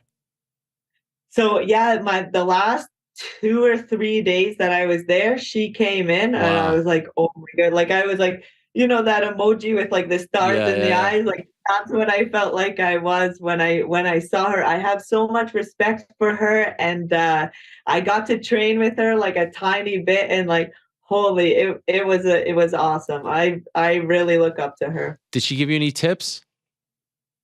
She did actually. I mean, this was when I was still fighting Courtney Casey, but yeah, I got a couple things, a little thing. Words of wisdom, perhaps. Exactly. I love it. I love it. You know, it'd be great. I mean, I feel like it's long overdue. We need to get a show back in Canada, right? There's so many Canadians now in the UFC. It's time. We have to. Mike and I, we need to be on that card. We always talk about a card in Toronto, how awesome it would be. I mean, we're on this card together, which is awesome, but in Toronto, come on, we need it. It would be incredible. Well, great to have you on the show. Good luck to you. Nice to meet you for the first time. I appreciate the setup. I appreciate the effort. I appreciate the pictures, all that stuff. And I really hope that it all goes well for you on Saturday and that we can get this card back in Canada, because I know Canadian fans are jonesing for it. They're fired up over it. There's finally there's a ton of you now back in the UFC. I feel like Canadian MMA is in a really good spot, so it would be lovely. And you could be at the forefront of it. And perhaps this time, what are we thinking? This time next year, we're in the title picture. What are you feeling? I mean, I want to be active this year, and so that's a very, very viable timeline. I love it. All right. Well, good luck to you. Thank you for coming on. And let me know. I think we have to set. Do you take PayPal? What is it? Venmo? What do you use in Canada to pay you for this? Yeah, I'll just send it on everything. Okay, on everything. I'll just do everything. Cash App, everything. Appreciate it very much. Thanks so much, and good luck. No, thank you so much for having me. I'm super excited. Jasmine Jasudavicius. Pretty good, Jasudavicius. Jasudavicius. Okay, so go up a little bit. Jasudavicius. One more time. Yeah, Jasudavicius. Okay, see, I'm gonna start this. We need to have whoever's doing the ring announcing or the cage announcing, whatever it is on Saturday. You got to go with the authentic pronunciation. I feel like that's the way to go. But then I'm doing this whole thing on YouTube list, Vicious Vlogs. Then that kind of doesn't. I guess I could do Jasmine fight named Vicious. Yeah. Jasudavicius or Jasudavicius. I like it. I mean, ultimately, you do what you want. And I will say the blogs are very good. Or the vlogs, you climbing the rocks and all that stuff. It's good stuff. I like that you're doing this. It's very important for people to get to know you, to get emotionally connected to you, invested in your journey. So keep up all the great work that you're doing. Thank you very much. All right. We'll talk to you soon. There she is, the pride of St. Catharines and Lithuania, Jasmine Jasudavicius. Did I nail it, Frank? Completely nailed it. You try. I'd rather not. Oh. Jasudavicius. Jasudavicius. Yes, Jasudavicius. I think that we should start this trend. I like when fighters go with their true pronunciation. I feel like that's what they should do. So, like I said, Israel Adesanya. What's another one recently that we've been trying to push? I liked how she wanted to make sure that there was credit to her team for helping her do what she's doing. Do you feel like that's something I don't do enough of? Didn't say that at all. Just I liked that part. Man, for a hotel interview, might have been the best connection we've ever had. Right? That was a high-level camera right there. I mean, when I walked in and I saw it get put up on the screen, I was blown away. Blown away, right? Yeah. Jasudavicius. Really struggling with that, man. What about you? Jasmine Jasudavicius. You just blew it. You butchered it as well. It's a tough one. I'm not going to lie, that was better than any singular attempt that you've made throughout the last 4 hours. Fair enough. Yeah, at one point I was like, you should probably just stop. I want to get it right. It was before she was on, and she didn't look too happy. Do you think she was mad? Did I offend her? She wasn't mad, but like she lit up when you got it right. Yes. You also told her she told you 13 times. Sorry, I'm an old man, okay? It takes me a while. Anyway, great to have Jasmine. Let's just go with Jasmine, all right? Or Vicious. Let's go with Jasmine or Vicious, and she's fighting this weekend on the UFC card on Saturday. That's not the biggest card of the weekend, though. Arguably the biggest card of the weekend is happening all the way in the Kingdom of Saudi Arabia, Riyadh to be exact. And it's been talked about for 2 years. We thought we were going to get it here in New York City, not too far from here, August 6th. It didn't happen. We thought we were going to get it in December of 2021 in Tampa. It didn't happen. But here we are, 4 days away, and it looks like it's going to happen. It's Tommy TNT Fury against Jake Paul, 185. Sunday afternoon here in America on ESPN Plus, pay-per-view in the UK, BT Sport box office. It's all over the world. It's going down in Riyadh, Saudi Arabia. And how about this? We've got the problem child, our old pal Jake Paul, here to talk about it all. Hello, Jake. How are you? Hey, Ariel. I love you, bro. I'm doing good. A bit of FOMO here, Jake. I mean, I felt like, I was going to be at every fight, and now here I am. You're there. I'm here. Just something doesn't feel right. You know what I'm talking about? I know you're always here, and we're always having amazing fight weeks. I miss your energy for sure, but I guess this is kind of making up for it. Sort of. Who are you going to yell at the weigh-ins? Who are you going to yell at after the fight? I mean, it's... Can you say my name just so I feel good about myself? At least just call the guy Ariel. I'll say hi, Ariel. Okay, I appreciate that. Thank you. Very kind of you. We have a lot to talk about here, Jake. And by the way, thank you for doing this. It's very late over there. It's 12:49 a.m. Is this okay with you? Are you annoyed about this? No, I'm a night owl, and this is like about the time that we're gonna be fighting at. So like if you're in the US, obviously like mark your calendars for Sunday around this time. So we're staying up late anyways, just to get acclimated to being awake now. And I'm a night person, like I said, so I'm always on the prowl. Okay. Well, I appreciate it nonetheless. I don't know if you know this, but we just had a gentleman in studio about an hour ago who spoke a lot about you. His name is KSI, aka JJ. I want to ask. He was there? He was in studio, yeah. Oh, wow. Yeah, it was pretty big time. But he lives. What's he doing in New York? He said he was doing some media. I mean, honestly, if I'm being honest, it felt like he flew in just to be on the show. Like it was that big of a deal for him. Yeah, legit. Why are you laughing? Actually, afterwards, I wouldn't be surprised. No, I love when you cook people because like you're really good at it, but it's like super subtle. No, but we were cool. But his team afterwards was like, if when we fight Jake, we know that you're going to root for Jake. And I was like, no, actually. You guys came in studio. He's never even been in studio. So if we're like scoring this, I feel like he gets an extra brownie point. And we just met. I just met KSI. But we've done a bunch of in-person stuff. Yeah. So I guess you're right. So got it. So I have to come in studio for you to root for me. No, I'm unbiased. As you know, I'm a very unbiased journalist. I like to keep it straight down the middle. But well, let's not beat around the bush. You know what happens? I thought maybe you would have seen it, but it's making the rounds. It's gone viral. People who come in studio now, we play darts, 3-on-3. I'm big into darts now. So they take 3 shots, I take 3 shots. And thus far, going into today, I lost to Eddie Hearn. No, sorry, I beat Eddie Hearn rather convincingly. I just want you to know that. So rather convincingly, beat Cody Rhodes, the pro wrestler. I got smoked by Sky Nicholson, who beat me like 93-14 or something. That was crazy. So then KSI comes in. I beat him, all right, rather convincingly on the first shot. I beat him. Then he's like, no, I need a rematch. So I said to him, all right, rematch. If I beat you, I have to host the face-to-face if and when you fight Jake. It's got to be me. None of these other dudes, they're great. Wade, Josh Denzel, all these other guys. No, it's got to be Helwani in the middle. If I win, if not, I'm out of the running. And you know what happened? What did he have, guys? He got a 31, and then I'm down 24. I hit a 25 to beat him by 1 on my last shot. So whether you like it or not, I'm in the middle chair, baby. Let's go. It was a great moment.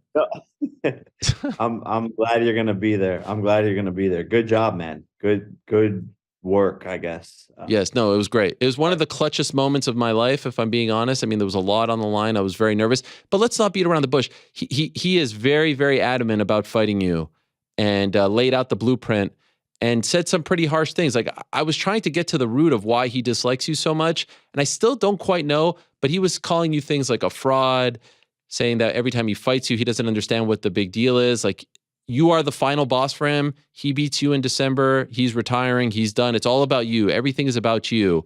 And so I'm wondering if you share that same, like, do you feel this strongly about fighting him, or do you feel like it's a one-way street? Nah. He's like a side chick to me. I have much bigger plans than him. I want to be a world champion. I'm going to become a world champion. That's the path I'm on. KSI is kind of like a side quest. But of course I'm his end goal. I don't know. It's just funny to me, and that's what makes me the A side, is how desperate he is, how much he wants this so badly. And don't get me wrong, I would love to fight him, but again, I'm focused on fighting real fighters, world champions. He's doing his like WWE shows, the whole Misfits thing, fighting video gamers. That's what I did, 4 years ago, 3 years ago. So there's just levels to this, and until he gets in there and fights someone like Woodley, which is who he should fight, I'm not impressed by anything he's done, and I could really care less. He said it's down to Joe Fournier or Woodley on May 13th for him. Do you have a like if you want to try to build to the biggest fight possible, is it better for him to beat Fournier or beat Woodley to get to you? To beat Woodley, 1,000,000%. Like Fournier doesn't have an audience. Woodley is a massive name. It's a massive pay-per-view draw. And a way more exciting fight. I think KSI wants to do it because Joe is like technically a professional boxer, but Joe's kind of like been in there with taxi drivers and just really easy fighters. So he has a good record, but it's a padded record. He's never fought anyone actually. Does he beat Woodley in your opinion? I don't think so. I don't think so. So what happens then? Does that ruin the fight? If he loses, it does, yeah. But like I said, I don't care. I'm on a track to be a world champion, and it's funny. Like Tyron and I have like gotten closer over the past couple of months, and like I think Tyron knocks him out actually. Wow, really? And I think that's why he's most likely going to choose Joe. And to be clear, what was that? You think if he loses to Tyron or Joe, to anyone, does the fight against you evaporate? There's no interest in it? No interest. I'm already losing interest. It's like he talks, he has excuses. He says one thing, then goes back on his word. So he reminds me of Tommy Fury, honestly. So I've already lost a lot of interest in it. I would mainly just be doing it to pick up a bag, like bank robbery. I'm going to go in there, knock him out, and do a front flip off of his unconscious body and just like take home the bag. Honestly, that's what that fight's for me. Do you ever ask your brother, like, hey, man, this guy doesn't like me so much. Like, he's really not a big fan of mine. How are you in business with him? Is that weird between you guys? No. I like same thing. Like, kudos to my brother. Go get the bag. I don't think I would ever partner with someone who I had like all this beef with and shit talk and lost to in a fight. And he said things about our parents and mother and dad, but maybe they've come into some sort of a resolution. I just would have never partnered with that guy. I think he's, a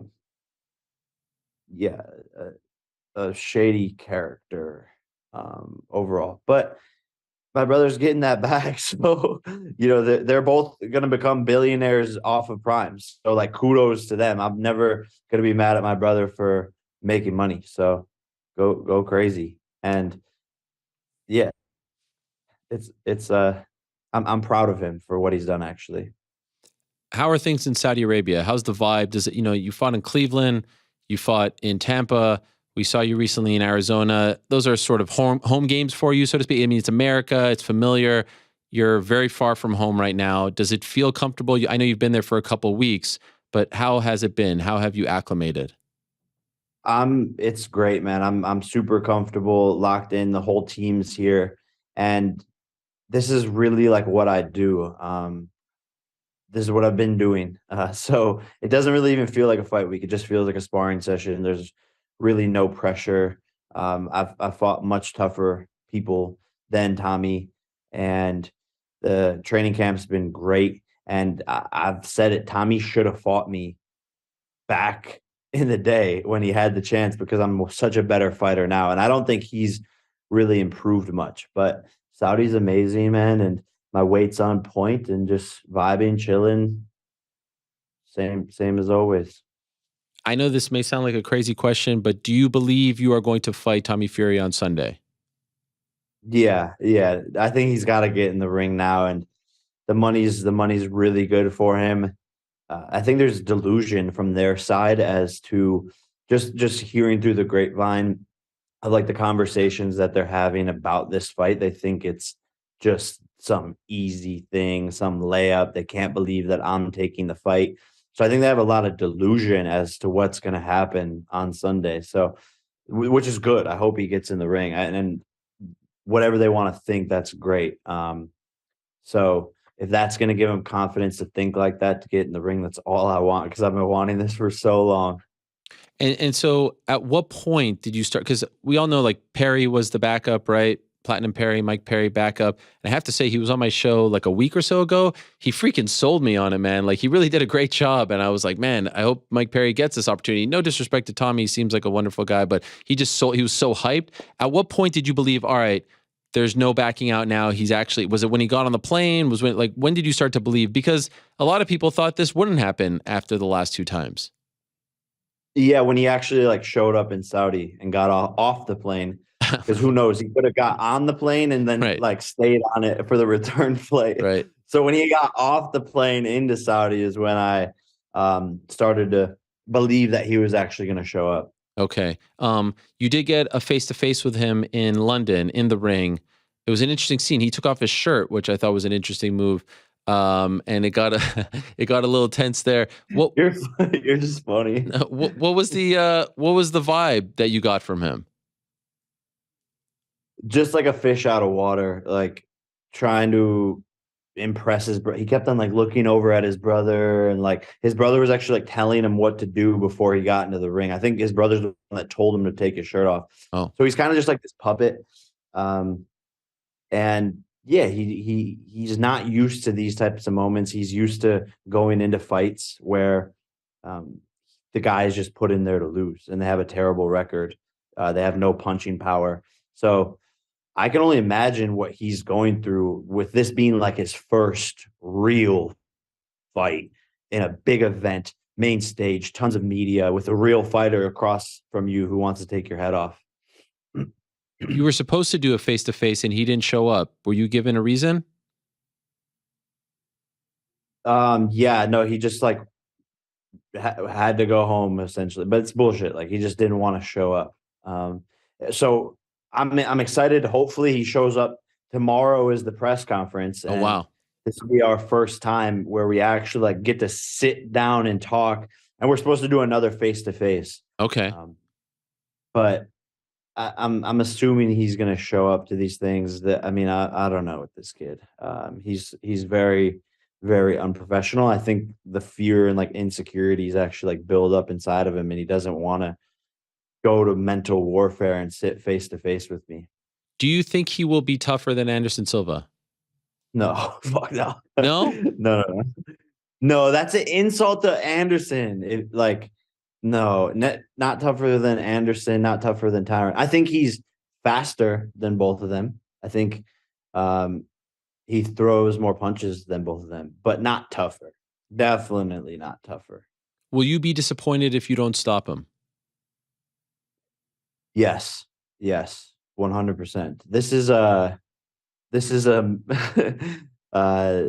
must knockout fight for me personally, because I know I can do it. I would just be letting myself down. Like I'm gonna win the fight, but if I don't knock him out, yeah, I'll definitely be pissed off, because I know I'm capable of it. I just have to execute the game plan. But had an amazing last sparring session just before this interview, feeling on fire, super sharp. So I know I'm gonna get that done. In a weird way, is there a case to be made that there is more pressure on you because he beats you? Obviously, like, okay, he says that you're the side quest, right? Oh, I'm going to be a champion boxer, this and that. Like, I'm just doing this as an easy payday. But you have 2 massive fights, like just chilling, waiting for you on the horizon. You've got Nathan Diaz, potentially. You've got KSI, potentially. Those are gigantic fights, arguably bigger than this one. And then there's a case that if things don't go well, which obviously could happen, those fights aren't as big. Do you feel, considering that there's more pressure on your shoulders in a weird way, despite the fact that you're the more inexperienced guy, although it's getting close now in terms of your pro fights, than he is, and with his name and all that stuff? Yeah, no, that's a good way to look at it. I don't feel that pressure just because of my preparation and confidence, but I definitely have a lot to lose, but I also think he does as well. So I don't know. It's probably pretty similar amounts of pressure, but I definitely am the guy to be. You know, I have a bigger platform. I have a bunch of other shit going on. You know, I have a bright future, and this is really all he's got, right? This is like his biggest thing, his biggest moment, his biggest opportunity. So I mean, who knows? I think there's a lot of pressure both ways, which is why when there's high stakes, it makes for a better fight. People are more on the edge of their seats, and that's why this is like turning out to be a global event. There's so many people here and coming here. Mike Tyson's here. Devin Haney's pulling up. Like, this is a big, global, massive event. I've never had this much hype before a fight ever. So many people are talking about it. All different types of audiences are super engaged. So I think the high stakes and the high pressure has created a massive fight here. I don't know if you feel this way. I feel like there's a bit of irony in the fact that it's on ESPN Plus pay-per-view. Not that long ago, I worked for ESPN, and you know, when you were fighting Ben Askren, without getting into too much, like, you know, we were told not to talk about it for, you know, given the feud with Dana and all this stuff. Now you're on freaking ESPN yourself. They're spending 30 minutes before Artur Beterbiev is fighting, hyping you up, and you've got, you know, Andre Ward talking about you and all this stuff. Like, in 2 years, like 2 years ago, there was no way this was happening, you fighting on ESPN and them giving you, you know, the platform, the rub, this and that. Now it's almost like they couldn't deny it. You've got Top Rank backing you. That, to me, is a massive feather in your cap. Do you view it that way as well? For sure. And I'm just grateful for their backing and support. And it's been awesome working with everyone there. And I want to do the biggest fights on the biggest platforms, and ESPN Plus is just that. And I've proven myself. I've won in big moments. The business is undeniable, like you said. And yeah, it's funny because of the whole relationship with all Dana and all them. But here we are. Who'd have thought? You know, no one could write any of this in a movie. It's crazy where we are. No one thought I was going to get this far. So the story is continuing, and I'm just happy to be a part of it. Do you think it's funny that you're on the same pay-per-view platform now as the UFC? Yeah. Yeah, no, it is. It's funny. And the PFL as well. Yes. So it's, I guess, a newfound home, and we have big things on the horizon with PFL.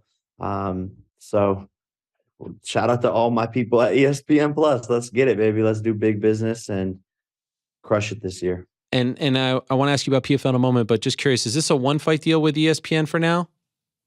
Yes. Okay. And so we'll see how it goes. Now, I haven't talked to you since the PFL announcement. Why did you decide to do this? Look, I think MMA is in a different, weird spot right now. It's in a transition spot, and there's a ton of room to innovate, a ton of room to disrupt. Just like I did in the boxing world, I see the same gap in MMA right now. And meeting Don Davis and Peter Murray at the PFL, they're amazing guys. I share a similar vision with them. And I know I could change that sport as well and bring a ton of eyeballs to the PFL, to the amazing fighters at the PFL, and then to be the change that I talk about. Because I talk about fighter pay and getting the fighters paid more and blah, blah, blah, blah, blah.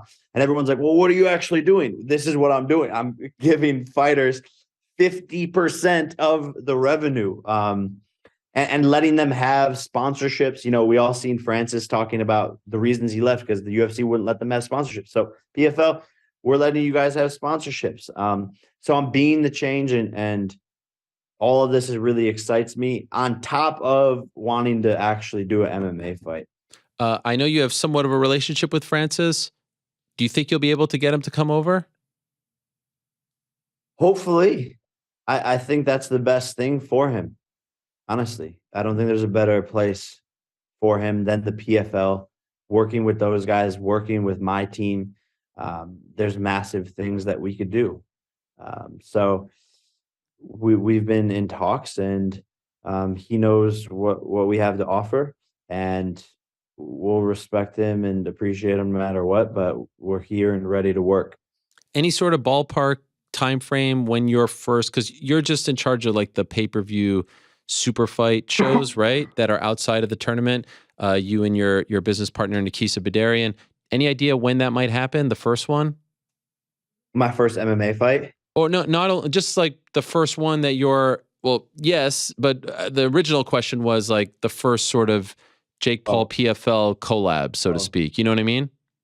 Yeah, no, we're working on figuring out the timeline for that as we speak. But it should be this year. Okay. MMA fight though, like you have this, you have potentially Nate, potentially KSI. Where do you squeeze in the MMA fight? That's probably a 2024 thing, right?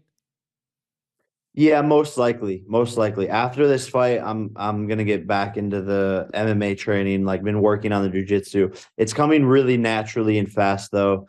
People, I was a wrestler. So like a lot of my movements are just like snapping right back to me when I was doing jiu-jitsu / wrestling training.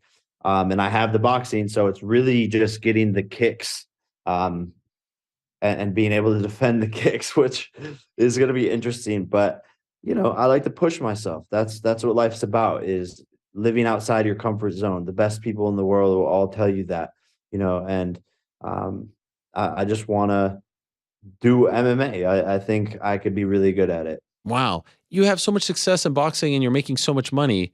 Why though? I like making history and shaking the pot and innovating more than money or anything really. So to me, that's what this is all about, is doing things differently, changing the game, and inspiring the next generation of athletes to prove to them that damn near anything is possible with hard work. I suggested when you came out with that video to announce the PFL deal that you should be the face of the PFL. Like you should be the guy at the press conferences, face-offs, all that stuff. Is that of interest to you or is that too much? No, that's what essentially is slowly going to start to happen. It's not going to be the face and all that stuff, but yeah, I'm going to get involved in many different ways and hyping the fighters, doing the face-offs, all that stuff. I'm going to be hosting some face-to-faces, so I might call you for some tips. But all that, man, I'm going to do everything in my power to make the PFL the biggest company that it possibly can be. Where do things stand with Nathan Diaz? I think they're ready. They're ready. I'm getting through Sunday, and we're gonna line that one up ASAP. Wow. You feel like that's next? Yeah, I think that's next. I think that's what the fans want, and that's who I want. There's been a lot of talk back and forth. We've said our stuff, but it's time to get down to business. Wow. And time frame ish? I guess probably like mid-year. Okay. Maybe summer, sometime summer. And when you say that, it sounds like you're confident, is this the one fight boxing, one fight MMA deal, or do you think it would just be boxing? I want to do the one fight boxing, one fight MMA, but I'm not sure if Nate's team is like fully aligned on that yet, or I don't know if they realize like how serious I am about that. I think they thought I was just like doing it for hype, but I'm dead ass. Okay. Which fight is bigger in your opinion, business wise, Nate Diaz or KSI? Pretty similar, honestly, because Nate has that big pay-per-view draw. KSI hasn't proven that he could sell a lot of pay-per-views besides when he fought my brother, but that still was only like 200,000. So, and it was way cheaper. It wasn't a $50 or $60 pay-per-view. Nate sold, the 50, 60, 75, I think $75 pay-per-views, like 1 million of them. So I think Nate actually probably a bigger business play than KSI. Of the three though that are on the table, because you've said your plan for this year is Tommy, Diaz, KSI, which one excites you most? Which one do you feel like is the biggest? I think Diaz probably. Wow. Yeah. And just like more interesting. I think the real fight world and combat sports world will be highly engaged with that fight. I think the internet will love me versus KSI and like the younger kids. But like I said, I'm on the path to be a world champion, and I like real fights against real fighters. So that's my focus. And you win on Sunday, you're going to be ranked by the WBC. How do you feel about this? Look, I mean, I think it's cool. Yeah, I don't know. Like to me, the numbers don't mean anything really. Like I'm already ranked number 1 in my head. So that's the mentality you have to have if you want to be the greatest and want to actually excel and win in this sport. You have to believe you're the best even before you maybe even are. So that's always been my mindset, but it's cool. It's great. Like I work hard. I don't know. I fought way tougher opponents than a lot of your favorite boxers out there did in their 7th fight. So I think it makes sense. Now, before I let you go, how do we fix everything between you and Eddie Hearn? I feel like it's more fun when you guys are sort of friendly, right? I mean, it was so much fun in New York last year. You guys sitting next to each other. It just made that fight feel bigger. And we've got this massive fight on the horizon, right? May 20th, Ireland. Your gal, Amanda Serrano, the rematch, Katie Taylor. I feel like we need to figure this out. What can we do? Can I help? What needs to happen? Yeah, it's interesting, man. I don't know. Like, there's some sort of just like animosity from his end where he just is like bitter and just like has sly underhand remarks in damn near every interview that he does about me. I think he's got some inner healing and personal healing to do to deal with that anger or whatever his resentment is towards me. I'm cool. I don't hold grudges. I'm a grown ass man. I get people say things, so it's cool to me that he said things. I don't care. But it seems like there's this constant thing from him where he's like almost trying to protect the boxing community from like respecting me in any way. He's like gatekeeping is really what's going on. And it's just old, but I'm cool. We could do business no matter what, like I said. Okay. Will you be there in Ireland if it goes down? Yes, 100%. Okay. And by the way, I saw you last time you were in Saudi Arabia. You did the WWE thing with your bro. Any chance you do more of that stuff? We'll see. We'll see. I'm down. I just don't want to get injured. Yeah. I know how serious it is. My brother tore his MCL. It's crazy out there. So I just don't want it to derail from my boxing and all that. But I'm down. I love the WWE. I love working with my brother. So that would definitely be something that could be on the horizon for sure. I got to say, blown away by him. Like what he did at the Royal Rumble there with Ricochet. Every time he shows up, it's just like insane. He was literally perfectly made for that sport. It's absurd. I don't get it. And it looks like he's been doing it for years. I don't get it. It's nuts, man. It doesn't make, and you see, I saw him in Montreal this weekend when he was there at the Elimination Chamber, and I saw how seriously he was taking it, like going through everything and him in the back, like how locked in he was. It's really cool to see someone in his spot take it that seriously, because some other people I think show up and they're like, oh, this is easy, it's fake. He's clearly not taking it like that, and it's showing, right? Like by his work in the ring. So I have a lot of respect for him for what he's doing. Yeah, me too. And we always take everything we do very seriously and want to excel at it. That's just like how the Pauls do it. So whatever it is we set our mind to and get involved in, we want to be the best at it. All right. So the next chapter this Sunday, ESPN Plus pay-per-view, BT Sport box office in the UK, all over the world on different platforms. Finally, and it's Sunday, not Saturday, at around, I think it's like around 3-4 p.m.-ish, if I'm not mistaken. Like around right now, like whoever, if you're watching, it's like right now. Yep. Finally, it's going down. Press conference tomorrow. Jake Paul, Tommy Fury. We finally get the answer to this question. Finally fighting a pro boxer. This is what everyone wanted. 185. John Fury is going to be there, right? Is Tyson going to be there? Do we have confirmation? Will Tyson be there? Yes, Tyson's pulling up. Ooh, will he be in his corner? He doesn't usually go in his corner, right? I'm not sure. I'm not sure about that one. We'll see. You know, it'd be something. you went like if Tyson is the one who lifts the arms and then he's got to go with you, like he's the gal, like you get to take him home because it seems like he likes you, you know what I mean? And so he said his brother has to stay home if he loses, then you get to adopt Tyson as your older bro, you know? Yes, that's what's going to happen. We're going to ride off into the sunset. I love it. I love it. Good luck, Jake. Appreciate you doing this. Thank you very much. Good luck on Sunday. Can't wait to see how it all unfolds. Thank you, man. Peace out. All right, there he is, the problem child, Jake Paul. A lot going on in his world between the PFL stuff, the Diaz stuff, the Tommy Fury stuff, the KSI stuff. Whew, it's a lot of stuff. That is a lot of stuff. It's a lot of stuff, Frank. I don't know if you know this, but it's a lot of stuff. But I'm looking forward to it. And I think you are as well, right? I am. I really am. Genuinely am. Who's the favorite as of right now, GC? Jake. On? What platform? All of them?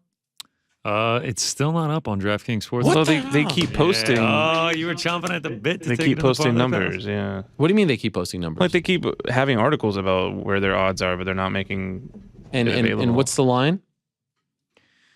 Around minus 165. I'm seeing a couple minus 150s. Whoa! And what's close. what's Tommy? Tommy plus 140 coming back. Plus 140. Wow. Any action on your end? Don't tell me what it is if there is. Yeah, there's gonna be some action. All right. Well, that's a good plug. Because we'll get your picks right now. First, a quick word from our good friends over at DraftKings Sportsbook. As you know, NBA action in full swing. There's like 25 games left. DraftKings Sportsbook, the place to be. Official sports betting partner of the NBA. New customers can place a $5 bet on any pregame money line and get $150 in bonus bets if your team wins. Plus, all customers can take a shot at an even bigger payout with DraftKings stepped up same game parlays. New customers, by the way, download the app right now. Sign up with the code TheMMAHour. There it is. And how about this? You place $5 on any pregame moneyline bet. You get $150 in bonus bets if your team wins. Again, that's code TheMMAHour. Only at DraftKings Sportsbook, and it's 21 and older in most eligible states, but age varies by jurisdiction. See DraftKings.com/sportsbook for details and state-specific responsible gambling resources. Gambling problem? Call 1-800-GAMBLER. In New York, call 877-8-HOPE-NY or text HOPE-NY 467-369. Bonus issued as bonus bets. 1 boost per eligible game. Opt-in required. 10+ leg required for 100% boost. Deposit, parlay, and wagering restrictions apply. Eligibility and terms over at sportsbook.draftkings.com/basketball terms. All right, let's go. What do you got? By the way, we'll go to the Parlay Pals. Yeah, I was gonna say, are we doing the Parlay Pals first? Oh, well, we don't care about Rick, really. What a mensch. Are we just singing and dancing right now? Yeah. We could do the Parlay Pals after, whenever Rick wants to join us. Oh, we're just waiting on him, I guess. Well, I mean, you know, could make your having picks. lunch. I mean, I have been speaking for the last 4.5 hours. Yeah, you getting tired? No, I don't know why you would be, man. I mean, no, everything's great. no Everything's. emotional tolls of the, the highs of that darts match. Can we just talk about that for a second? Oh my gosh, I really wasn't aiming for anything. I wish that I can actually like take credit for this, but It was an incredibly cool moment. It would have been 100 times cooler had you been like, need the bullseye, and stuck it. Either way, you were in the moment. Yeah, pressure was on. Still unbelievable. Can't believe it. I appreciate Won by 1 point. Yeah, all of a sudden I've gone pretty good at these games. Yeah, I mean, you beat him twice, so you're technically on a 4-match winning streak. 4-1. Sky, the only one to beat you. Yeah, but that was the first one, so I feel like it's a little bit of a, you looks get a like Rick mulligan just on that stumbled in one. from Yeah. Oh, look who it is. What do we have? A Cobb salad. What do we? Don't worry, I heard the slander. We don't have a it was- graphic anymore for There was no MMA? slander. Parlay Pals? There was nothing. What do you mean? We don't need me? I mean, I was All right, listening. so now are we doing picks or Parlay Pals? Well, I just wanted to say the guy who did the randomizer, he sent me an email. And said? I just wanted to tell me that he was the one that did the randomizer. Oh, I think he's nice. going to reach out to you about some modification. Oh, an updated version for Yes. randomizer. Since we're talking about it, let's randomize it. All right, well, let me just... I don't even want to do this. Who cares? Wait, what? Listen to What's Rick, up with man. this? Wow. I did you a favor. I picked one that I knew was going to lose. Wait, you're out, Rick? You're out? You're done? No, he's fine. I mean, the way I'm being treated, I don't know if I even want All to. right, let's randomize it. I was like so excited to go to you guys. I mean, what about that? Yeah, you were so excited to go to me that it's like, we don't even need them. Forget them. Wow. So excited. Wow. And you get welcomed back. Oh, Helwani. With the last How about pick. that? Helwani first, Frank second, Connor third, Rick fourth. Yeah, after he emails with the randomizer guy. What a shocker. Yeah, that is weird. That is weird. Yeah, highly randomizer guy suspicious. put the fix in. By the way, bigger fight: Diaz Paul, KSI Paul. I'd say KSI Paul. Wow. Diaz Paul. I mean, Diaz what do we Paul, for what does bigger mean? That is true. Yeah. I don't know. Like, what's the bigger fight? Like, what is capturing the imagination of people worldwide? Teenagers? Yeah, Diaz Paul. But yes, there will be more people stealing KSI and Paul. Oh, jeez. The amount of actual eyes on it, I think it'd be KSI Paul. I know I'm not allowed to say this to our audience. You know, they get very offended. I really like this KSI fellow. He's such a lovely guy. I mean, behind the scenes, he seemed like a pretty chill dude. Not just behind the scenes, in front of the scenes. No, I know. Yeah. I'm just saying, you know. Yeah. In case they switch it off, you know, we saw what MJF did to Frank after he Yeah, got that was off pretty the- rude.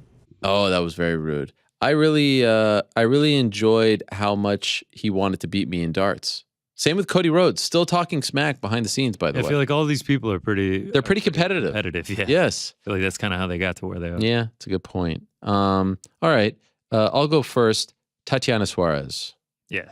I don't blame you. There she is. I can't really blame you. I had a feeling someone was going to take that. And I'm thrilled to be the one. Tatiana Suarez. Minus 750 for Tatiana Suarez. Finally coming back after almost 4 years away against Montana De La Rosa. If she is who we saw her as 4 years ago. One-way traffic. Yeah. I mean, the stats that she put up prior to this layoff are unreal. Yeah. She's like she led the strawweight division in like almost every statistical category. All right, who's next? That's me. That brings us to our man Frank. Let's go. I have a Frank. bit of a twofer, Yes. Oh, if that's allowed. good shot here. Yes. What does a twofer mean? Well, look, I really want to pick on the Paul and Fury fight, Go ahead. but it's not open on DraftKings. So if it is open before Yeah, let's set a deadline. 5 o'clock tomorrow. 5 o'clock tomorrow, All right, 5 o'clock on Thursday. it has I to was be gonna say, logged we in, did- and then I'm we did going. we did a pre-pick before. I'm okay with that as long Yeah, as but this is as- real as it sketch. doesn't- Like, why isn't it up? You know, like It is weird that they have like a lot of the boxing fights for February 25th up there.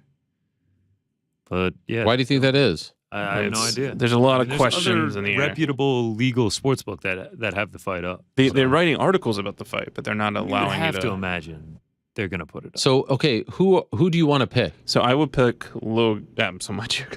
Jake Paul to win money line. Okay. If it goes up. If not, I have another pick in the backup. And what would that be? Andre Muniz. Okay. Money line. All All right, I don't hate that. Right now we'll slot Jake Paul in right around minus 165, and yeah, Appreciate it. All right. I could live with that. Who's next? That brings us to me. Wow. By the way, do you guys feel like the fact that it's on a Sunday ruins it, or you don't care? I'm actually looking forward to it more. You know, Saturday will be dedicated to KSW, Bellator Dublin, Right. UFC. Then Sunday afternoon I'll pop on Paul Fury. All right. I'm actually gonna head to Bellator Dublin. Head over to beautiful Ireland. Honestly, for a second, I thought you were actually going to Dublin. No. If I'm going to Dublin, I'm going for Katie Taylor, Amanda Serrano. I will be taking Kieran Clark, Okay. Ireland's very own, minus 410. Okay.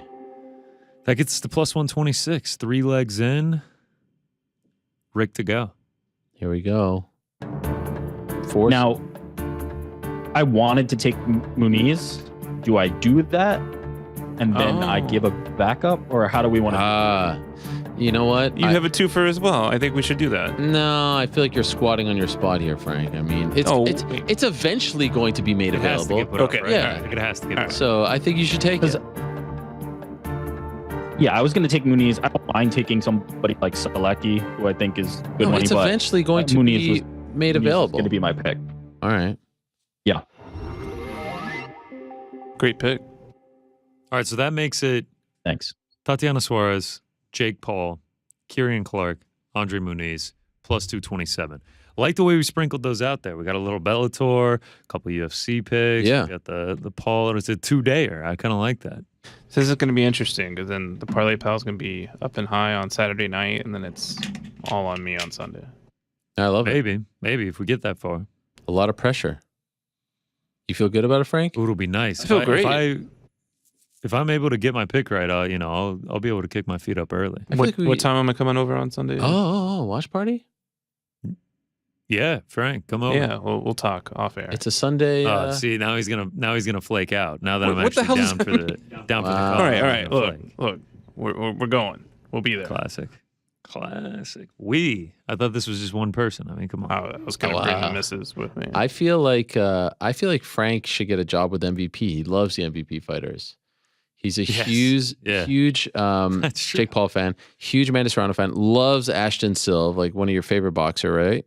Absolutely. So there you go. All right, what else you got, GC? Yeah, let's jump into the weekend events. Let's start. What better way to start?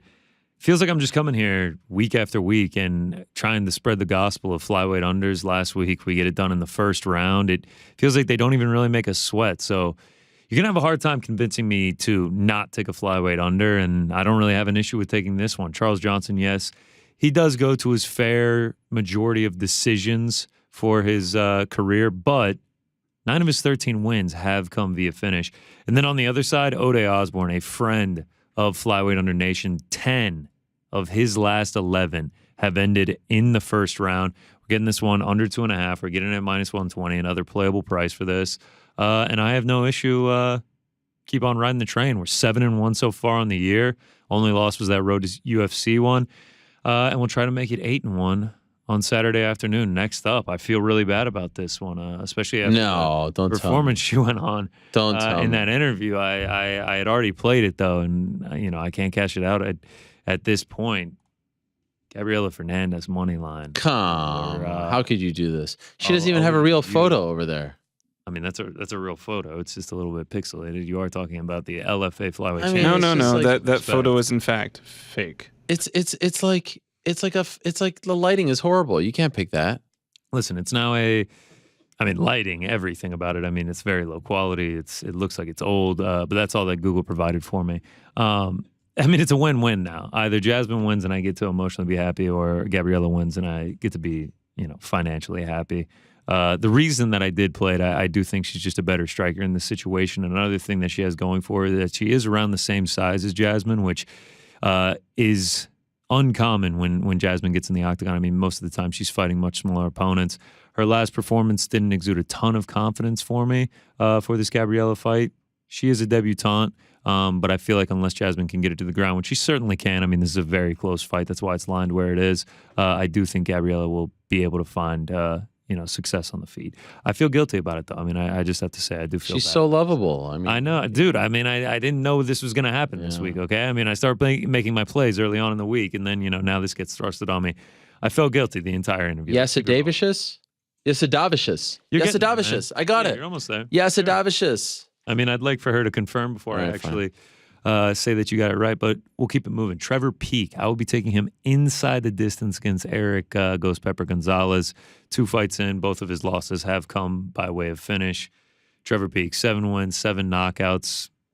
Could be a one-trick pony, could be in trouble here if it goes deep. Hasn't really tested the gas tank. But I think this one's going to be fireworks. I don't expect it to go to a decision. I think they're going to come in here and just throw him. Trevor Peek usually throws caution to the wind. He looked good as a dog on the Contender Series. In a fight that I don't see going to a decision, I felt like I should get better odds by just taking it inside the distance. I do think he finds the knockout at some point. Next up, your boy from Canada. Actually, is this the double Canada fight? I believe it is. Yes, Michael. Yeah, I mean, I think it's going to be another fantastic fight. This main card is could be sneaky fun. I'm just going to take this one fight, doesn't go to a decision. I lean Mike Malott. I mean, he did me good against Mickey Gall, but there were some dicey moments, and against Johan Lines, who does have knockout power. If he does get caught, it could be the end of the night for him. And that's why I am going with the fight doesn't go to a decision. Malott, 9 of his 10 have not gone to a decision. Lines, 7 of his 10 have not gone to a decision. And between the two, 20 fights, 14 have ended in the first round. I really think this one's going to be a fun one as long as it lasts. Rick, your pick, man, my guy. Have not faded this man yet, have been backing him every time he gets into the octagon. Andre Muniz, 3rd-degree black belt, absolute beast. It is a pleasure watching this man work.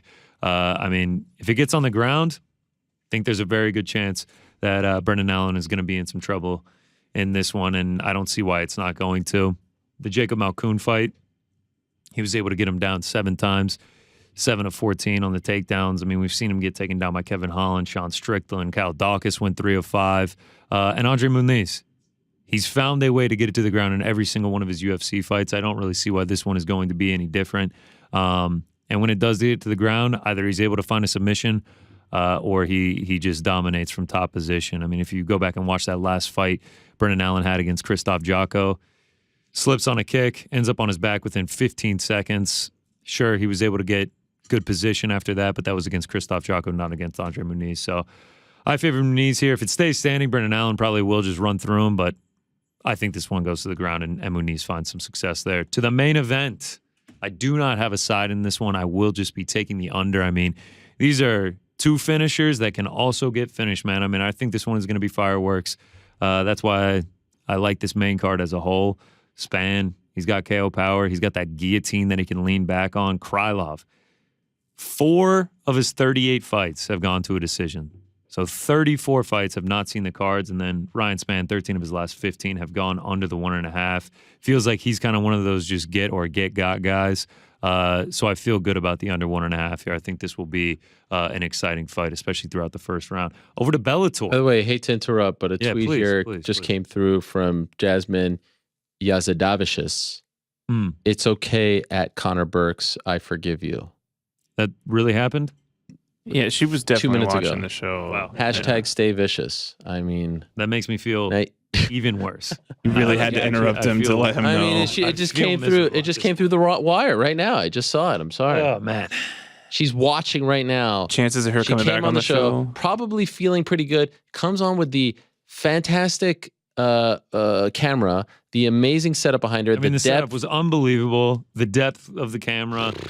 I mean, Frank couldn't stop complimenting on her microphone. I was mean, just it was blown away. Oh, did she have a mic too? No. Oh. I'm afraid I thought to the say audience sounded pretty anything. good. I thought everything about it was fantastic. I thought everything about it was fantastic. I mean, I feel terrible. You guys are mocking her. Do I go and I bet on Jasmine to even it out, and then I just lose money no matter what? But I feel better as a person. Here's the question. This is where this gets dangerous, man. Now you're betting with your heart, and we don't want you to do that. The one question I have though is, you can nullify the bet, right? What do you mean?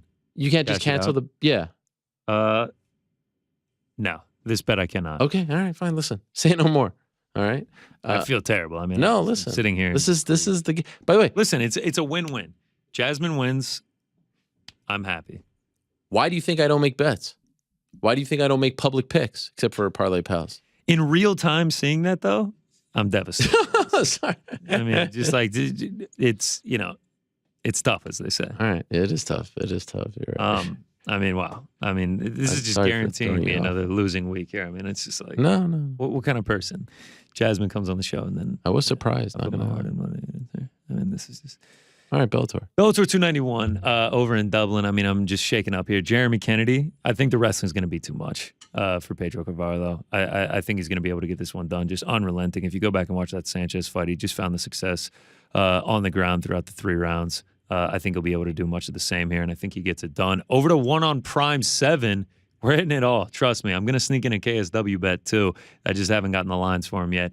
I'm going to go with De Andrade to get in the rematch after the fight ended early because of a groin shot a few months ago. De Andrade was finding so much success throughout that. I felt like, he was just a better fighter that night. I don't see why much would change. I mean, Lineker is aging, and De Andrade is just going to continue to get better as he gets older. I think he's got this one in the bag unless Lineker catches him with one. Obviously, that's always an option. But I feel good about this one. I think he gets it done this time. And then you just talk to him. Jake Paul money line. There it is. I think he knows what he's doing in this boxing landscape right now. I think there's a reason that he so badly wanted this matchup. I think he really views this as a winnable fight. I've doubted the guy a couple times before. I mean, heck, me and Rick definitely put some money on Anderson Silva last time around. Oh yeah, that failed. You guys were super confident. Yeah, Rick was a little more confident than me. I'm waiting for Jake Paul to text you now and be like, I forgive those guys for betting against me. I took their money. No. But yeah, Jake Paul. I'm riding with him. It looks like the line's going to continue to move towards Tommy Fury. Maybe I should have waited a little bit longer, but I locked in Jake Paul at -165. So yeah, those are the singles. Gonna find a way to get a KSW bet in somehow. So I'm just covered on all promotions. But I got the one. I got the Bellator. I got the Fury Paul. I got the UFC Apex 70. And then let's keep it rolling. 2 quick parlays. Tatiana Suarez, Joe Selecki. That main event under 3.5. I want to add the under to another parlay, but I can't get overexposed. I can't have a repeat of the main event at UFC 283. That was just a nightmare. And then Bellator 291. You know we love to do it. You know we have to do it. Just a nasty squash match parlay, -900s, -1000s, -400s. What doesn't say winner? What doesn't say plus EV like a -144 4-legger? I mean, that's just smart gambling right there.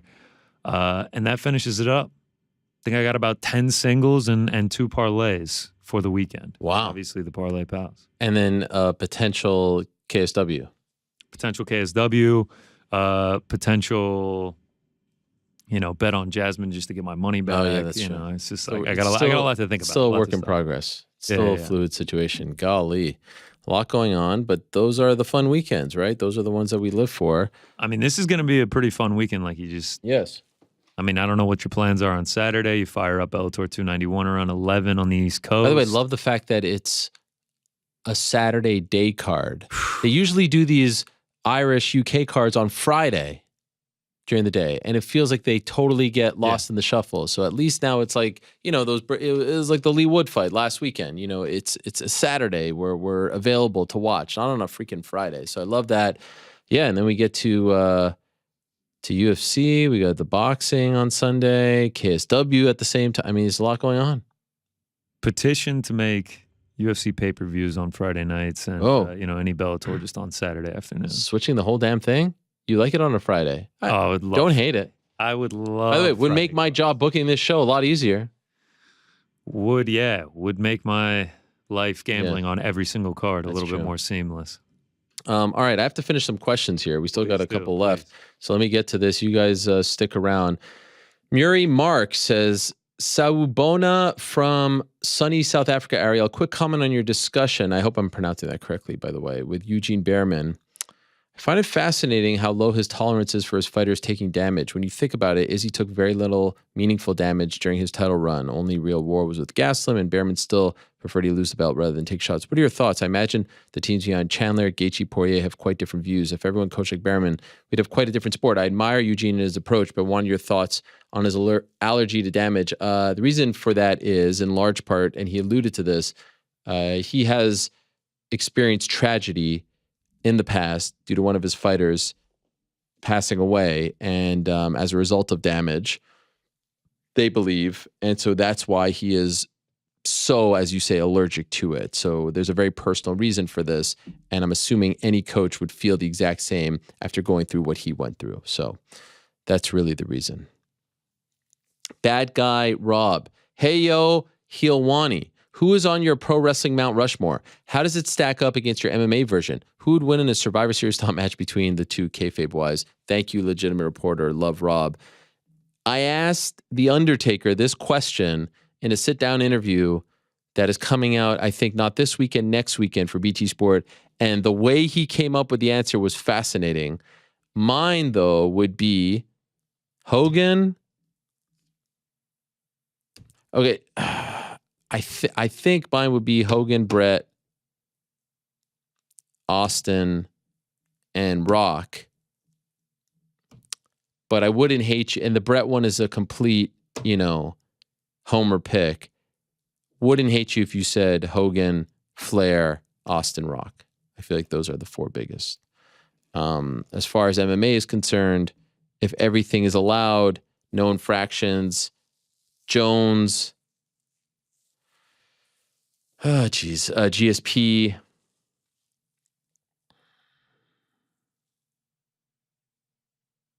It's tough. Like, do you go with Hoist because he was the first one? Anderson. Probably go with Jones, GSP, Anderson, and DC. But there's also Demetrius, Hoist, obviously, Liddell, Couture. It's tough. It's tough, as one GC would say. The Spliz. Hi, Ariel. I hope you're well and really amazing to hear about your trip to Montreal. Question is about rehearsal on the MMA Hour. Curious to know what it entails and for how long. Always been curious. It's awesome to see you moving past your old neurotic self and being able to enjoy your trip to Montreal and not let the haters bring you down. Have a great day, buddy. Yes, so many haters, so much jealousy. So to me, I can understand the haters, like the online people going like, rah, rah, rah, rah, rah, rah. But it's the people in the industry, and you know, not to name any by name. Does that make sense, Frank? I'm losing my marbles here. Not to name any. How about that? But like the professional jealousy is a very funny one to me, and a sad one, pathetic one. Fans are fans, and they're going to say what they are going to say, but it's the professional jealousy that I've never really been able to relate to. That being said, yes, it was a great weekend. And as far as rehearsal goes, Frank is the rehearsal what is the word? That's Andy now. No, I got tired of doing it. You think it's really Andy now? Yeah, I actually asked her. I was like, I need you to wrangle these kids because they're not respecting the mysterious. Right? Wow. Why do you care so much? Here's my question. So we go through the whole show, like just the elements, like we're going to do this, the music. Do you feel like we still need to do it at this point, a year and a half in? Yeah, definitely. Why?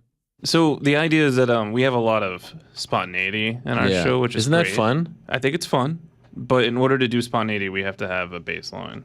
And in order to have that baseline, you got to practice your ones and twos. Wow. I love the way he said it. I think it's fun. It almost sounded parental. Yeah. Feels parental, to be honest. I feel like we're always in a pretty good spot. I mean, the beauty of the show is the spontaneity, right? I'm not disagreeing with any of that. I'm not complaining for once. Wow. Well, I enjoy it. And like I said, I always feel like I'm truly at home. No matter where I go, what I do, I always feel like I'm at home here. And I feel like we've gone into a great groove. Do you spill soup on your carpet at home, or? Wow, that's not very nice. Stain is still there. It's still there. No one's even touched it. I have to just walk around it at this point. No one's. I don't know what's going on. Is there no one that's? I mean, I've offered to clean it up. I took some paper towels. Jim's gonna come in here and be like, "Oh, what's that?" And they're like, "Oh, Helwani spilled some soup." I'm totally gonna blame it on you. Josiah, hey Ariel, you've talked a lot about your past anxiety and how you've managed it as you grew into your career. I'm also someone who's dealt with persistent anxiety while being in a front-facing job myself, interviews, presentations, being in front of large groups. And what it's forced me to do is over-prepare. I often play out every possible scenario beforehand so that I'm never caught in a situation where I feel ill-prepared. But I know that you don't go into your interviews with a list of questions because of how well you know the people and subject matter. You can go off the dome. So I guess my question is this. How did you get to the point where you felt confident enough to conduct these massive interviews without notes or pre-written questions in front of you? And do you often walk away with various things you wished you would have asked or find yourself stuck in an interview without a follow-up in mind? Well, about the wish part, yes. I can tell you there's things I wish I would have asked KSI, Jake, everyone that I talk to. That's a constant. That's an absolute. That will always, I think, bother me and be the case. I could always find something. There are times where, you know, an interviewee isn't giving you a lot and you're like, golly, I'm kind of hitting a wall here. But I could always find something, or you just kind of wrap it up. You know, if you're done, you're done. But it took a while. Like when I was in college, I would show up with a sheet of questions and I would ask, you know, I would ask the guest, number one, blah, blah, blah, da, da, da. And then I just found relatively early on that if I was confident enough and well-versed enough in the topic, why do I need this sheet of questions? Like I said, if you go out for lunch with your friend, you're not bringing a sheet of questions. So if I know who KSI is, if I've done my research, if I've watched the doc, if I've watched interviews, if I've listened to stuff, if I know who Yair is, if I know who Jasmine is, I don't need to have questions. So, you know, if Conor McGregor walked in right now, I could be ready. I could do it. No problem. If Dana White walked in, if Scott, like, you just have to be well versed. Now, if Dale Earnhardt walked in, I could fake it, but I wouldn't be as ready. So it's just about the preparation gives you confidence. And over time, I think I've gotten more comfortable in my skin and feeling that I could hang in any kind of scenario. But that's just reps. That comes with reps. That comes with preparation. That comes with being prepared. That comes with belief. It takes a while. It doesn't happen overnight. Joe, hi, Ariel. I'm a longtime listener from Todmorden in Lancashire, England, near Bisping's hometown of Clitheroe. Was just wondering if you ever considered a Where Are They Now, You Almost Forgot Perhaps segment on your show of fighters who just disappeared into thin air. I started watching UFC in the late 2000s. So fighters that come to mind are as such. TJ Grant, yes. Actually had him on, a few years after he disappeared. Buddy Roberts, Lance Benoist, Brian Caraway, Costas Philippou, John Cholish, Mark Hominick, Jimmy Hedges. Obviously, TJ retired with concussion. That's TJ Grant. Right before he got a title shot, and he kind of vanished. It would be cool. The thing I struggle with is, in order to make the show as relevant and popular, whatever, people tend to gravitate towards the people that are in the news right now. So I try to mix as much as possible. But I love that stuff. That's why I love the Jens Pulver interview so much. I love the old school guys, so to speak. Cholish would be great. Was one of the first guys to talk about pay and all that stuff before anyone was. So, yeah, I would love it. TJ Grant, I hope he's doing well in Nova Scotia. Legend. Zach J, good morning from SoCal. I wanted to use my question to get to know more about you and the crew. This question is for everyone. If you could only have one breakfast for the rest of your life, what would it be? Slight alterations are okay, like if you choose pancakes, syrup one day, whipped cream the next is okay. Mine would be runny eggs on toast. Thank you all for your time and much love to all. Lately, I've been going with a very light breakfast. If I could just pick one item every morning for breakfast, it would be an almond cappuccino, almond milk cappuccino. That gives me great, great joy in life. And I've been enjoying having a lighter breakfast. Banana, cappuccino, waiting a little bit, eating a bigger meal as the day goes on. That's really my thing. I don't like to have a big meal to start the day, something heavy. Of course, I love my food.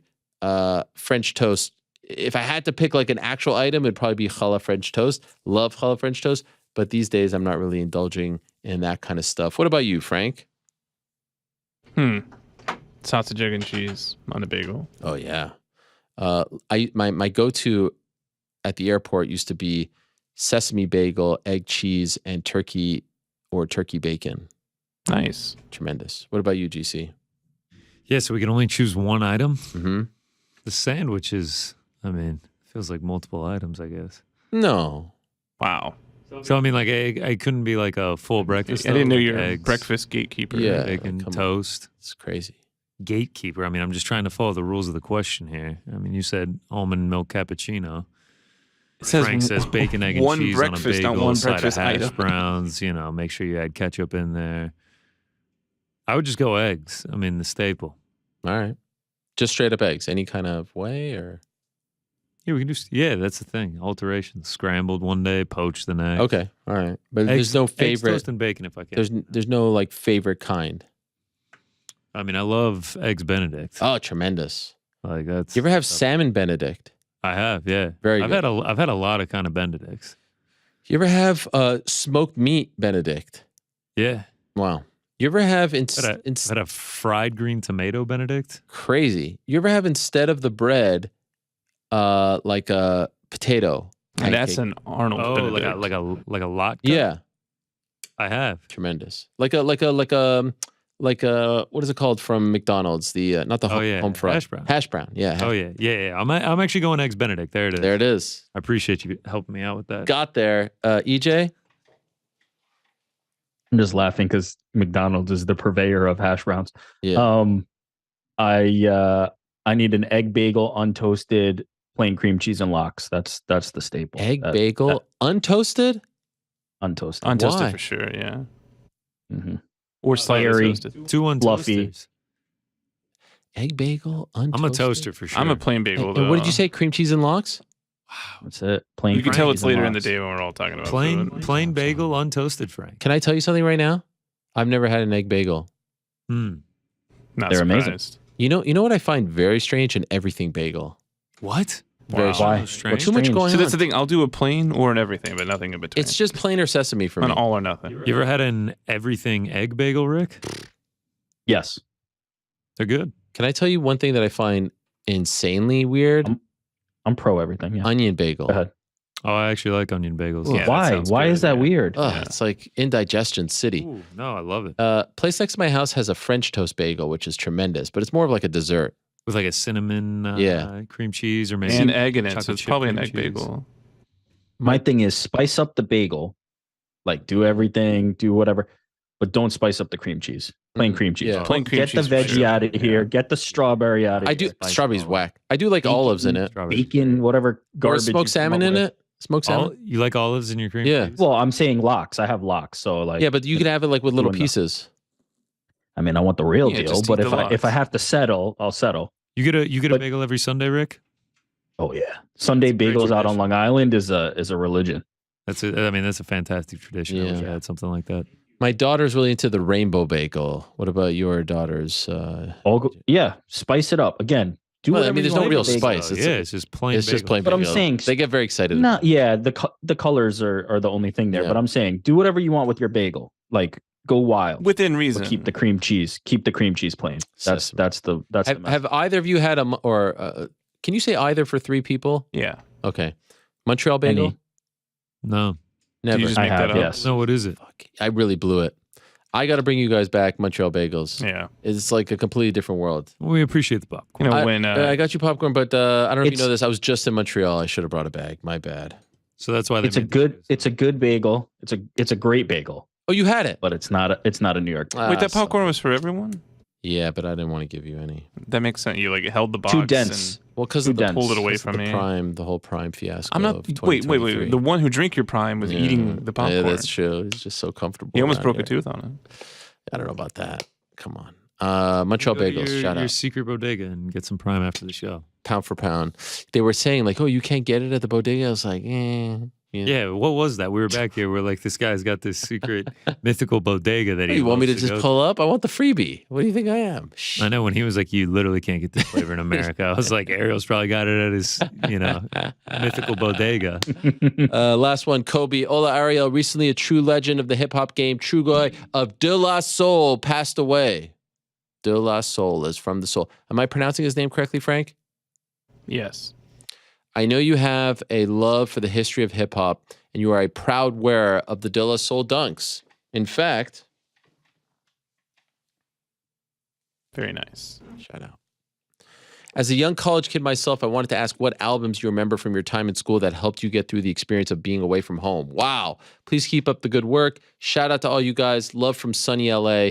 Well, like I've said in the past, I was a big Wu-Tang fan. Triumph. What y'all thought y'all wasn't going to see me? That whole double album, though, right? Oh, tremendous. I had the CD situation. It was great. I was a huge fan of Tupac, in particular the Machiavelli album. One of my favorite albums of all time was Regulate by Warren G. Regulators, mount up. It was a cold black night. A clear white moon. Warren G was on the streets trying to consume. You know which song I really liked and I could sing the whole thing? Second Round Knockout by Can I Bus? Or Cannabis? Do you remember that one, Frank? Absolutely. The first Fugees album I loved. The first Wyclef Jean album I loved. The first Kanye West album I loved. I loved... Well, Hit 'Em Up as a solo song was tremendous as well. I used to listen to a song all the time called Sweet Mary by Chris Vellon. Loved that song. That made me real homesick. The Lovely Feathers, my good friends. I used to listen to them all the time. Eminem, early days, loved him. Corrupt, I was a big fan of him with the K. Nas. I think that's it. It's a lot of albums, man. Yeah. I was a much bigger hip hop fan in those early days. Did you have like a little CD wallet in your car? Oh, 1,000%. Did you keep the cover art from the CD and the wallet, or just the beer? No, it wasn't that loserific. Did you make? Whoa! What is this I- whole? I don't go to Walmart. I don't put the cover art with the CD. Wow. Yeah. Also, I used to burn a lot. So I used to like make mixtapes. Yeah, right. Oh. Yeah. I was big into the I thought you meant mixtapes. something else. No? What is that? I thought you meant something else. Oh, like When you say Fatty Boom that could Baddies? mean something. Yeah, I mean, Yeah. talking about music, No, talking no. about all this. I wasn't into Man, that. I used to burn some Connor, have you ever had to burn a disc before? CD. Yeah. Yeah. I had some burned CDs. Nice. LimeWire. Oh yeah. Shout out. Napster. Kazaa. Oh yeah, Napster. I'm up on it. I used to make killer mixtapes for Jacqueline, my then friend, then girlfriend, wife. What was it? What was the one? Remember "Do for Love," that Tupac song? What you won't do for love. That's one of the all-time great music videos. The little claymation one. Do you know that one, Frank? Yeah. You don't even know. See, Why act- would you? You act I so say hard. yeah. You don't even know. I could tell when you know and when you don't know. All right. Anyway, we're out of time. I gotta go. It's 6 o'clock for goodness sakes. We've been here for 5 fucking hours. Oh yeah. And we're gonna go for another 5 hours. Can we just KSI just retweeted? Honestly, still in disbelief. It's one of the great moments of my life. Do we have it? Can we replay it? I mean, I feel like we need to replay. No, we don't have it. Those are All the right. kinds of things you rehearse. Yeah, well, I could rehearse Just it. I gotta see this. Do we have? Oh, they clipped it off. Eric clipped it off. Thank you. Look at this. He gets it. He's feeling good about himself, right? And then I come in. I mean, look at that form. It's one of the cleanest. And then, oh my God, look at him freaking out. You see the back of my head. The scenes are insane. He's in legit disbelief. I'm looking at his face. I'm freaking out. I hit him with the suck it, just like I did to all the wrestling media out there. I mean, it's one of the great moments. This is a top 10 moment right here in the history of the program. Tried to give him a high five. He leaves me hanging. He left me hanging. He also left He me was hanging stunned. at the beginning. Yeah. The Great. shot, the making moment was Connor screaming in the back. When You can hear it on the clip. You have to get into a quiet place and re-listen to it. That's the moment. I mean, I was going bananas. By the way, Like, you were my hear him- confirmation. I couldn't do the math quick enough. Good for you for doing the math quick enough. He screams and then you hear the 32. It's incredible. I mean, I was going absolutely insane. I thought you were done, man, and you pulled it out. The one shot on the board that would win it by 1 point was the bullseye, and that's the one that you got. Now, is that considered a bullseye if it's the green, not the red? Yeah, I mean, Close but it's not enough. the double bullseye, you know. Oh, double bullseye. Got it. I actually don't know if that's the right term. I'm Whatever, sure the we'll dark run guys with are it. going to be in my DMs, especially the ones that were disproving my 180. Oh my God. I've been playing darts for 7 years. I've never got a 180. I love the caption. I can't spake. Yeah, I mean, how nervous were you when you saw you had a cup of coffee? I mean, I was getting flashbacks of the interview from back in December when I you had a guys just feeling it let was him gonna be walk in. PTSD. But then I was getting stressed out. He kept going straight to the mouth and not drinking it. I was like, are we drinking or are we not drinking? What's Yeah, happening? We did plan that in the back. We were like, no, walk in with the coffee. Oh, was that legit? Yeah. You fuckers. He grabbed the coffee and he was like, can I go in with this? We were like, yes. Because he started talking about Dennis pulling up. Oh, man. Did he show up outside? No. No, of course not. Dennis tweeted during the show something about KSI running away. No, I'm sure he did. I mean, he was literally here. Everyone could see him. He says KSI ran away with 3 bodyguards like a expletive. WTF was that? He tweets this while KSI is sitting in the studio. Oh my There's God. no way. I mean, There's when just we no went way. and got KSI from the lobby, he was like, yeah, Dylan hit me up. He said he's going to come here. I was like, all right. He tweeted this when KSI was literally sitting in front. Imagine the security guard downstairs like, I'm here to see KSI. Well, when Like, you try to go through the gate, it's like sets off the loudest alarm on earth. That is amazing. All right. We're out of time. We got to go. Thank you, gentlemen. Frank, hit my music. I thought you were going to hit the rap song. Oh, there it is. I feel like that's now part of the... It really also, is it me or does he log off a little too quick? A little quickly. I mean, that's Yeah. how it was reaching over to Like, turn him off, I mean, and then just yeah, a beat. No, He's already back at his cop salad. it's very quick. It's like, you ever talk to someone and think you had a really good conversation, but they, you know... every time I call you. No, well, no. Because you just like abruptly end the call. You're I like, do? All right, Frank, is there anything else you needed? I'm like, well, yeah, man, I was going to, and then click. Oh, yeah. No. You talk to someone and you're like, this is good. And then it's like, All right, see you later, Bob. And they hang up way too fast. You're like, wow, they didn't like this conversation as much as I did. I used to work with a guy that was a world record hang-upper. Yeah. Like I mean, this guy was sitting on the hang-up the entire call. Don't like that. You got to wait the extra beat. That's what I do. Anyway, what a show. What a way to come back to the studio, huh? How are we ever going to top this? I always think that. I always get worried. Thank you very much to Yair Rodriguez. Thank you very much to KSI for, what do the kids say, pulling up, coming through? Something like that. Coming through. Yeah, that was sweet. That was great. Thanks to his team, Mams. They're doing big things. They've got another show, not this weekend, next, so check that out on DAZN. Thank you very much to Aaron Chalmers. Good luck to him this weekend against Floyd Mayweather. Crazy. Erin Blanchfield, thank you to her. Congrats on the big win. It's past 6 o'clock. What the hell are we doing here? Thank you very much to Jasmine Jasudavicius. I think I nailed it. And thank you to Jake Paul. Good luck this weekend. Back on Monday, same time and place. Until then, I say, I'm out of here.